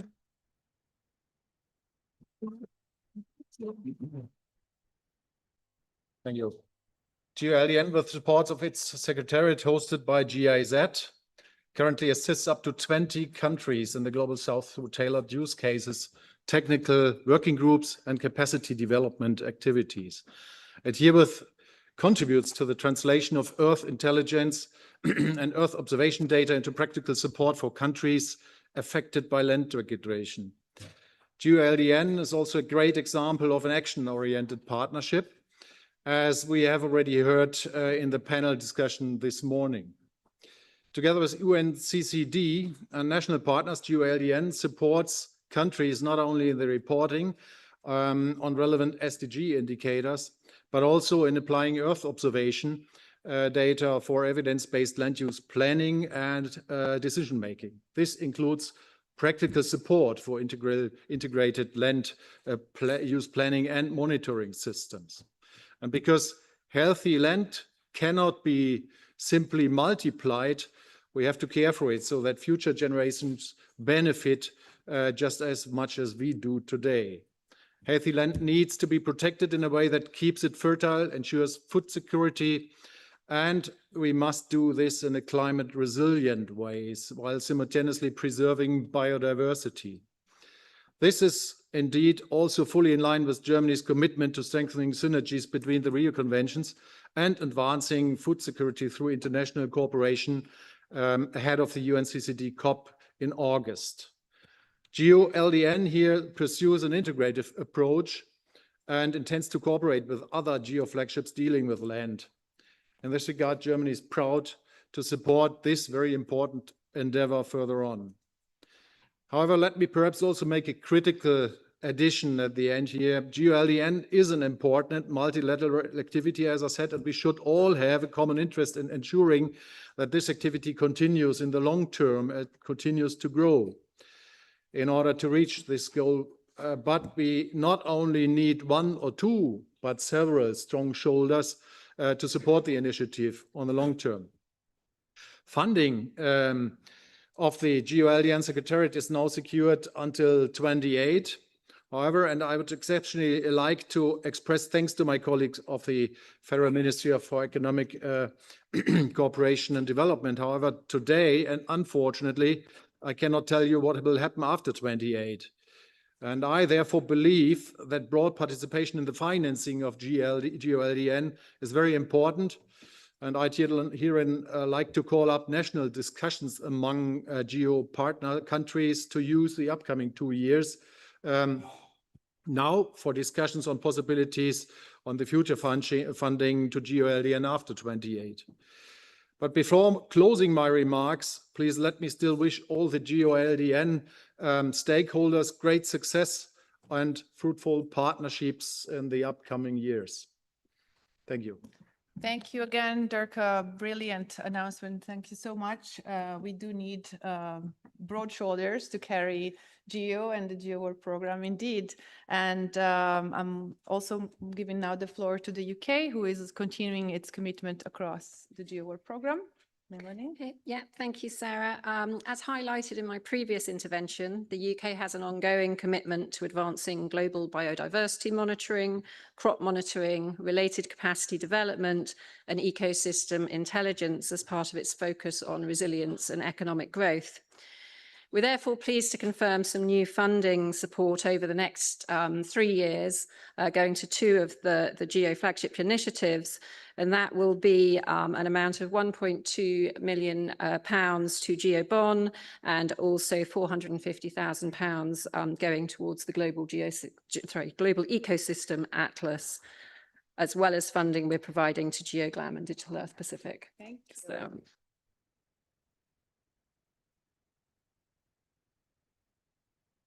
and these investments are made recognizing the role that the programs play as a catalyst for broader global collaboration, enhancing capabilities and capacities, and supporting the commitments to the related Rio conventions. Thank you. Thank you so much, Melanie. We appreciate this commitment and on behalf of the GEO Work Program. Now, as Secretariat, we also have some core functions to deliver, and I'm looking at China here for some other announcement. Professor Liao. Yeah, thanks, Sarah. It's my honor again to share some of the latest information with you. Supported by the Ministry of Science and Technology, China will second 1 full-time staff at the P3 level to the GEO Secretariat in Geneva, with secondment expected to begin end of this year. Yeah. Fantastic. To do what? Right. And this position will be aimed at the strengthening engagement and partnership with the member state, while also reinforcing the Secretariat's operational and the coordination capacity and in support of the GEO's implementation. Currently, the GEO Secretariat is taking an increasing range of responsibility and also is facing certain resources staffing constraint. China hopes that this contribution will provide timely and practical support to the Secretariat. Through this secondment, China aims not only to provide practical support for the day-to-day operation of the Secretariats, but also to further strengthen communication and collaboration between China, the Secretariat, GEO members, and participation organizations. This will help enhance the implementation capacity and coordination efficiency of the GEO's priority work.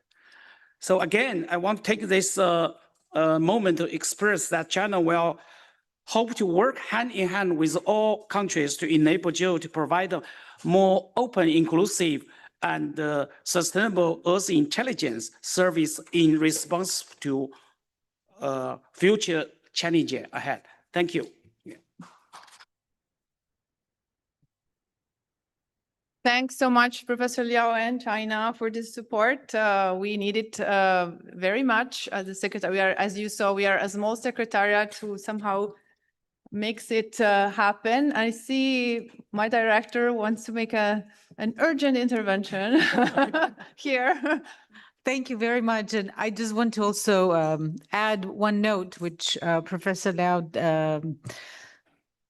it didn't come out as strong as I was hoping. And that is that this function really will also support the coordination of the engagement of our participating organizations within the GEO community. There is over 160 of participating organizations, and all of you represent such critical missions along various lines of missions and sectors.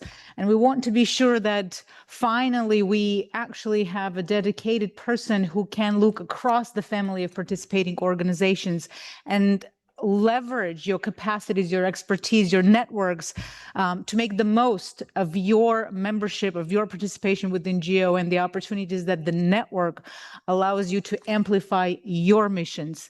So I just want to make sure that our participating organizations and associates, in fact, knew that this additional capacity is coming thanks to your contribution. Thank you, Jana. That is so true.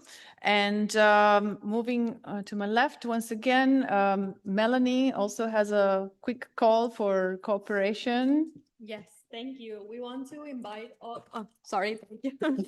We want to invite all the community, GEO community, to contribute to AmeriGeo Week, especially because we want, or we have ambitious goals in this event. So we want to invite all of you to contribute, not only at technical level, but also at financial level. Thank you very much, Sarah, for the opportunity. Thank you. Thank you, Melanie. The video should show a little save the date for the AmeriGeo Week, please. And this will be followed by another announcement. Sorry, Sarah, can you give me just? Yes, please. Just wanted to say that the dates are from November 30 to 4 of December. We expect you there. Thank you. Thank you. And we look forward to the opening of the registrations. Yes. Indeed. Also, thank you. I forgot that. But we are launching the registration, next month. So you can be attentive to that. Thank you. Thank you. We'll make sure to share it also with the wider global community through our social media and communication channels. Now, moving on to Dr. Matthew, another quick but important announcement.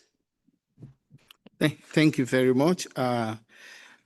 In addition to our investment in the satellite infrastructure, we continue to support the GEO, most especially Nigeria GEO, AfriGEO, while I'm working on our budgeting mechanism to ease some funds to support the GEO Secretariat.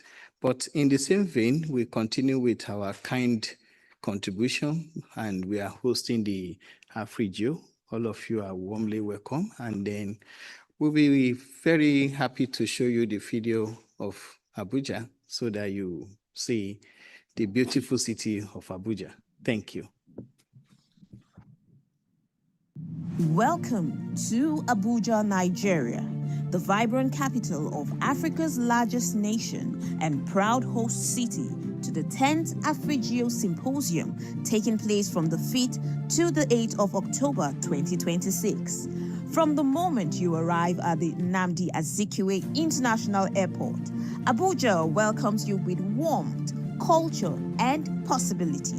As you journey through the city, the landscape unfolds, the iconic city gate, the grandeur of the National Stadium, the bustling Churchgate district, the majestic Zuba Rock, and Abuja's modern skyline set against breathtaking natural scenery. A city built for diplomacy, innovation, and connection, Abuja stands at the crossroads of Africa's future. In 2026, Abuja will welcome the global GEO community under the theme, Earth Observation for a Resilient Africa. This symposium is more than an event, it is a call to action. Across Africa, Earth observation, geospatial intelligence, artificial intelligence, and space technology are helping nations build resilience from climate action and food security to disaster management and environmental protection. Because the future of Africa depends on decisions guided by data, innovation, and collaboration. At the National Space Research and Development Agency, NASDA, Nigeria continues to transform satellite data into practical solutions that improve everyday lives, strengthen communities, and protect our environment. AfriGeo 2026 will bring together governments, scientists, innovators, youth, development partners, and the global GEO community to shape practical solutions for Africa's resilience and sustainable development. Come for the science, come for the partnerships, come for the future of Earth observation in Africa. AfriGeo 2026, Earth observation for a resilient Africa. Register now and join us in Abuja, Nigeria, where Africa, innovation, and Earth observation meet to shape a more resilient future.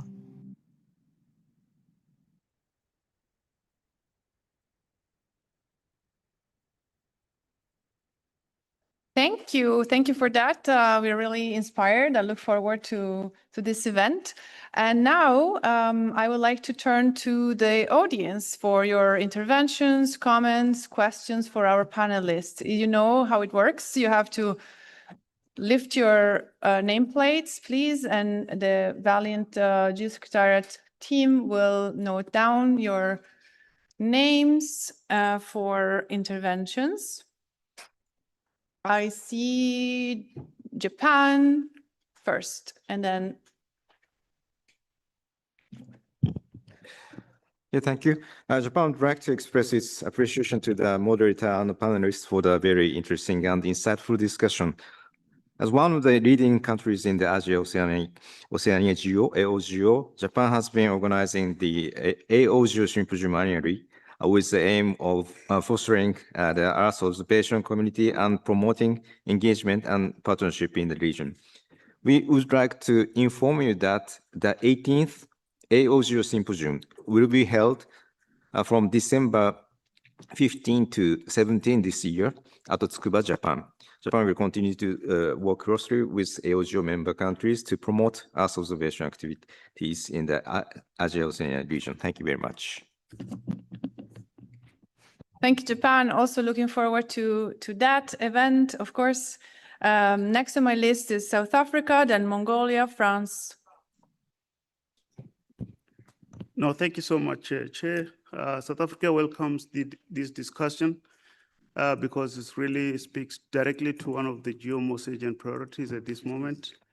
GEO will move only if regional engagements leads to real partnership, concrete collaboration, and effective resource mobilization, including national and regional coordination mechanisms. This will strengthen the sustainability of GEO and its programs, expand the opportunities for data, experience, and knowledge sharing, advance data integration, and further Earth intelligence that will enable us to respond more effectively to the full range of societal challenges we face today. Thank you, Chair. Just a comment. Thank you. Mongolia, please.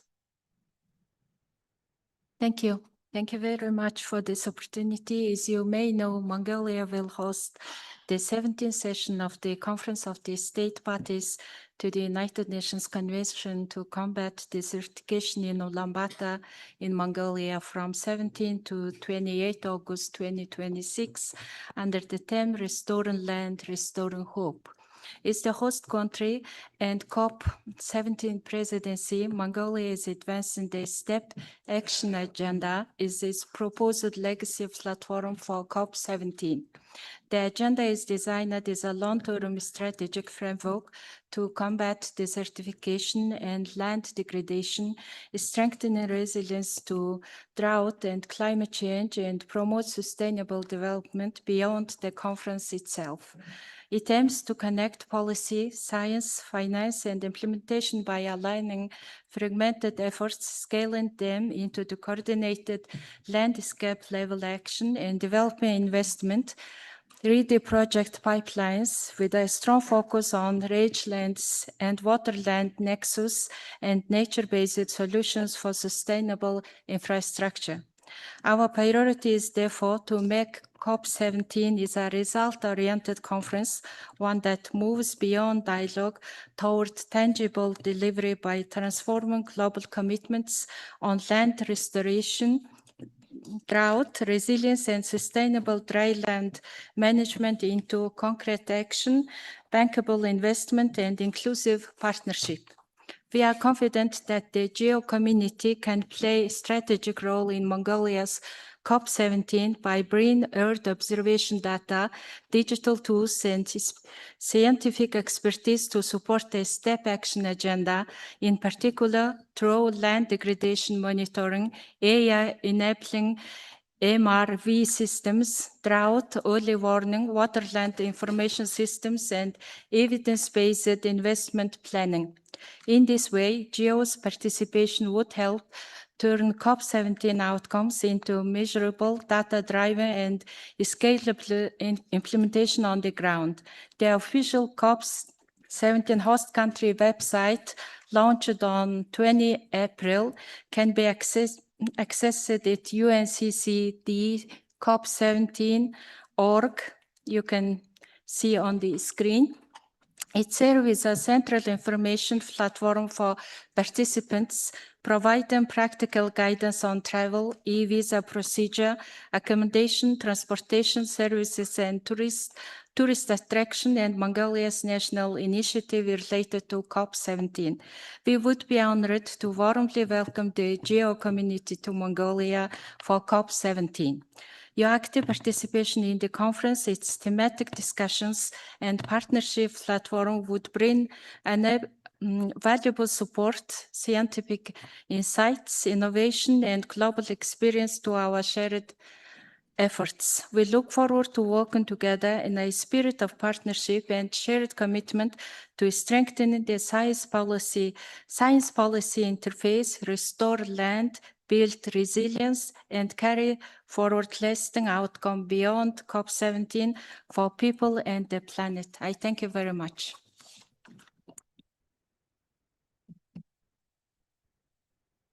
Thank you to the Ambassador of Mongolia for this intervention. And it's very timely and relevant based on the discussions we just had. So moving on to France, Turkey, Colombia. Next. Thank you, and thanks for this good news. I would like to share some information with you. France has supported the development of GEO worldwide, particularly in the following regions: Pacific. The Community of Geospatial 2025 project was the largest grant awarded by the Pacific Fund over the past 2 years and focused on implementing a long-term regional strategy centered on the use of geospatial data for sustainable development in the Pacific Oceania region. And in Central Africa, France has supported countries that have committed to country packages for forests, nature, and climate, in particular in Central Africa. And there's a One Forest Vision initiative, and in connection with the GEO work program, initiatives are developed in collaboration with local institutions, particularly in DRC, Congo, Gabon, Uganda, and Cameroon. The objective is to implement a digital transformation strategy for the conservation of forests and wetlands based on open science and capacity building. Thank you. Thank you. And Turkey, next. Thank you, dear Chair. I'll have two short announcements here also. As Turkey, we are preparing for COP31 presidency. So in this regard, we believe that Earth observation and GEO's collaborator ecosystem will become more important for climate resilience, climate action, resilience and sustainable development. In this regard, I would like to welcome all of the GEO community to collaborate for the COP31 process in Turkey. And in addition to this, in October, we will have another important conference in Antalya, in our beautiful city, International Aeronautical Conference 2026.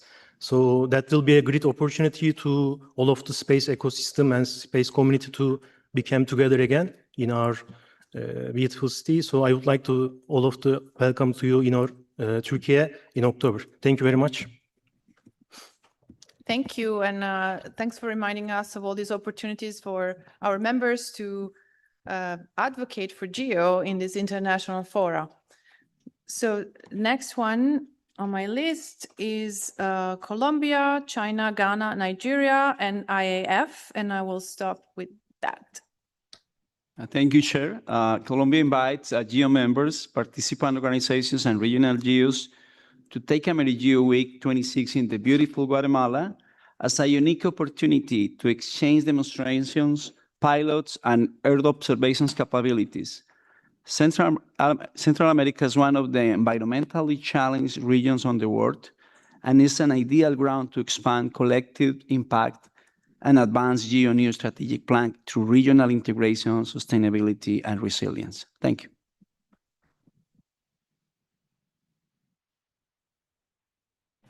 Thank you, Chair. I'm from China Meteorological Administration. In recent years, extreme weather events have become more frequent. As a key platform in global Earth observation, GEO plays an important role in supporting international and regional coordination to address climate change and disaster risk reduction. I would like to take this opportunity to provide a brief update on China's meteorological satellites. China currently operates 10 Fengyun meteorological satellites in orbit. Under frameworks such as the GEO and WMO, these satellites have supported 138 countries and regions worldwide. The Fengyun satellite emergency support mechanism serves 38 registered countries. Last year, China launched the Mazu early warning system, such as a national contribution to United Nations Early Warnings for All initiative. Powered by Fengyun meteorological satellites, Mazu provides integrated service for weather and space weather monitoring, forecasting, early warning, and emergency response. Since 2024, meteorological agents in more than 40 countries have accessed Mazu through the cloud. Customers' nation versions have been deployed in 7 countries. Funyun meteorological satellite provide over the call support for multiple early warning systems through Funyun AI box. Moving forward, China will continue to leverage the GEO platform and use the module system to deepen practical cooperation.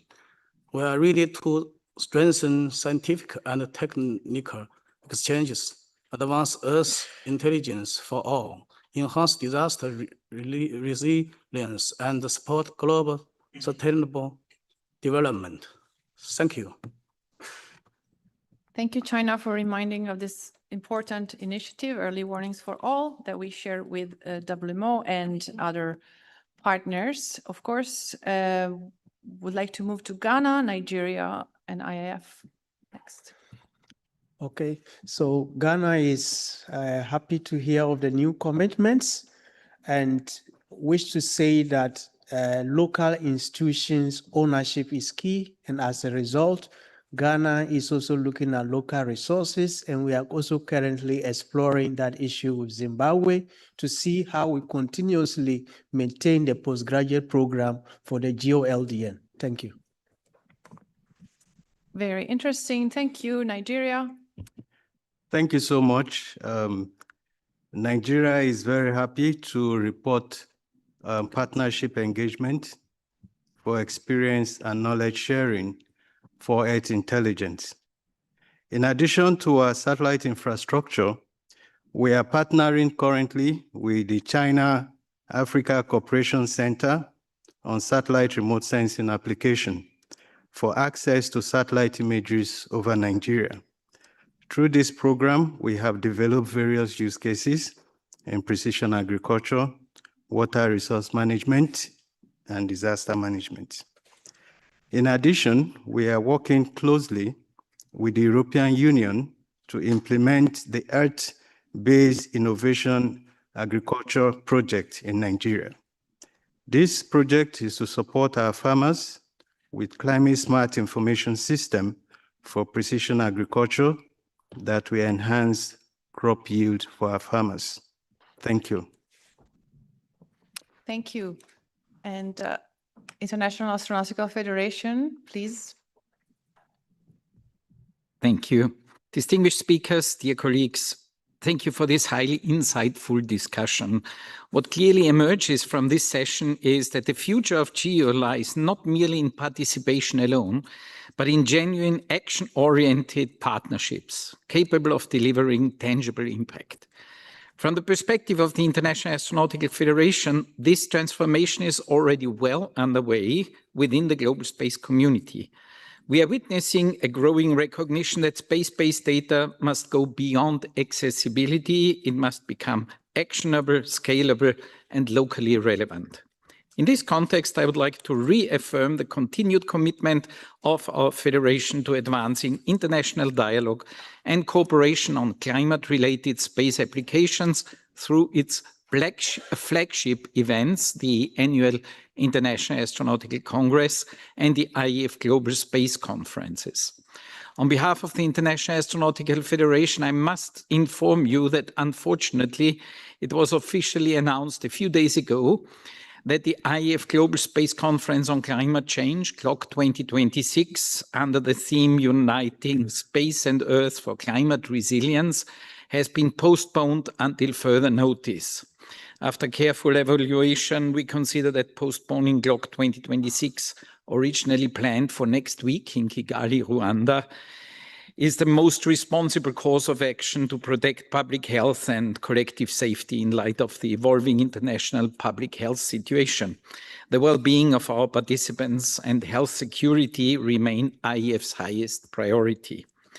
The critical discussions on climate change will, however, continue to remain at the forefront of the international space agenda and will be prominently reflected during the 77th International Astronautical Congress, the IEC 2026, taking place, as was mentioned before, from the 5th to the 9th October 2026 in Antalya, Turkey.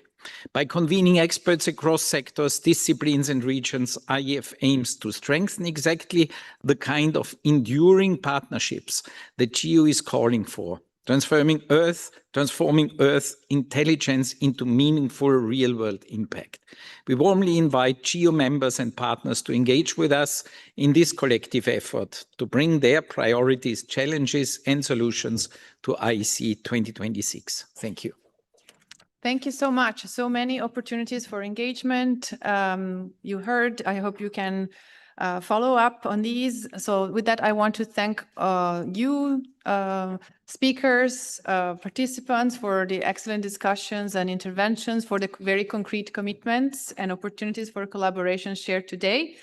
We heard through this session that is, Earth intelligence creates impact when it is connected to sustained cooperation, regional coordination, and real investments in implementation. So GEO provides the space where all these elements can come together. Lastly, I want to make an announcement, a personal announcement as well, because we are a big, lovely, messy family sometimes. And today I want to recognize someone who has served GEO with great dedication and commitment and who will soon be retiring. Dirk, thank you for your leadership and support as Germany's GEO principal over the years. It has been truly a pleasure working with you. And please join me in wishing Dirk all the best for his next chapter.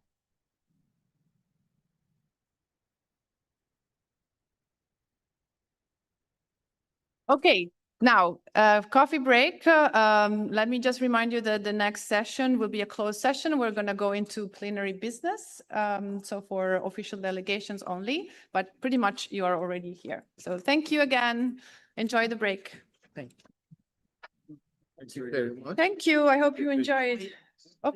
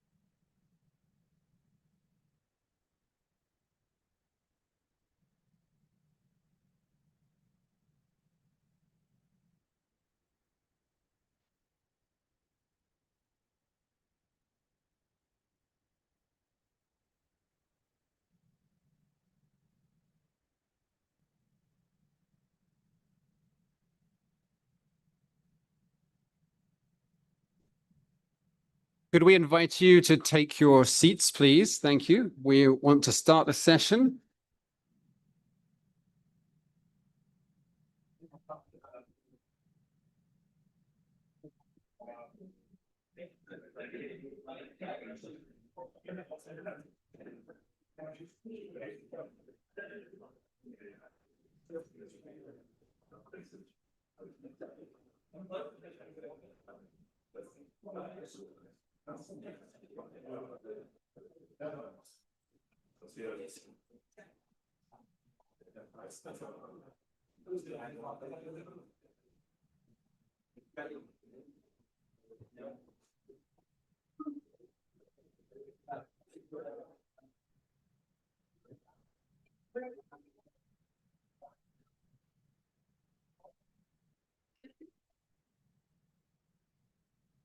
So I will explain briefly why that it is a closed session.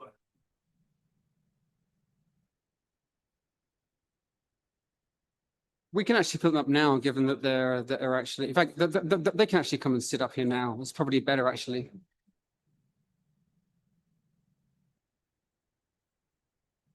You put the nameplates right there. Can you please take your seat so we can start the session? First two here. First two.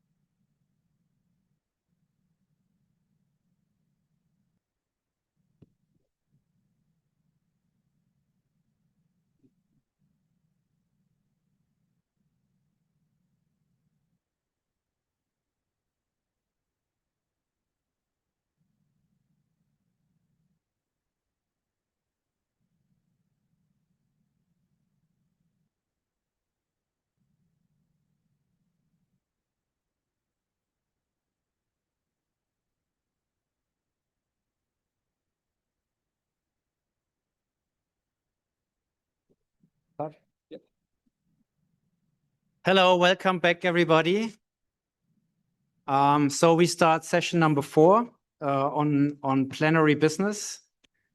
Just to remind again, this is a closed session. Why is it closed? So we will have some decisions to take. And according to the rules of procedure, there's a certain group of members and participating organizations and associates that are supposed to be in plenary. And to be correct and precise, we want to follow the rules and have these groups here in the rooms, these members. So we have member states who have actually also a voting right. We have invited the participating organizations as observers and also the associates as observers. So everybody in this room have a right to speak. And of course, this follows the same procedure as you know now already by raising your plate. Decision, just to remind you, maybe not all of you are super familiar with the rules of procedures. Decisions in GEO are taken by consensus. This means that the chairs are proposing a decision, and if nobody clearly and significantly opposes to this proposal, the decision or the proposal is accepted. Otherwise, it is rejected by one single member if needed. So this is just for introduction. And with this, we go straight, by the way, apologies for me sitting up there. Joanna Drake, the lead co-chair, unfortunately had to leave earlier. And that's why I have the great honor and the great challenge of chairing this last session. So with that, we go to the first agenda item, which is the presentation by the program board, which is not for decision, it's for information. To update us on the GEO work program. And for this, I would like to invite Evangelos to the stage. Here is, you want to stay here or you want to go to the, as you prefer? I would say it's more practical that we do it from here, yeah? That's fine. So please, Evangelos, the floor is yours. Thank you, Franz.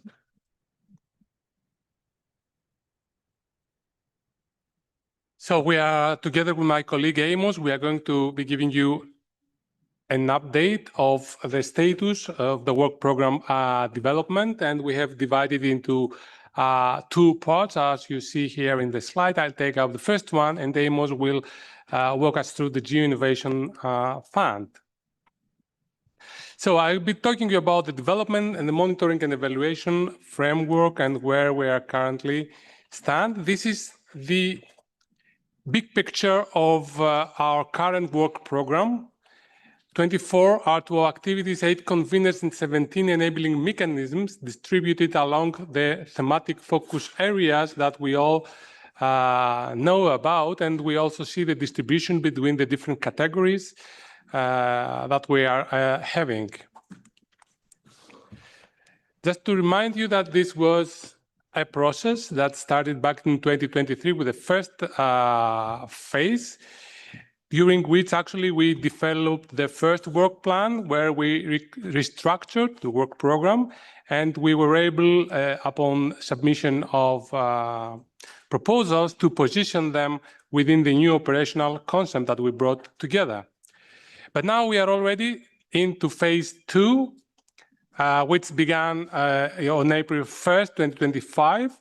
And we had the submission of more detailed implementation plans coming from the activities. And this submission was not done in vacuum. Actually, there have been much interaction of the activities with the program board, and there have been dedicated webinars to support them complete the needed documents in a way that really makes sense. And it is expected that this process will end until the end of the year. The material that is gathered through this second phase is the one that's going to be driving the monitoring and evaluation framework, which is there in response to the delivery of actionable Earth information and push towards operationalizations of our services. It is the first consistent and systematic frame that we came with in order to track the outputs, the outcomes, and the impacts of the activity in a clear way. And it's not just to evaluate and make decisions about their transition along the R2O pipeline. It is mostly because of being able to track the different phases of their evolution, to consult them and help them and boost them in order to move onwards in the pipeline. And this is going to be very important because at the end of the day, we want the monitoring and evaluation framework to be helping communities, to be helping GEO communities communicate the value proposition and the benefits of they are bringing in. So the framework applies across the whole R2O pipeline. It is aware of the different particularities and the needs of the different categories, and it focuses on long-term impacts. This is very central. It uses logic models to link between tasks, outputs, outcomes, and impacts, and in a way that it can be used to optimize timelines of the activities. Also, adjusted smart analysis is deployed to refine the targets, to make them cleaner and measurable. These are important elements that will be framing, let's say, the new monitoring and evaluation process. And most important, this light signals the initiation of an evergreen program cycle, differentiated, of course, by activity category. You see the different phases here. The thing behind is that the program board sets the guideline framework, but then it stands side to the activities and works with them to establish a baseline of what they want to do and where they currently stand.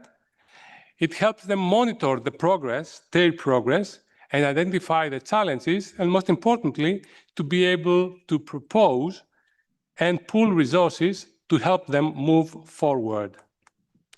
I think this is very important because we want the work program to be a living, a dynamic organism that will drive us through innovation. And I'll pass that over to Amos for the second part. Okay, thank you. And I want to, starting from your words, that we want the work program to be an active living program. It's not something that has to be dead. It's something that has to be active. It's something that has to be continuous, and that for every pilot or every initiative, there is some kind of continuity. And it's on that note, I would like to talk about the GEO Innovation Fund. So now I think there is the need, because we see a number of people here, there's a need to give a little background. If you look at how GEO funds generally its activities, I think the main source has been the GEO Trust Fund, which generally is for different operational things. But if you look at the GEO Work Program itself, for all these years, we have not come out clearly with a certain funding mechanism in order to take care of any pilot project or initiative that comes to an end. So it means that there is a gap which we need to really fulfill. So the program board felt that this was critically important, and as a result initiated this this concept, and through several consultations with different working groups and also within the WMO finance mechanism, I think this was very important for us to see how best we could be able to do that. So if you look at it, the GEO Innovation Fund, which received the blessing from the executive committee, is supposed to provide a very flexible, time-bound, catalytic financing mechanism to support research operation. So if you look at it, what is the strategic context in which we are trying to achieve this? For us to achieve accelerating Earth intelligence, we cannot run away from the fact that resources are key. Resources are needed. And to bridge the R2O gap, it is important we have such a mechanism, a funding mechanism, in order to be able to transition pilots and research output into sustained operational services, which in the past, that was something that we were missing. So if you look at it, this fund, Innovation Fund, does not fund basic or applied research, and it is also not funding generally this large-scale programmatic implementation, but it's supposed to look at this transition, the research to operation transition, in order to make sure that at least we have a continuum in the way we are able to transition most of our initiatives moving forward. So, so if you look at it, what are the possible activities that can be covered? So we are looking at stakeholder and user co-design, feasibility studies, proof of concepts, prototyping, early prototyping kind of ideas, and trying to also look at service integration to operational agencies. These are all some of the areas that we are looking at. And generally, the fund will also be operated in such a way that it is through targeted calls for proposals. If one of the other side, which I think from a personal note on this, is also the fact that it gives us a very flexible mechanism to allow, based on the different donors' requirements, to be able to call for proposal for a specific need within the context that we are talking about, which I think is very important. Now, in all of this, and sometimes they say funding is always there, but the issue is when you get the money and when you use it, how do you show proof that you have, at least there's value proposition for the money? So there is the issue of the governance structure. So when you look at it, the program board will generally provide the technical and leadership overview on that. We expect the executive committee to give the strategic oversight. Then The plenary like this will be for the endorse. During this plenary, one other thing which is critical is that the program board does not yet have the power to oversee such a thing. So one of the things we are expecting in this plenary is that the endorsement of the rules of procedure language will be adopted, and at least that will give us the opportunity to move on. And of course, the Secretariat will do the general administration of this particular fund. So in conclusion, we are inviting you to take note of the fact that now we have the establishment of the GEO Innovation Fund as a voluntary pilot-based mechanism that will operate within the GEO Trust Fund, and also that in order to operate it is also important during this plenary that we really adopt the rules of procedure to allow us to be able to carry on this. And the last thing is that why is it just okay? And the last part, okay.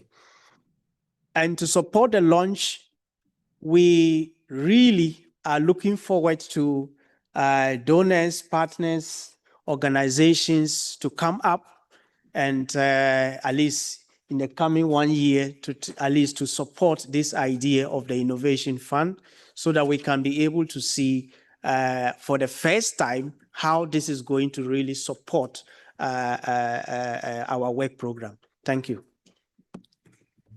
Thank you very much, Amos and Evangelos. Before I open the floor for comments, I'd like to say on behalf of the European Union that we recognize there's a financing gap between projects, research, and really the last mile to reaching the policymakers or decision makers. We therefore welcome this idea or this proposal for an innovation fund as a necessary step, starting with a pilot phase and then followed by an evaluation of the pilots. We recall that the proposed fund must be integrated in the GEO governance with clear roles and responsibilities assigned to each governance body, and you showed how it's supposed to work, which looks very good. The credibility of this mechanism resides in its integrity and impartiality, and we expect that there will be access to this fund by everybody, or at least by all GEO work program activities. Insist that this mechanism comes as an additional channel to support GEO and should not develop at the expenses of existing contributions to GEO, in particular the GEO Secretariat Operations Fund. So we hope that this will not be a competition to the GEO Operations Secretariats Fund. With this, I'm happy to get more interventions, comments on this agenda item.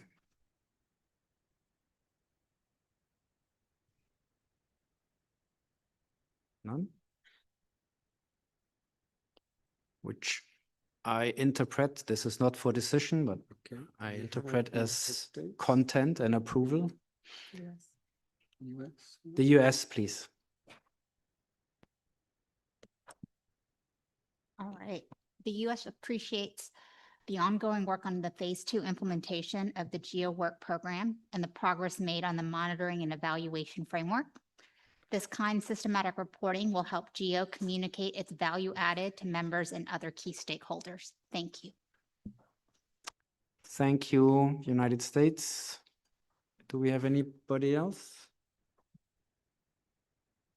No, does not seem to be the case. Excellent. That gives the other. We do have one more. We do have one more from China. China, please. And South Africa.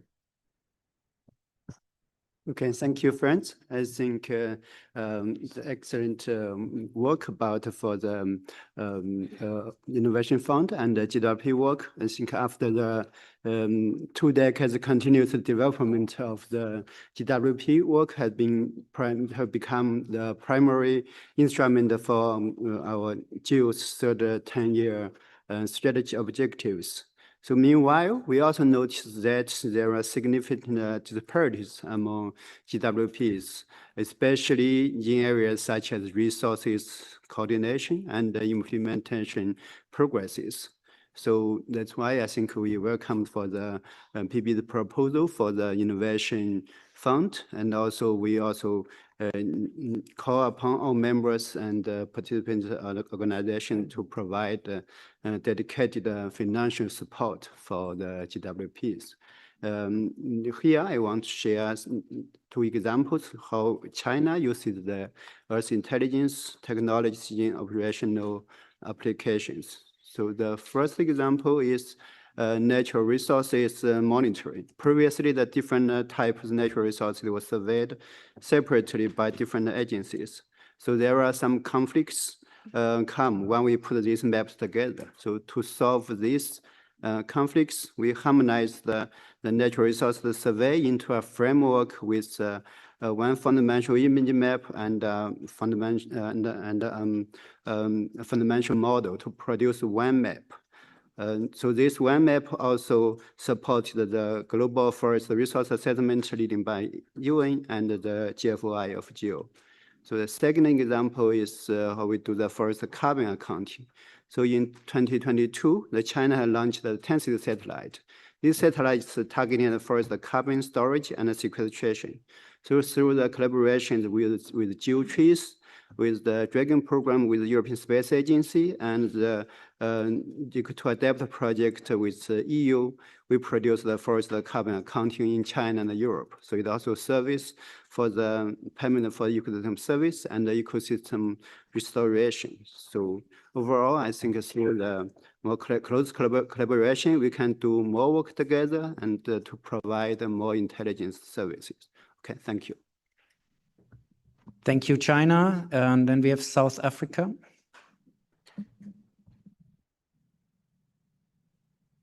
No, thank you, Chair. South Africa welcomes the roadmap of the establishment of the GEO-Innovation Fund and supports the efforts to develop catalytic financing mechanisms that strengthen implementation of the GEO post-2025 strategy, the GEO work program, and then sort of help to bridge the research to operations gap. South Africa particularly welcomes the focus on user-driven operational services, innovation, partnership development, and also support the scalable Earth observation solutions with measurable societal impact. South Africa further emphasizing the importance of ensuring transparent governance arrangements, sustainable resourcing, equitable access for developing countries, and balanced regional participation as the pilot phase of the fund is operationalized. Thank you. Thank you, South Africa. Nobody else? Nope. Okay. Then we move to the next agenda item, 4.2, the presentation by the Data and Knowledge Working Group. And this is for decision. We want to approve the in-situ data strategy today. And I will call Helen Gloves to the floor. Glaves, sorry. Helen Glaves is Scientific Officer at the European Plate Observing System, and they're part of the European Research Infrastructure Consortium.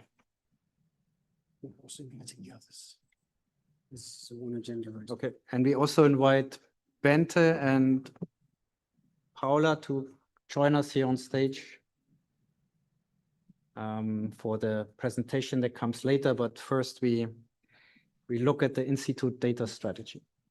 Okay, Helen, the floor is yours. Thank you very much, and good afternoon to everybody assembled here and also online. I'm here to present what has been actually a community effort to develop the in-situ data strategy for GEO. I will emphasize that the presentation I'm about to give is actually a summary of the document because we have quite a short opportunity here. So my presentation this afternoon will actually focus in on some key messages from the strategy document. As has already been mentioned by the chair, this agenda item is for decision. So I'm going to say a few words about the context of the development of the in-situ data strategy for GEO. So the Group on Earth Observation is not just about space-based data.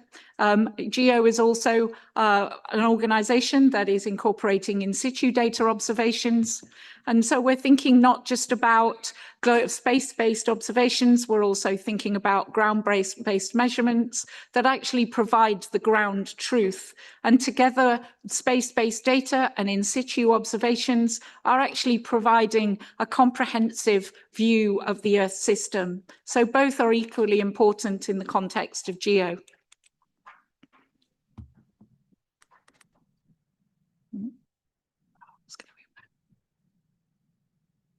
So one of the challenges that we faced in the context of GEO with regards to in-situ data is the fact that the in-situ data landscape is actually highly heterogeneous.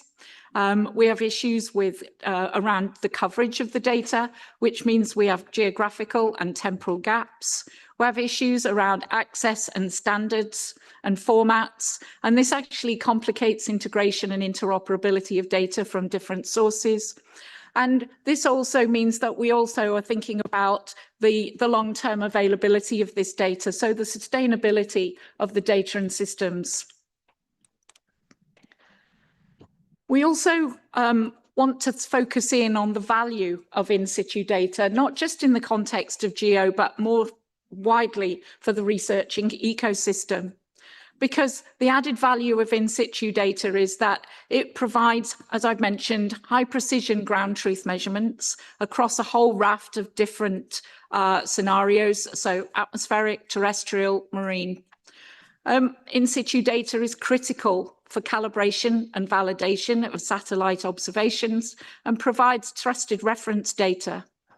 But it also reduces the uncertainty and bias in the Earth system models, but also ensures reliable, actionable decision-making. The person who sat in the chair before me was very tall.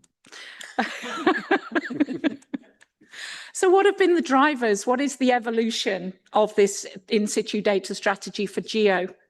Well, the Canberra Declaration in 2019 identified the challenges that I've already highlighted and are clearly documented in the document itself. The challenge was recognised to be the critical role that in-situ data plays in the GEO landscape, but also recognised that the ability to share the data is limited and there are currently significant gaps, and this was in 2019. The Canberra Declaration also provided a call to action for GEO to develop an in-situ data strategy, and you'll note this was 2019, which is 7 years ago. So we scroll forward to 2025. And in 2025, after a significant effort by GEO through the in-situ data subgroup, but also through wider community consultation with a range of different experts, we have arrived at a document, the in-situ data strategy for GEO, which was endorsed by XCOM last year in October 2025. And those involved, both past and present, saw this as a significant milestone for this activity.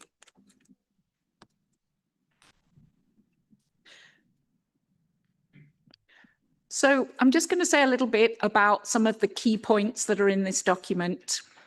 The in-situ data strategy identifies a number of goals, and I just want to pick out 3 here in this presentation. The first is the need to map the in-situ data providers and networks that are already contributing to GEO, but also more widely. We want to actually move forward with closing those data gaps, but we need to equip GEO, the GEO community rather, with the tools, policies and practices which ultimately deliver Earth intelligence to all. So just quickly to say something about some of the objectives. The ultimate objective of the in-situ data strategy is to actually leverage the GEO community as a whole in order to identify and define the existing in-situ data landscape, to understand what is the complexity. We also need to promote sustainability and improvements in existing observing networks. And this actually includes making recommendations that actually hopefully will fill those critical gaps in observing systems. We also want to think about how can we improve discovery, access and reuse of in situ data as widely as possible. So we've been identifying the requirements for in situ data, and one of the tools we've developed has been the GREX tool. And we've been trying to encourage the GEO community to monitor and identify what data users need to discover and access and reuse in situ data. But at the same time, we need to understand what are the barriers to not only making in situ data open, but also allowing it to be shared as widely as possible. And one of the key elements of this is the GEO's data sharing and data management principles that provides the foundation for best practices for good data stewardship. This doesn't like me today. And one of the aspects and one of the elements that you'll hear a bit more about in a moment is the role of the GEO infrastructure in the implementation of the in situ data strategy. We see the GEO infrastructure there being a two-way relationship with the in situ data strategy, because the GEO infrastructure potentially serves as a gateway for in situ data. But also the in situ data strategy is encouraging integration of new data and also stimulates the adoption of the appropriate data management practices and tools. Another role that is important in the context of the in situ data strategy is the role of GEO as a whole. And I want to focus in on a couple of those, particularly around being an advocate and a monitor for sound data management practices for in situ data. I'm not going to read the whole of this slide in the interest of time, but I just want to quickly point out that there are a number of roles here that are important around good data stewardship, encouraging flexible licensing practices that are widely adopted, but also illustrating the value of in situ data, both in the context of GEO, but also the role of GEO as a custodian for data and ensuring that data is not lost. And again, this is a potential role for the GEO infrastructure. So as I already mentioned, and as the chair has also highlighted as the agenda for this agenda item is for decision. Oh, that's going to go too far. But I just want to quickly mention the central role of GEO and the in situ within the context of the in situ data strategy, because the strategy provides a unified framework for open sharing of ground-based measurements and observations. It addresses the key challenges for acquisition, reuse, and a long-term availability of the data. It also supports the sustainability of observing networks, including identifying critical gaps and understanding where new systems are needed and existing systems need to be enhanced or augmented. But also, last but not least, we need to understand where are the critical gaps, particularly as we look forward to the implementation of the post-2025 GEO strategy. With that, I will thank the chair and hand back to the chair. Thank you. Thank you, Helen, for this presentation that I think was very short and concise and to the point. We're gaining time. We open this for discussion, so this is for decision. Let me just say a few words because you mentioned it was endorsed by ExCom already last year. And you have all received an updated version beginning of this week. This is certainly not an ideal procedure. But one GEO member was not in the position to endorse this document as it was. And we thought as lead co-chair, it is important that the GEO Plenary endorses this document because we need to empower and encourage you all to really also implement the strategy. It's not just that we want to puts out some papers there for kind recognition. We want to create impact, and impact is only created if we really do steps to implement a strategy like this. So, and therefore we think it's really important to endorse the strategy in plenary. So each of you commits, or at least is encouraged to really go home and make steps to implement, to make sure that in situ networks are strengthened, that in situ data is made more available and more easily accessible to users because it is very important. We note quite often we got this feedback that for developing Earth intelligence, we need to access integrated data from remote sensing, from space, and also from ground and in situ. And so this limited access that sometimes exists to in situ data is a barrier to the development of Earth intelligence, and therefore it's important. The strategy comes at a good time, and therefore it's important that you all really embrace it and endorse it. To delete the word climate change creates some irritations for many of us. We accepted this because it does not really affect the gist of this strategy. So I think we can live with it, even though, of course, for many of us, this does not mean that climate change does not exist. Just deleting it does not delete climate change. We know we are all working in Earth observation. We know temperatures are rising almost everywhere in the world. We see sea ice diminishing. We see the glaciers here in the Alps melting, and we know the cause, which is the greenhouse gases, which are increasing. We can measure this, and we also know that this climate change has severe impacts on the lives and livelihoods for many people in many places on this world. So we don't take anything away from this, but for the purpose of endorsing this document, we could agree to not have a direct reference to climate change in this document, and also to some other issues. All right, with these remarks from my side, please, the floor is open for further remarks or comments. So we have China. No, sorry. Yes, China. Thank you very much, Chair. We think the institute data policy is a really good and very important stage to bring us from the Earth observation to Earth intelligence. And China will endorse totally this strategy. We think the adoption of the institute data strategy is also very important, since institute data is ground truth. Global collaborative development and sharing of this practice value.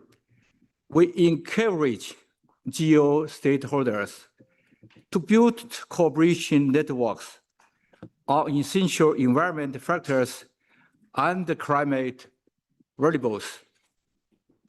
And God said how difficult to share the institute data because of the different national policy and other issues.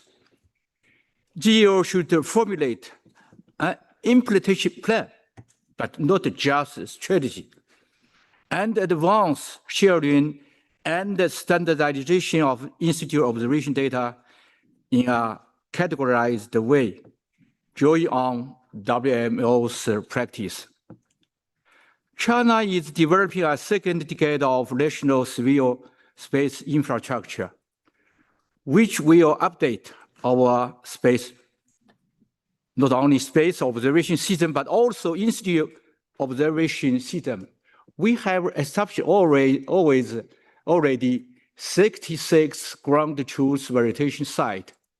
And we are trying to establish with the French Space Agency 6 CO2 verification sites in China and in France. We are winning based on the initiative and the cooperation. We are willing to jointly promote global sharing of the facilities, data, and technologies with all GEO members and trace international application support. We look forward to closer practical cooperation with all GEO member states and partners. Thank you very much. Thank you, China. Italy is next. Thank you, Co-Chair. Good afternoon. Yeah, Italy appreciate very much the work that has been carried out by the working group. We consider this document very strategic, and also we appreciate the pragmatism that the working group and the ExCom has demonstrated in revising the document, considering what is going on worldwide. So we express our support for the approval of this document, looking forward to future work, and thank you. Thank you, Italy. Then we have Ecuador.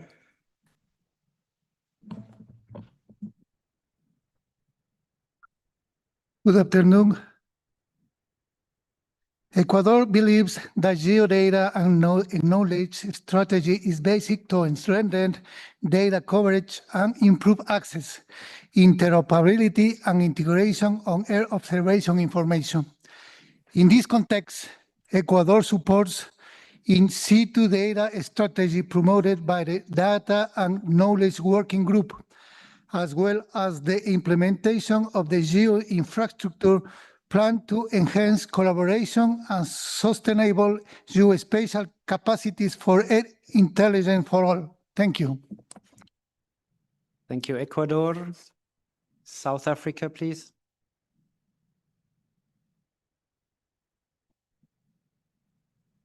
No, thank you, Co-Chair. South Africa supports the approval of the GEO Institute data strategy. We welcome the recognition of the essential role that in-situ observation play alongside satellite-based observation in delivering Earth intelligence for all. We appreciate the strategies focused on addressing fragmentation, improving interoperability, strengthening data stewardship and storage, and promoting broader adoption of geodata sharing and management principles. South Africa further encourages continued support for national and regional in-situ observation networks, particularly in developing countries where sustainability, standardization, and long-term storage of the observational data remain significantly challenging. Thank you. Thank you, South Africa. Then we have ICOS. Thank you, Chair. Congratulations to the working group on the in-situ data strategy. ICOS is the Integrated Carbon Observation System, the multi-domain European research infrastructure, which provides high-precision, long-term in-situ greenhouse gas measurements from the atmosphere, ocean, and ecosystem. In-situ data, in addition to being ground truth, it is also invaluable for constraining models, improving weather prediction, and climate projections. More importantly, without in-situ data, there is no calibration and validation for satellite data, no way to tell how good or bad the satellite is performing.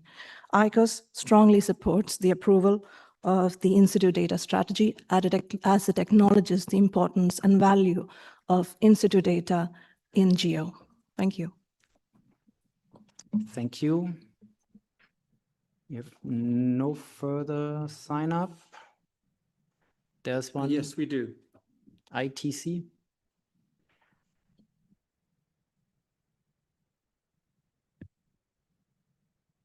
Thank you very much for the opportunity to say something about this very important document. We strongly support from ITC the use of in-situ data in Earth observation. And as a training institute, we really know the value of understanding what the real world looks like from being with the feet on the ground. We from ITC also want to, within the context of this document, applaud the excellent work of the GEO Knowledge Hub team. The GEO Knowledge Hub is a nice and a great example of a modern way of online collaboration. We all know open, reproducible, and trustworthy information is really crucial for informed decision making, and that's what the Knowledge Hub is providing. I can proudly say that ITC's digital learning platform is fully integrated in the GEO Knowledge Hub and vice versa. And together we contribute to the capacity development agenda of GEO for a truly global partnership based on in-situ data. And we are committed to do that also in the future. Thank you. Very good. Thank you very much. I see Colombia. Thank you, Mr. Chair. This GEO in situ data strategy formally recognizes the equal and complementary value of in situ data alongside satellite observations, establishing a meaningful balance within the GEO community. Countries without satellite capacity can actively contribute as a legitimate partner by sharing ground-based measurements, their direct, precise ground truth observations, thereby fulfilling an essential role in delivering trusted, equitable Earth intelligence for all. Colombia strongly supports the document for approval. Thank you. Thank you, Colombia. There was one more, OGC.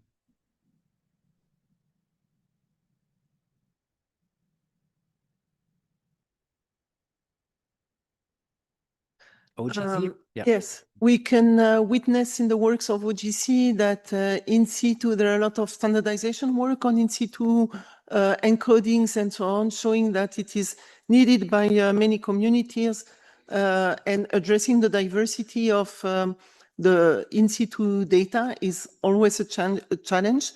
GEO has a unique position to facilitate the global collaboration and implement the interoperability. So we support the document for in situ. Thank you. No further intervention, as far as I can see. So I did not hear any clear opposition to approval of this in situ strategy, and therefore it is approved. I think that's worth.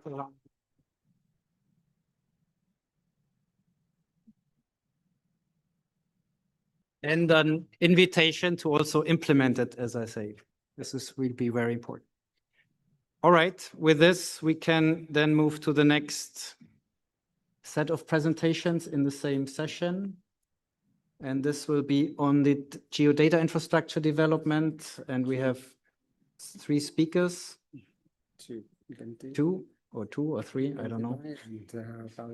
Bente, are you starting? Yes. Thanks, the floor is yours. Thank you, Chair. So good afternoon, distinguished delegates. It is our Paula De Salvo and myself, Bente Liliaby, to be here today. It's a great honor. And we are here on behalf of the GEO Infrastructure Development Task Team, also popularly called a GIDTT. And we are pleased to present the prototype of the GEO infrastructure. It's developed following the guidelines and the recommendations of the expert advisory group released in plenary 2022. In a strong community, co-design and collaborative approach tasked by ExCom, GIDTT has been working towards this last deliverable, the prototype. Throughout its development, in the past 4 years, GIDTT focused on a user-centered approach, keeping in mind the real needs of practitioners and stakeholders who rely on GEO resources to support decision-making and operational activities. This prototype that we are presenting to you today is designed following the GEO Infrastructure Implementation Plan, a document that you all have received and is approved by ExCom 67. This document is now submitted to you all for information. And Paula and I are going to have a conversation revealing this GEO infrastructure. And being user-focused, Paula, who are the users of the GEO infrastructure? Thank you very much, Bente. GEO, entering in its 3rd decade, has had a long-standing question. Who are the GEO infrastructure users? Throughout an intense engagement work, understanding and engaging with our users globally has been critical to design a prototype that is aligned with our user needs to serve them better. And we are excited today to share with you the analysis done on the users of the GEO Knowledge Hub over the past 3 years. We would like to ask you to scan the QR code here visible, and discover those extremely interesting statistics. We do divide our user profile in two main categories: the Earth observation data knowledge providers who are actively using the GEO infrastructure to openly share their Earth observation resources, aiming at enhancing access, preservation, and reuse. The second category are the Earth observation data and knowledge beneficiaries who are actively using the GEO infrastructure to discover, access, and reuse those shared resources. So, in a nutshell, the GEO infrastructure operates as a two-way exchange between the data knowledge providers and the beneficiaries. Few details. It's very interesting. The profile of our beneficiaries is very diverse, and we can classify them into few categories: citizens, GIS and Earth observation specialists, academics, researchers, students, leaders, and directors, coming from more than 60 countries all over the globe, and coming from more than 140 organizations that we can classify in UN and international organizations, governmental bodies and space agencies, private sector, research institutes and universities, and obviously GEO work program activities. So that is still exactly why GEO exists. And we are going back to the formation of establishment of GEO in 2005, where the vision was to realize a future wherein decisions and actions for the benefit of humankind are informed by coordinated, comprehensive, and sustained Earth observations and information. And our mission was to connect the demand for sound and timely environmental information with the supply of data and information about the Earth. Now, fast forward to today, we are in the post-2025 GEO, and we have this vision: a world where trusted Earth intelligence is universally accessible and empowers society to achieve a sustainable future. Now, with this vision, how does it work? How does the Earth observation world look like today, Paula? Thank you, Bente. Well, open Earth observation data knowledge are today more accessible than ever, thanks to the GEO strong advocacy for open data and open knowledge in the past 20 years. However, our users still struggle to find relevant resources because information is fragmented across global, regional, national platforms. Satellite data, data cubes, in situ, tools, services, existing platforms, methodology, EO-derived, are hosted separately. Sometimes also with limited curation, documentation, making discovery inefficient and overwhelming. As a result, the users frequently spend a lot of time developing new products, solutions that are already existing, but difficult to identify. This duplication of efforts lead to frustration, wasted time, resources, and delay in delivering this timely information, insight, and impact needed, well specified in Earth Intelligence for All. GEO has a clear mandate. The GEO infrastructure plays the critical role in coordinating, connecting, and organizing, preserve curated Earth observation data and knowledge across the entire GEO community organized by thematic areas. Its unique added value is enabling the user to discover, access, and reuse existing global, regional, national resources by an application-oriented approach, reducing duplication and avoiding the need to start from scratch. Obviously, this accelerates information flow, strengthen the impact that Earth observation can have in countries, and directly support the GEOSCORE mission, Earth Intelligence for All. Now, say that I'm interested in crop type maps. How does this work then? Well, we are now excited to show you the demo of the GEO-infrastructure. To illustrate this prototype, we considered the real user scenario of a young geospatial scientist working for a Ministry of Agriculture tasked with developing food security and agricultural products for the ministry. Like many users across GEO, looking for practical guidance, easier access to existing data and solutions that can support the work. Our user-first task is to create a crop type map and discover all existing fit-for-use resources and applications available. By connecting to the GEO infrastructure and leveraging the AI search functionality, the user can explore existing resources provided by the GEO community. The first results come in a text format as a knowledge resource summary, providing the user with a high-level overview, following by the list of variety of best fit for use resources that are related to crop type map.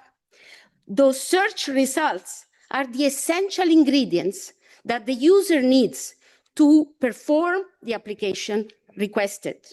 But before going to the essential resources, the GEO infrastructure provides what we call knowledge packages. Those are ready-made, available, ready-to-use applications provided by the GEO Work Program activities. For example, we like to mention few: Crop Watch from Chinese Academy of Science, integrated into GeoGlam, resources from the Ghana Space Science Technology Institute, resources from the Food Security and Agriculture Organization, PO of GEO, as well World Cereal from ESA. But we all know that in order to perform crop type mapping, we need satellite, and the user needs to know which are the best fit for use satellite available. Thanks to the cataloging and implementation of standards from CEOS and GeoSatDB, we are able to serve them out. But the user is not only able to see which are the satellite, but get to the source and get to the satellite imagery provided by the variety of providers, such as Copernicus Data Space Ecosystem, ESA, USGS, and CBERS-4. We just heard and approved the in situ data strategy. And this is great because in the GEO infrastructure, the GEO infrastructure will be the tool that will be serving out those more coming in situ data. Just to mention few here, the Copernicus in situ, the European Environmental Agency, and the newly added ENVRI Hub next. Not only in situ data are essential as ingredients to perform crop type mapping, but also services from Copernicus, Earth Data.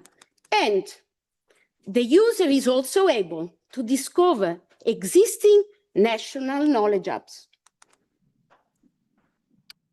So it's very good that we have National Knowledge Hub, but are they also a part of the GEO infrastructure? Absolutely. National knowledge hubs are a key component of GEO infrastructure vision and implementation. They are developed by national GEOs in collaboration with the GEO Knowledge Hub team, and they aim to coordinate resources existing at national level, harmonize their discovery access, align with the global GEO infrastructure approach. South Africa has been the first country implementing a national knowledge hub, while Ghana is also developing one, with growing interest from many other countries, as well from any other communities, such as the GEO Indigenous Alliance Knowledge Hub. So, in a nutshell, the GEO infrastructure promotes open Earth observation knowledge sharing and foster collaboration among countries addressing similar challenges. But our user is not only able to learn from how other countries are addressing that similar problem the countries are facing, but also is able to discover within the GEO infrastructure existing training material provided by the various partners. And I'd like to mention here existing Earth observation courses from our great partners, ITC University of Twente with the newly connected Geoversity, but also with great partnership of EOTech DevNet. Also, extremely important code tutorials from Copernicus data space ecosystem, such as Jupyter Notebooks. Okay, there's a lot of various resources.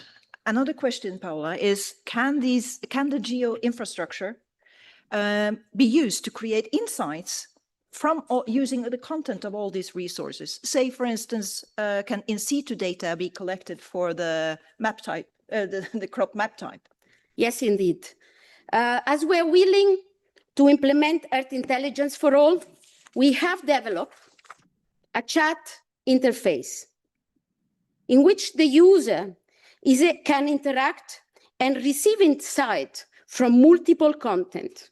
The chat interface provides insight by integrating content from multiple sources by performing a multi-agent search.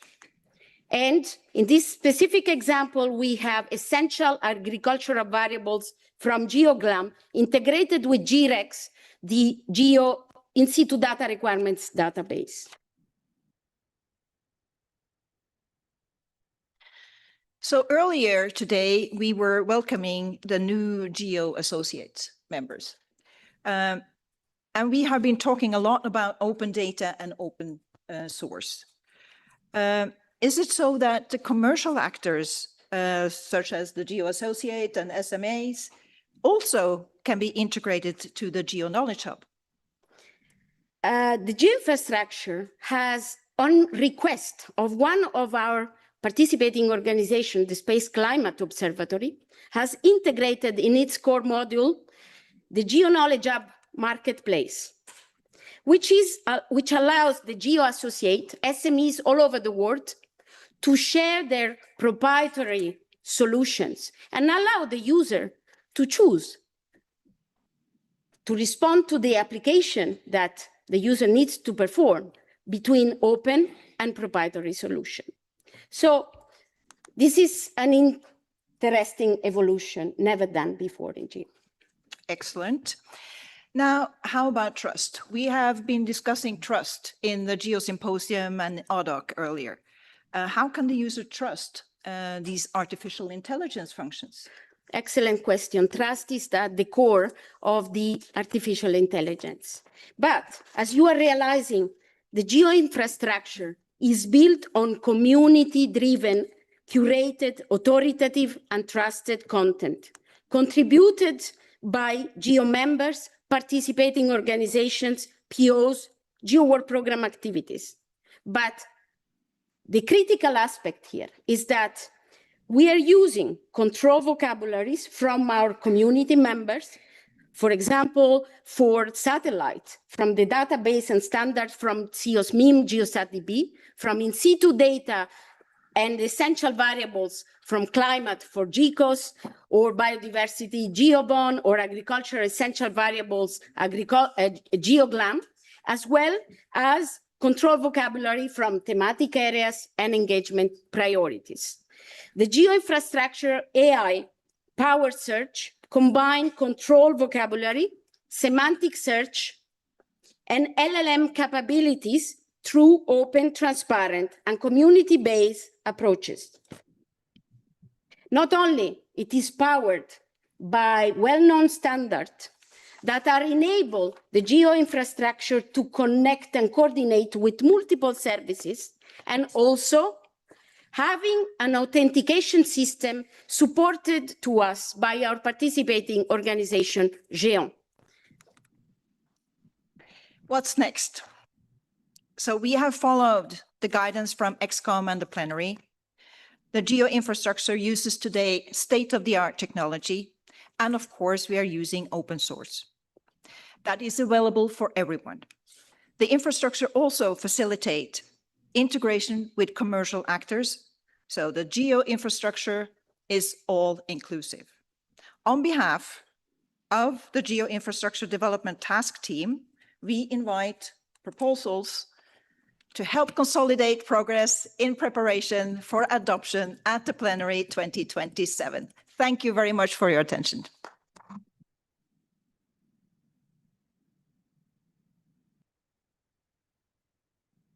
Thank you. Thank you, Bente and Paula, for this very lively presentation. Again, this document went through a bit of change. It was endorsed already by ExCom, but in last year. But this ExCom, there were some concerns raised whether this is as a level of maturity, and also particularly regarding the resourcing for this, that GEO can now commit to really implement it, and a plenary decision would commit us to implement it. And therefore, we have presented it as for information. But it is still an invitation also to all member states to facilitate investments into this, as the resourcing is still an open question. With this, I invite everybody. We have almost consumed the time, or we have actually consumed the time for this session, but if there are urgent comments or questions, we can take them still. I see France, please.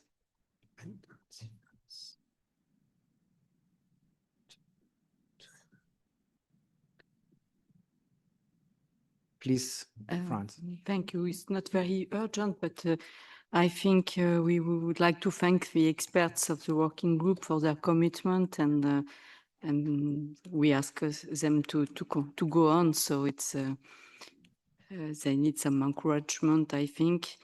Our priority must be the continuity and long-term sustainability of the GEO Knowledge Hub as a central platform for the discovery, access, and preservation of knowledge derived from Earth observation, particularly that resulting from GEO activities. So we also have in mind the federation layer that could be added to enable the transparent discovery and access to data from different providers and platforms. So thank you, and next year we will go on. Thank you, France. Japan is next. Thank you, Chair. Japan would like to express our sincere appreciation to the GEO Infrastructure Development Task Team for their efforts in preparing the document and delivering very important and insightful presentations. With regard to the GEO Infrastructure Implementation Plan, Japan would like to propose regularly reviewing the GEO infrastructure architecture in light of the rapid progress of AI. We also would like to encourage stronger cooperation with GEO members and participation organizations. Japan also believes that it is important to explore closer cooperation with the private sector. Furthermore, Japan would like to propose that the role and responsibilities of the GEO Secretariat, GEO member countries, and participation organizations in the development of the GEO infrastructure be clearly defined, and that discussions on this matter continue. Thank you very much. Thank you, Japan. China, please. I do appreciate the Christian response way to introduce us about the GEO infrastructure. Suppose the 2025 Earth intelligence for the current decade is very different from the two past decades. This objective integrates multi-source and data beyond the traditional observation. Thus, stronger commitment to GEO infrastructure development and operation is needed for equitable, accessible, and inclusive data sharing and knowledge service, which is a key to the Earth intelligence for strategy. The GEO infrastructure implement plan, even is only for information, is significant as a blueprint for the future contributions, we encourage GEO members to participate in the infrastructure development, especially by contributing data and knowledge resources following GEO's data core principle. In your presentation, you have mentioned the active contribution from regional hubs and commercial resources.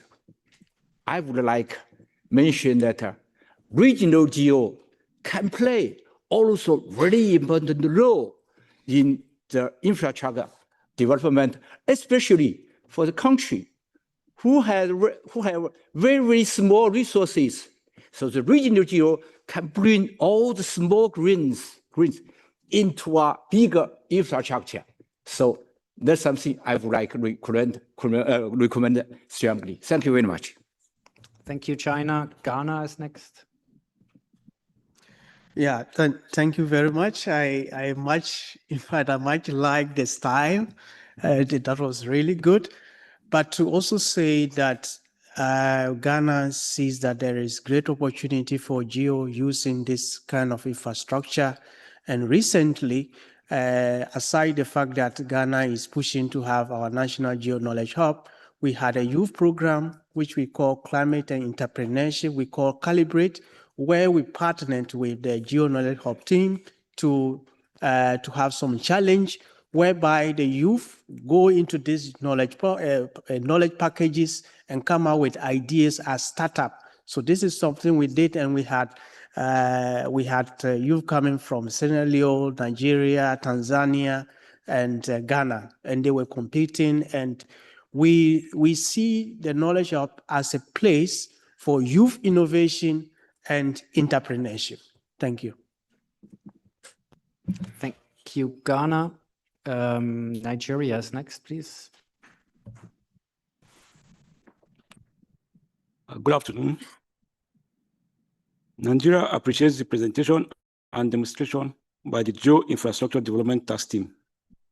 Nigeria welcomes the GEO Infrastructure Implementation Plan as an important step towards strengthening global Earth observation systems, improving data accessibility, interoperability, innovation, and collaboration among GEO members.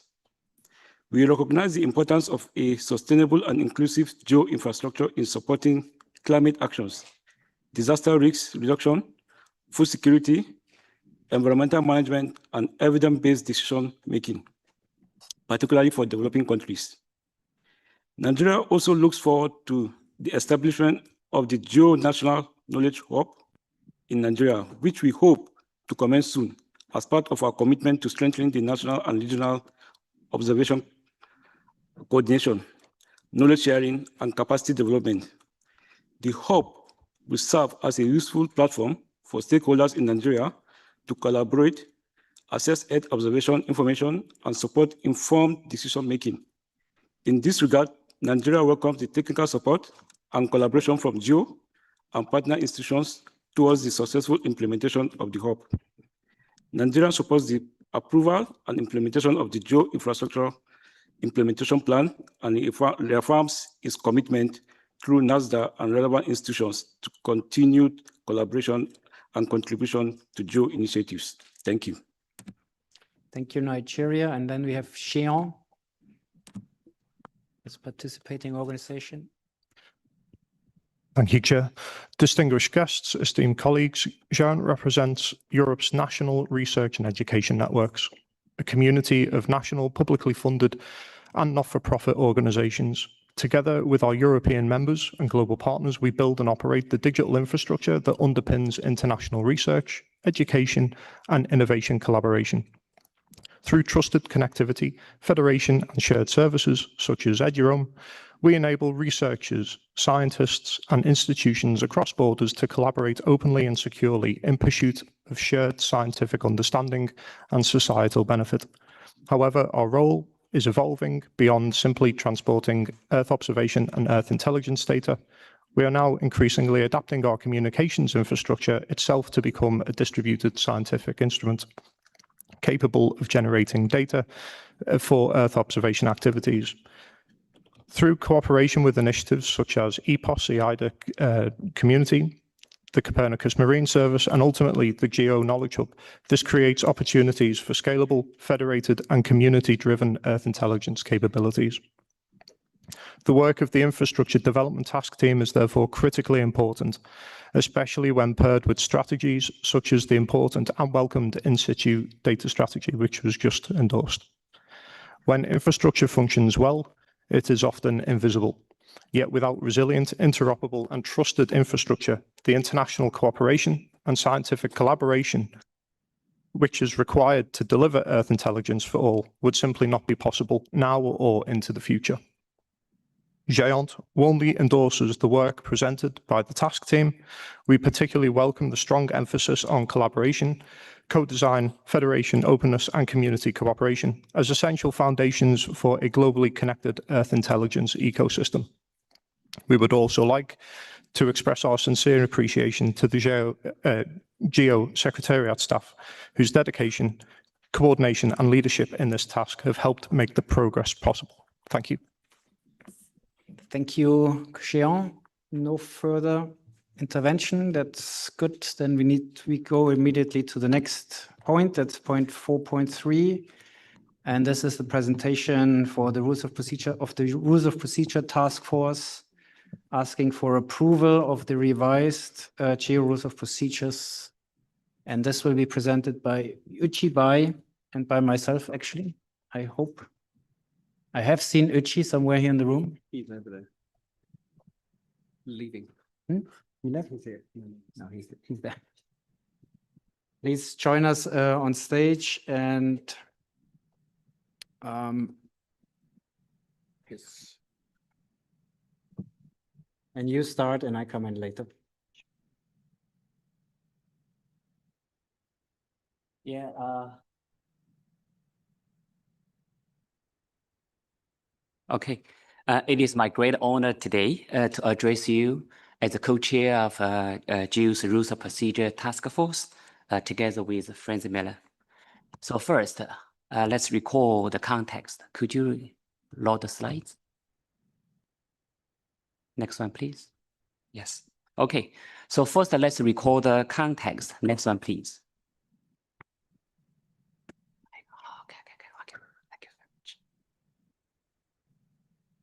Okay. To understand our current work, it is always essential and good to look at the history and understand the current structure. So the rules of procedure, or the ROP, has been the backbone of GEO's governance since the initial adoption back to the 2008. And since then, they have been revised and updated to reflect GEO's evolving needs. So this living document demonstrates our commitment to continuing improvements. As shown in the lower part of the slides, the current version adopted at GEO-20 in Rome, Italy, provides a very comprehensive framework. It is structured into 11 chapters plus annexes, covering all essential aspects of GEO's operation. And these chapters have addressed fundamental elements, for example, the membership, the roles of key governance bodies like Plenary and XCOM, and also the functions of program board and also secretary, and also very important and crucial administrative matters, including finance and resources. So this robust feature structure ensures clarity and consistency, and also effective governance across all GEO's activities. So with this foundation in mind, and let's now turn to the work of the task force. Following the decision of XCOM 63 in April of 24, and this task force was formed and activated. And the mandate, our mandate was firstly to define, the amendment process in the phase 1, and then to execute the revision process in phase 2. And the output of phase 1 was actually the terms of reference of this rules of procedure task force and also the exact revision process. And they were adopted 1 year ago in Rome. And the phase 2 commenced in the later of 2005. And the GEO secretary initiated the very first public call for amendment proposal in the December of 2025. And the deadline was in the early January. And we have received a total about 185 in the proposal, coming with these GEO member bodies, members, and also POs. So every submission was carefully logged, examined, and also processed. So now let me walk you through the amendment schedule, which actually includes the phase 1 completed and also tentative future schedule on the right hand. So phase 1 actually beginning from the end of the 2025, we solicit the proposal from members and POs, and then followed by the secretary's very wonderful work on the database and also compliance check, followed by a rough task force, our own homework, and finally proposed for the ExCom to consider the final recommendation. And now it is today, we're looking for your endorsement. I would like to thank all the contributors to phase 1, and without your support, without a very concrete progress today. And in terms of the tentative phase 2, as you could say, in the coming several months, we are going to launch the next call for the amendment proposal. And that is the final dead end, not dead end. I mean, the end of this work is supposed to be the next plenary. As you know, at its 68th meeting of ExCom this March, the ExCom decided to postpone the revision, comprehensive revision of the whole road. Instead, we only asking for approval some urgent and critical changes at this plenary. So I now would like to pass the floor to Franz to lead the presentation of this part. Franz. Thank you, Uchi. Okay, so as Uchi just explained, the big revision of the rules of procedure is still ongoing, and we focused on 2 major items, or actually 2.5, I would say, that we managed to do just before the ExCom in March, and that we now present to you. And this concerns 2 sections. One is, in fact, the budget, and the other one, the recruitment of the director. So regarding the budget, we had issued a note last year based on some considerations that we found important to raise, because current rules of procedure are pretty unclear about what actually is the GEO budget. Is the trust fund and the GEO secretariat's budget the same thing, or are there differences? In the reporting, there were extra budgetary items mentioned, but this term didn't show up at all in the rules of procedure, so it was unclear to which extent these were subject to approval by ExCom and plenary or not. And what is actually what ExCom needs to examine and what needs plenary to approve was not so clear. And therefore, based on these considerations, the budget working group was tasked to elaborate a revision of these sections. It concerned actually 2 sections, section 10 in the main body of the rules of procedures, and then there was an annex, Annex D, which also had partly duplicating provisions regarding the budget.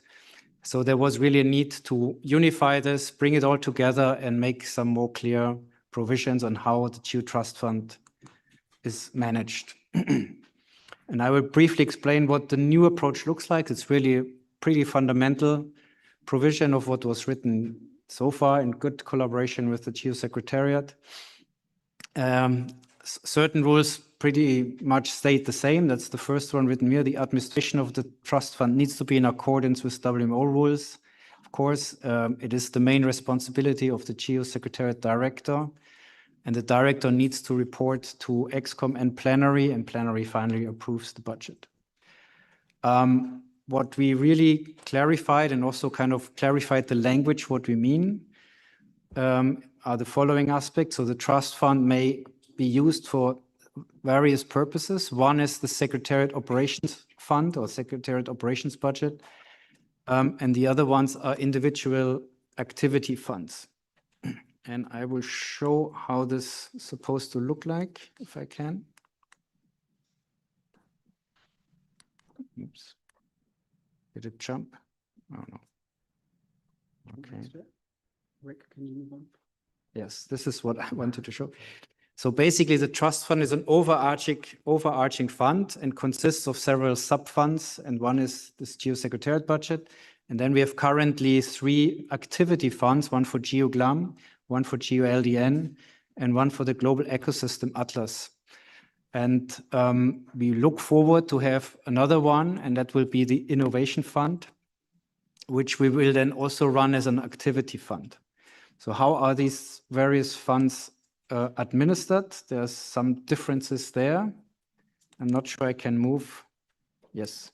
So the Secretariat Operation Funds is managed by the Secretariat, obviously, in consultation with the Budget Working Group. Will be approved by plenary in the preceding year, which is also something that created some issues because plenary didn't meet actually in the preceding year. So we are now today, and this is the next session, be asked to approve a budget while we are already far into the year. And therefore, the Executive Committee may approve interim budgets until plenary can meet. That's a new provision.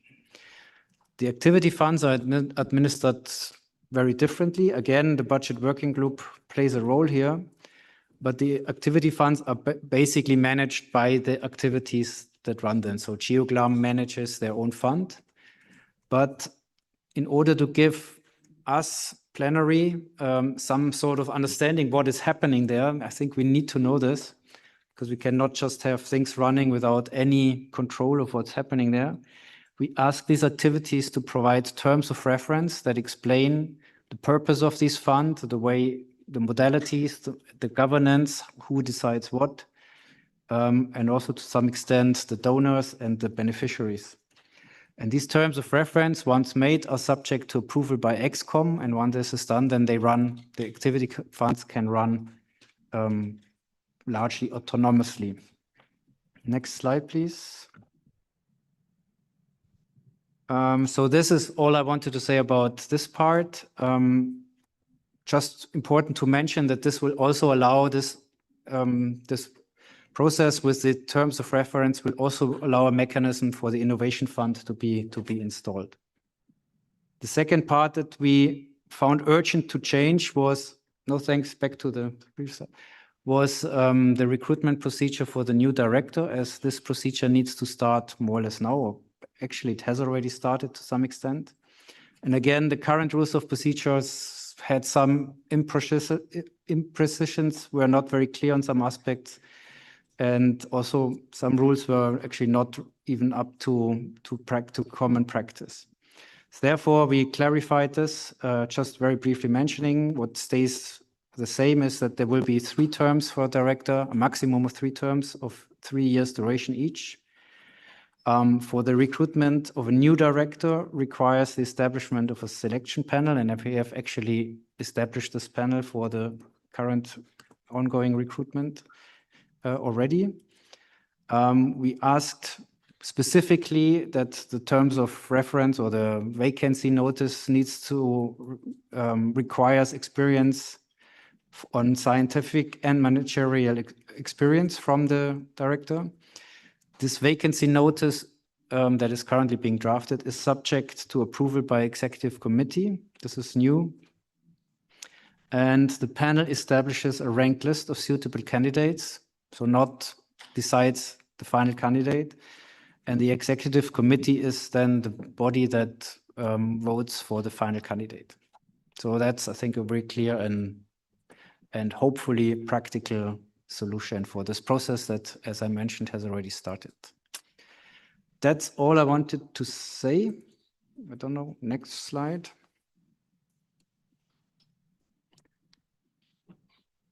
And with this, we're happy to receive comments, questions. This is for decision, by the way, important decision.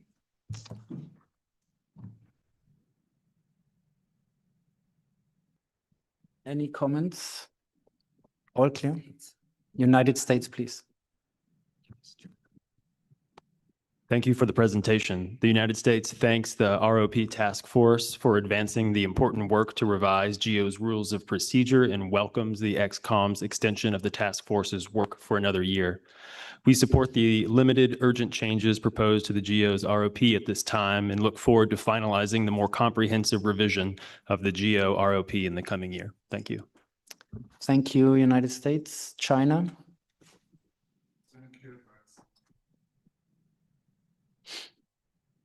Thank you, France. ROP are the common rules to be observed by all GEO parties.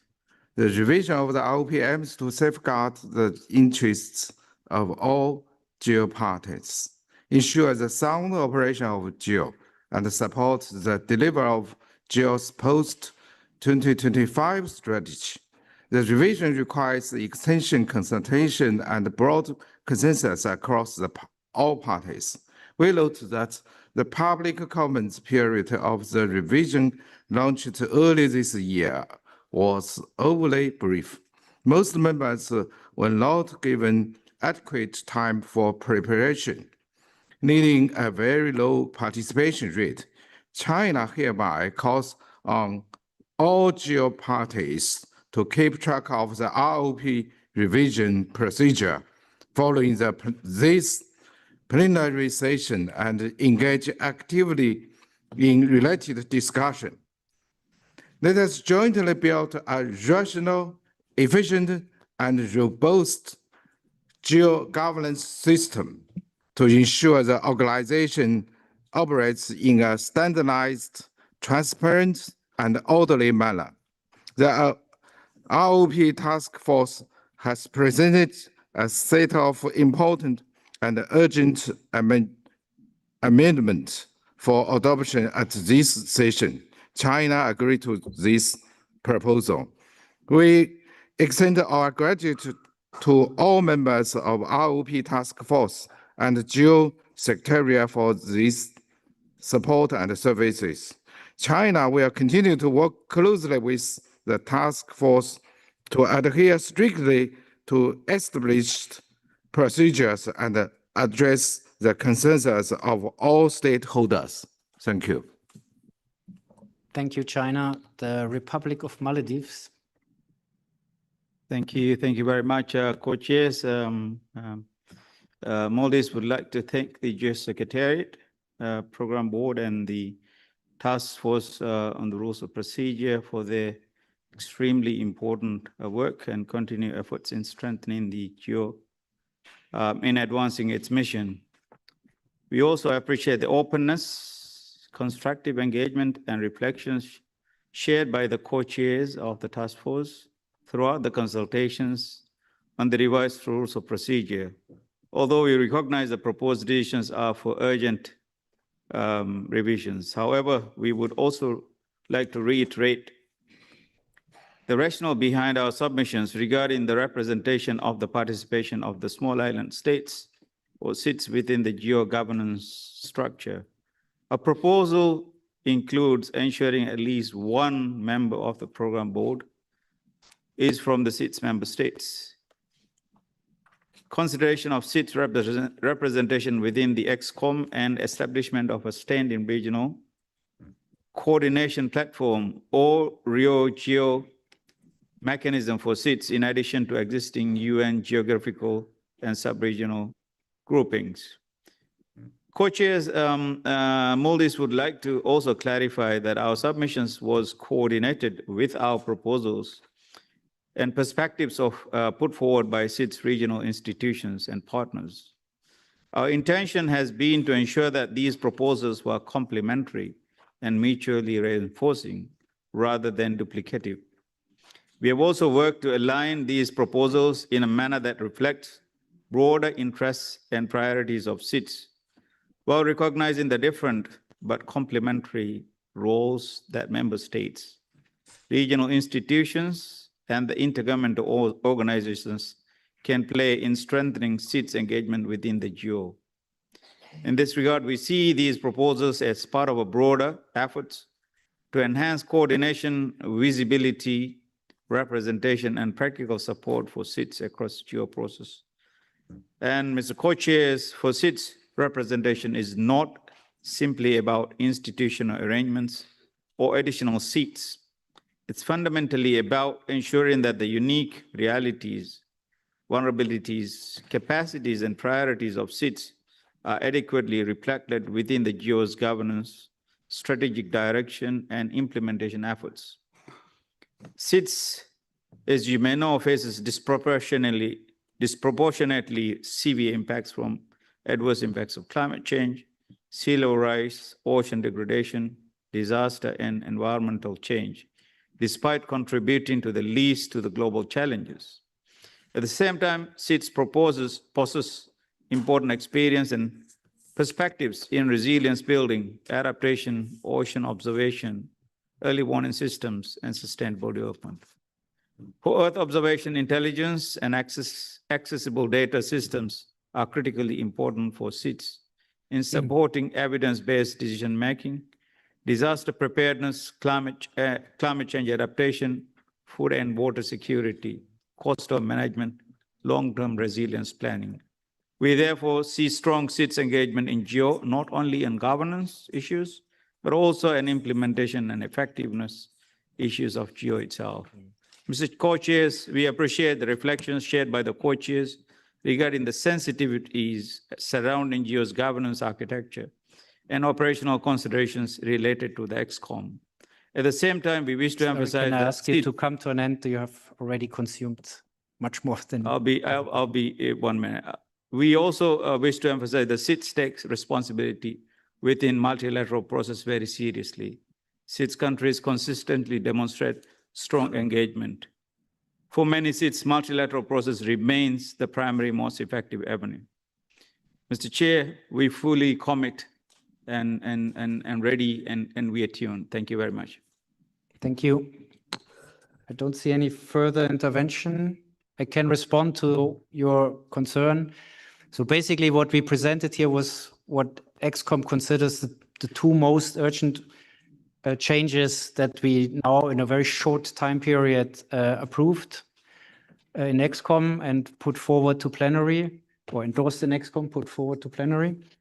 And these were 2 out of the 187 proposals for changes in ROP that we received. And the other 185, not sure these numbers are exactly precise, but all these others are still on the plate of the Rules of Procedures Task Force. The mandate was prolonged, and we have elaborated already in a really advanced version of the Rules of Procedures, and we will keep on working on this. There can be additional proposals for changes coming in, because now we have a bit more time as a task force, and we will carefully look at all these proposals and will, in cooperation with you, the proposers, with the governance bodies of XCOM, propose a renewed version of the ROP that includes, ideally, to the extent possible, most or all of these proposals at the next plenary next year. But for the time being, this was all we could do because this was the urgent part.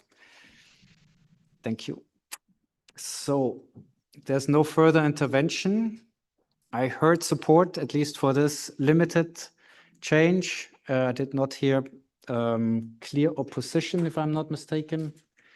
So again, I declare this document to be approved. Thank you very much.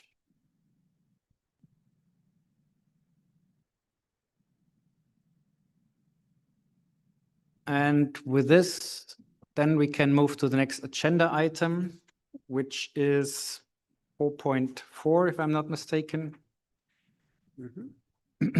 The presentation of the GEO budget. And this will be presented by my dear colleague, Jean Dussart.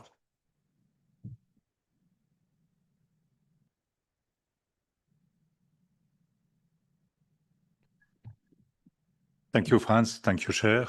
Good afternoon, everybody. I will have the pleasure to present you the GEO Secretariat operational budget. This document, as already mentioned, is submitted to the plenary for decision. So what are we talking about? We are talking about a budget that supports the operation of the GEO Secretariat, which play an essential role in coordinating and facilitating the GEO activities, engaging diverse stakeholders, advocating for the recognition of the importance and the value of Earth observation, communicating about the success and activities of the GEO work program, negotiating in-kind contribution to the GEO work program, and facilitating cooperation amongst organizations throughout the GEO community. So to be able to execute all those quite demanding tasks, of course, you need resource. You need and to be able to make sure that the resource are matching the expense, or rather the opposite, that the expense are matching the resource. You have to have a budget that is approved by the plenary. So the year we are discussing now, the approval of the budget covers the year 2026, running from the 1st January to the 31st of December. It has been developed by the GEO Budget Working Group I'm a member of, and the Executive Committee. As we are talking about adopting a budget only now, while, as you see, the expense and took place already since the 1st of January, we had to adopt a provisional interim budget last year, if I'm correct, at the 67 Executive Committee meeting in late October. This budget, of course, is based on an assumption that we get full funding, meaning that all expected projected contributions are effectively arriving in the trust fund.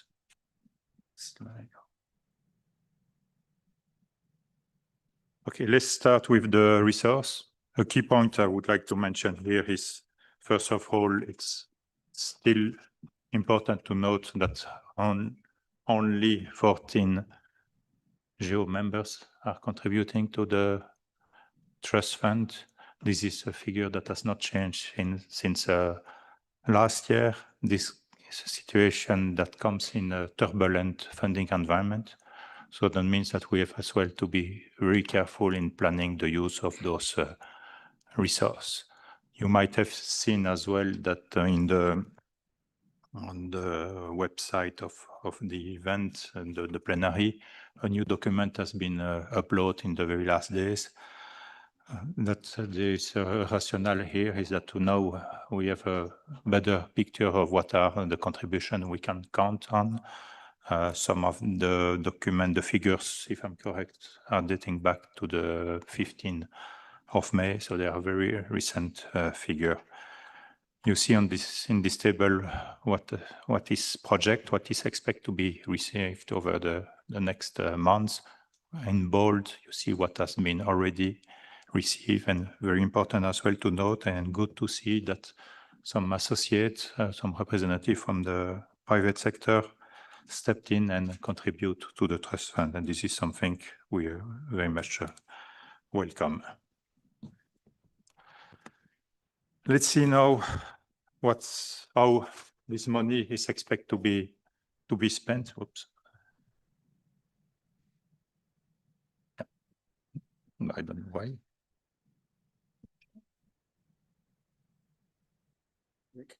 Can someone do it? Oh. No, okay. So the staffing cost and the distribution of the expense by categories follow, of course, the structure of the organigram of the GEO Secretariat, organized by teams, by service, and you see the expected expenditures for the member service, for the operations of the GEO Secretariat, for the support to the development and the monitoring of the GEO work program, for communication and partnerships, plus Secretariat activities, and of course, very important to note the contribution to the WMO for having the Geosecretariat being hosted in this building. This is, of course, the ambition is always to match, as I said previously, the expenditure with the resource available. This is a balanced budget, but this is not an ideal situation because due to the difficult financial context, some sacrifice and restriction had to be put forward by, for example, reducing spending in communication and partnerships, organization of large GEO events, limitation, restriction on the number of travel, not only travel of the Geosecretariat staff, but as well invitation for experts from all over the world to come and to participate in a GEO event. Staff training, staff development have been heavily cut as well.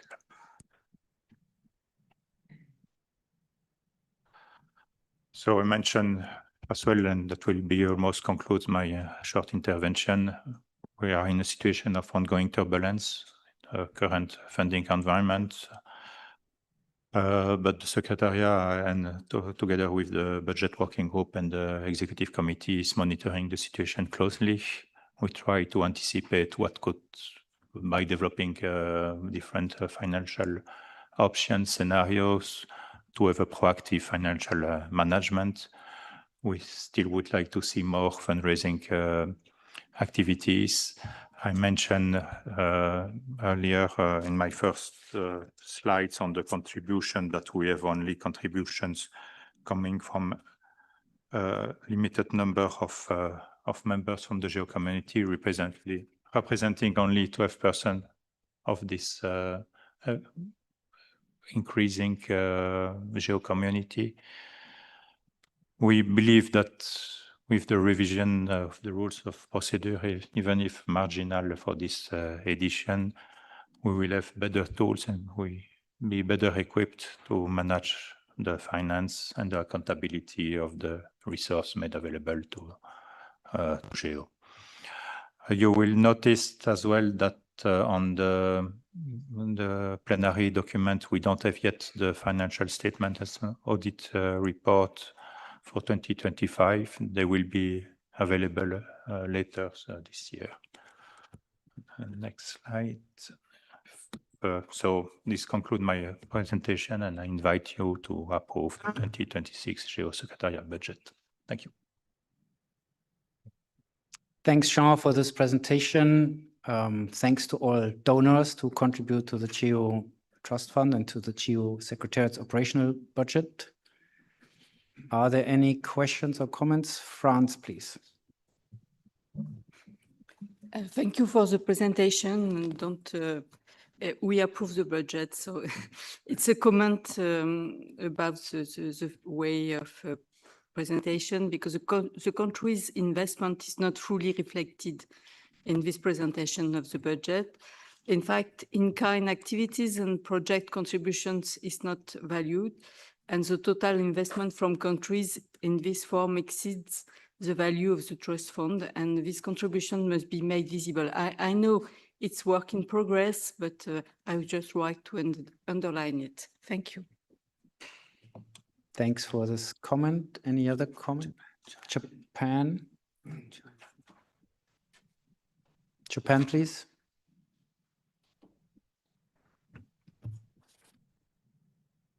Japan would like to express our appreciation for the dedicated efforts on the budget working group and the GEO Secretariat in the preparation of this document. Japan is pleased to continue contributing to the GEO Trust Fund as well as to the second expert of the Secretariat.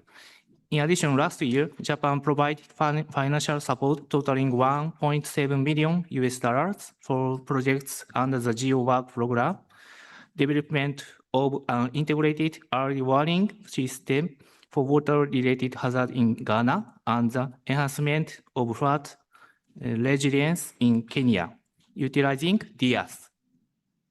For 2026, we would also like to inform you that Japan has pledged a contribution of 514,300 Swiss francs.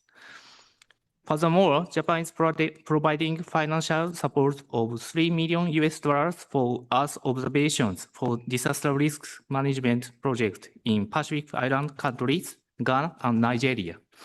Japan will continue to provide stable and sustained support to GEO.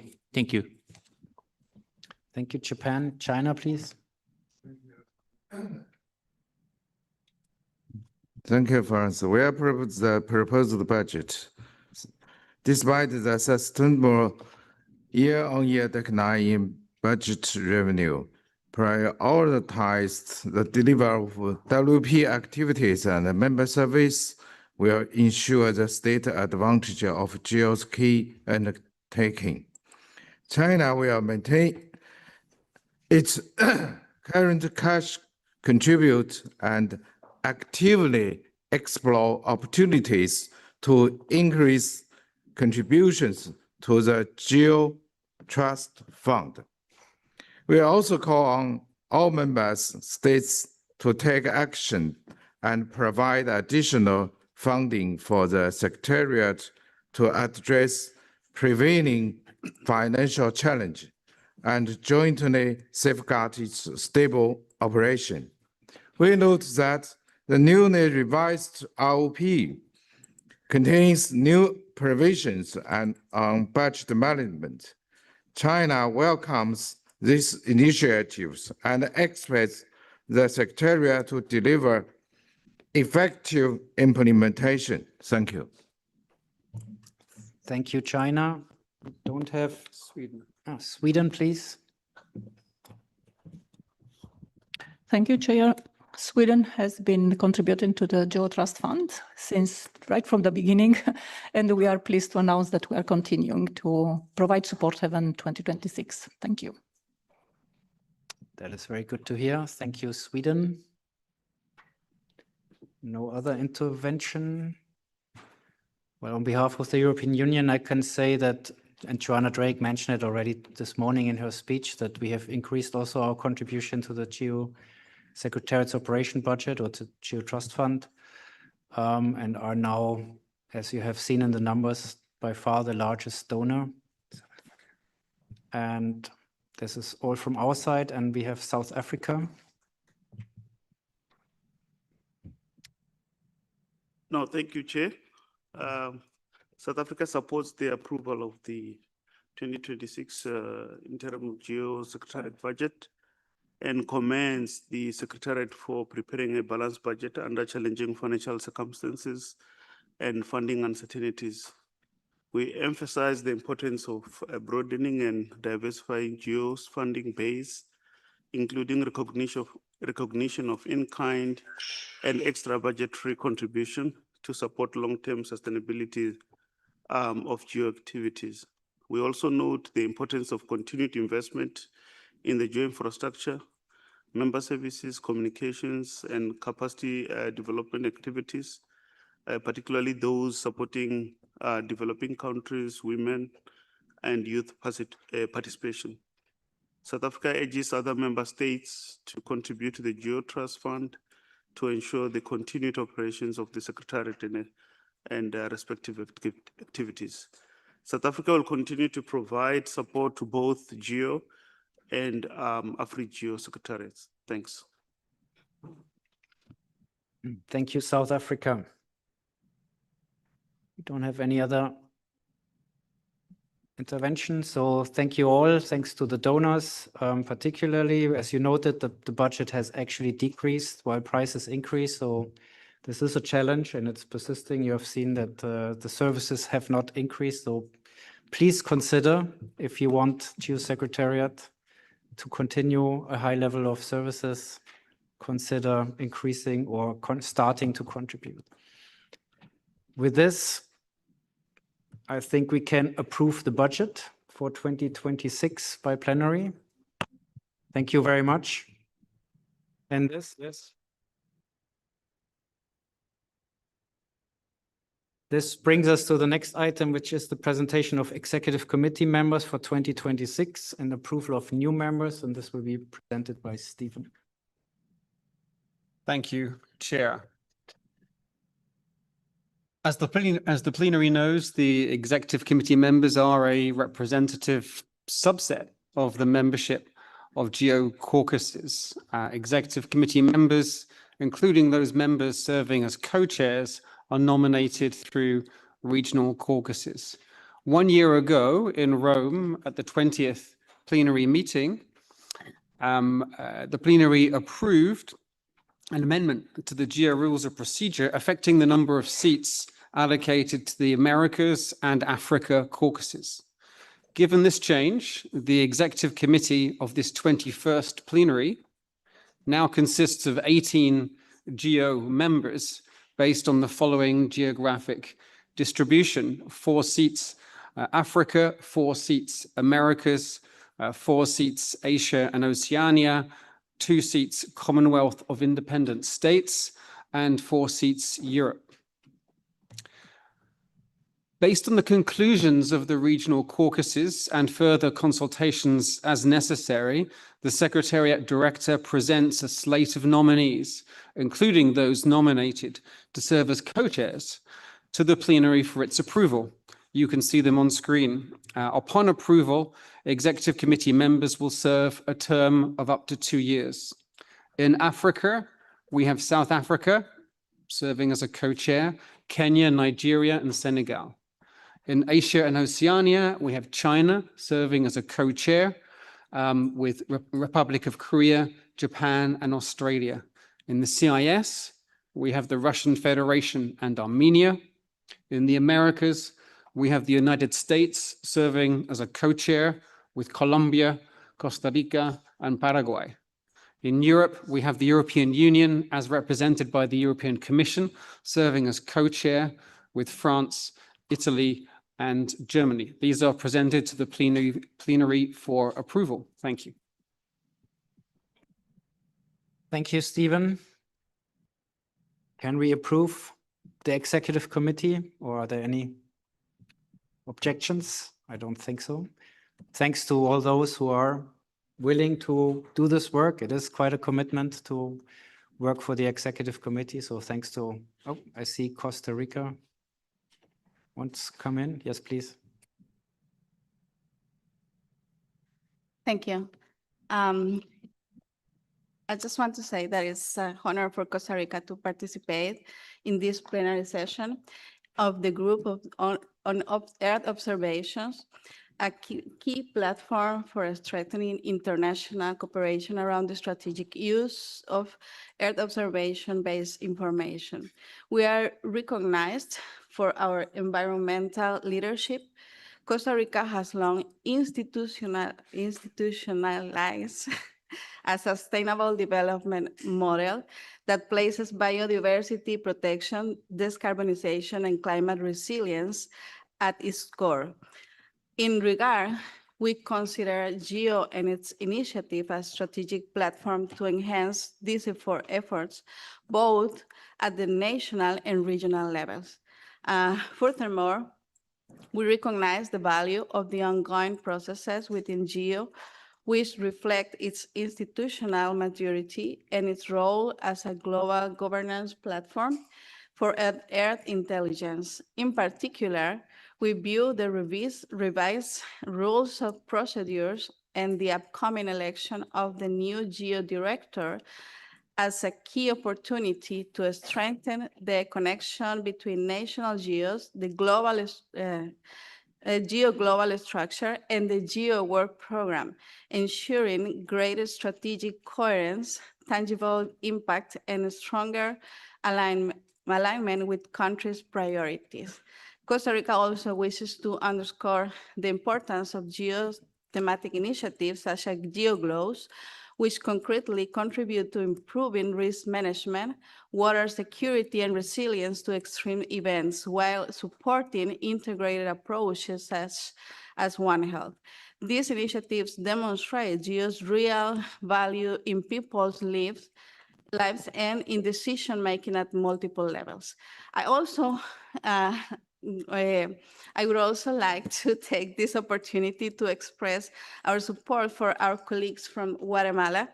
In 2023, Costa Rica had the privilege of hosting AmerGeo Week, and we recognize the important role of this initiative plays in advancing the implementation of Earth intelligence across the region.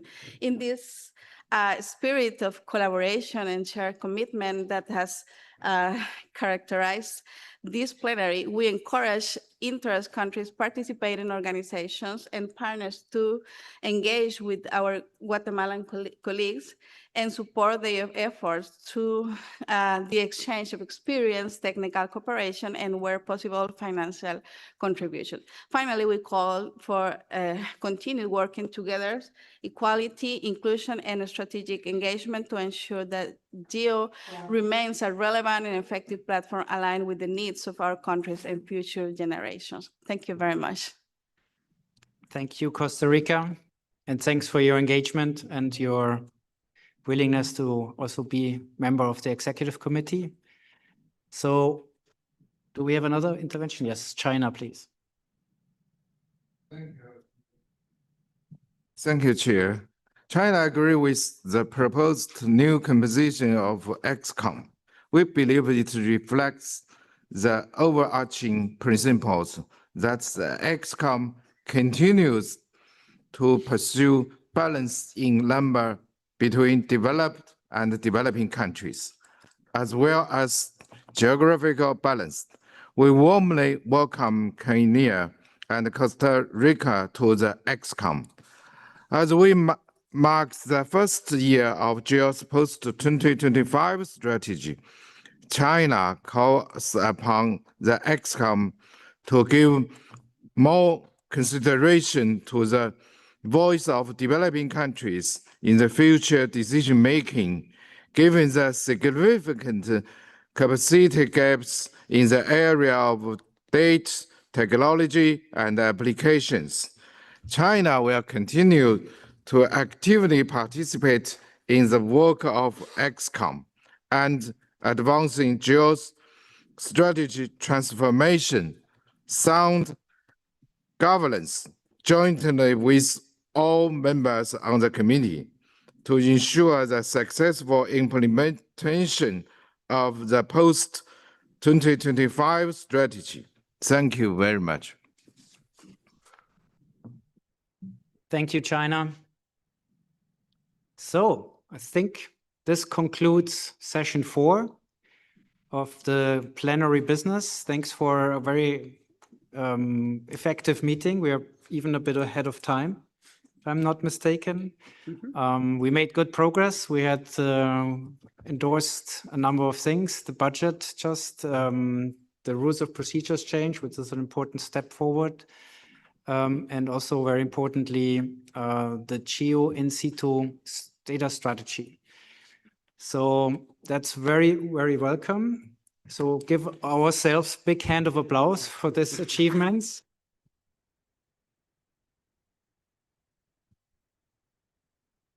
And with this, I can directly go into session 5. I would like to ask the new principal from the United States of America to... Actually, first of all, we have the review of plenary decisions. Oh, sorry. Before we go to this part, we have still the review of plenary decisions. I mentioned them already, but that was too short. Stephen will do this in much more detail and officially. Thank you. Sorry. No problem.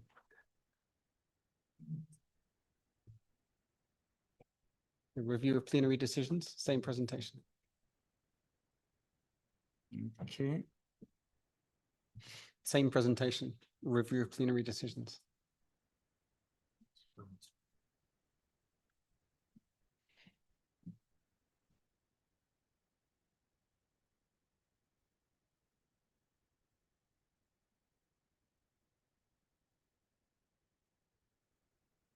Just while the slide is coming on online, indeed, next slide, thank you.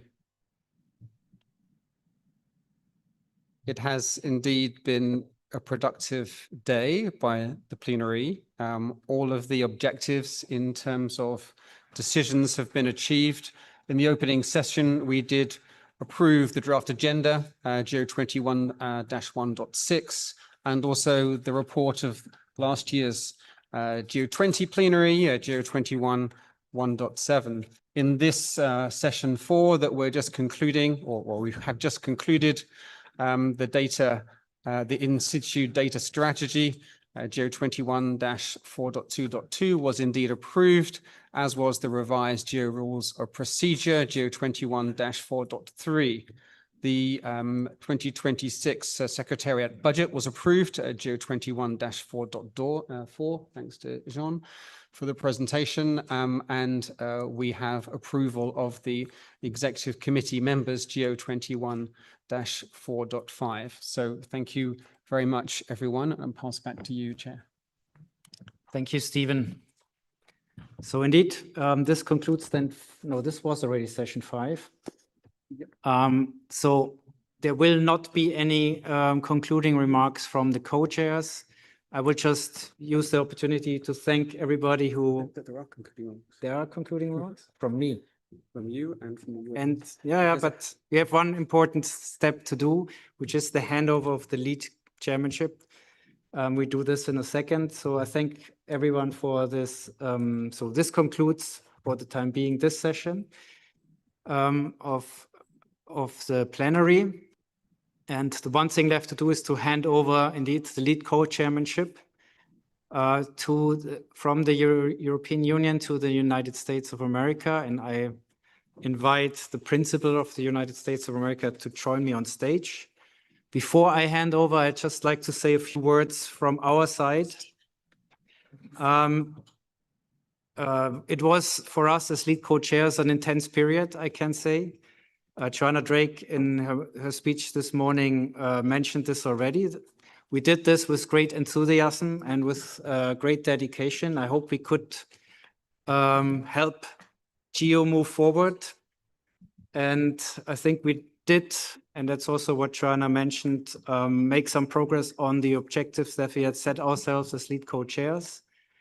So we're proud of what we achieved, but we're also happy to pass this on, as it is quite a heavy task, I must say. But I really like to thank the people who have greatly supported us during the last 12 months. And this is particularly my team, particularly Sean Dissart that you have just met. Also our fellow co-chairs that we work together very well as lead co-chair, the executive committee, and there also in particular the members of the European caucus of the executive committee from Italy, France, and Germany that also have volunteered to continue this work. Of course, in particular also the GEO Secretariat and all the professional staff there, just to mention Sarah and Madiha.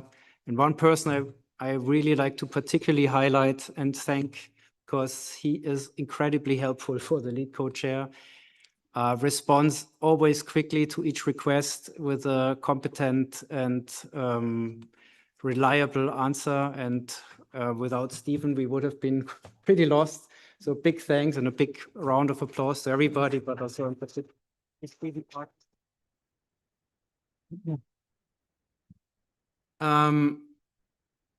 So, and with this, we do the handover of this hammer.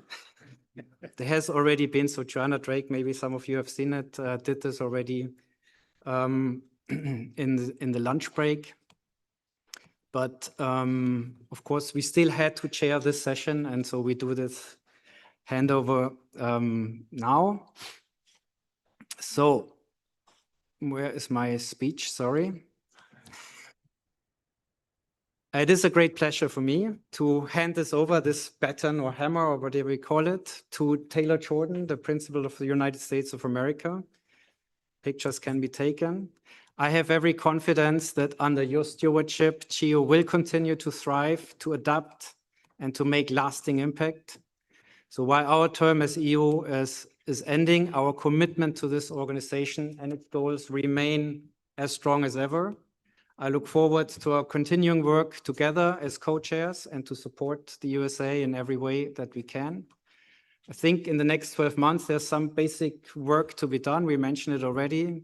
This revision of rules of procedure, the budget is a remaining challenge, the geo infrastructure that we have discussed that needs to really be further developed and funded in particular. The innovation fund that we hopefully will be seeing. So there's work to be done for you in particular now as lead co-chair. So Taylor, the floor is all yours. I wish you all success, and I hope that with your leadership and continued support from all members and participating organizations and associated here in the room, this organization has its best days still to come. Thank you so much, and it's truly an honor to be here with all of you today.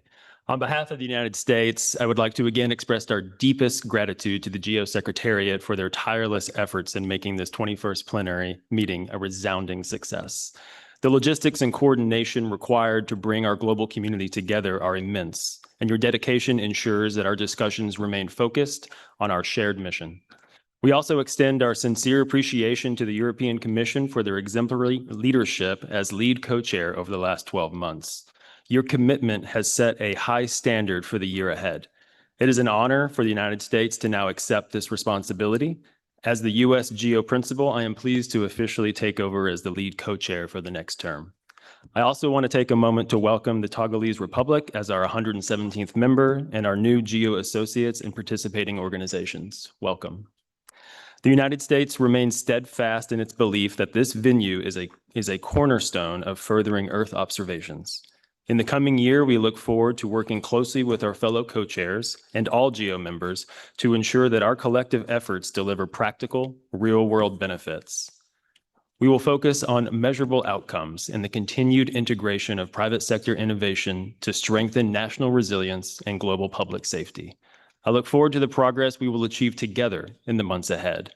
Before I close, I want to invite you to the United States reception upstairs in the WMO attic. I hope to see you all there and continue our conversations. I believe it starts at 6 p.m., even though we might end a little early today. Thank you all, and I look forward to working with each of you in the coming years ahead.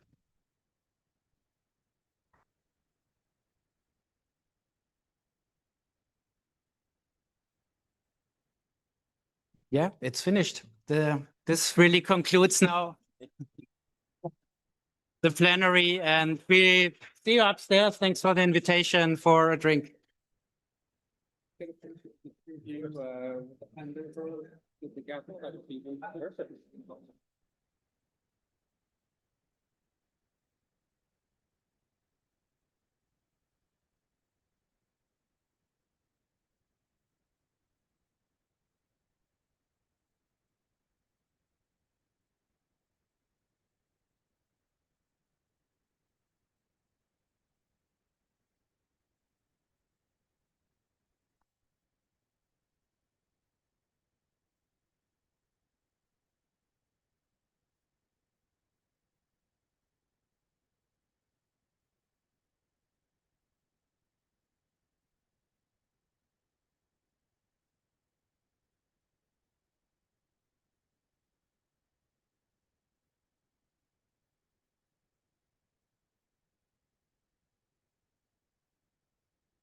Yeah.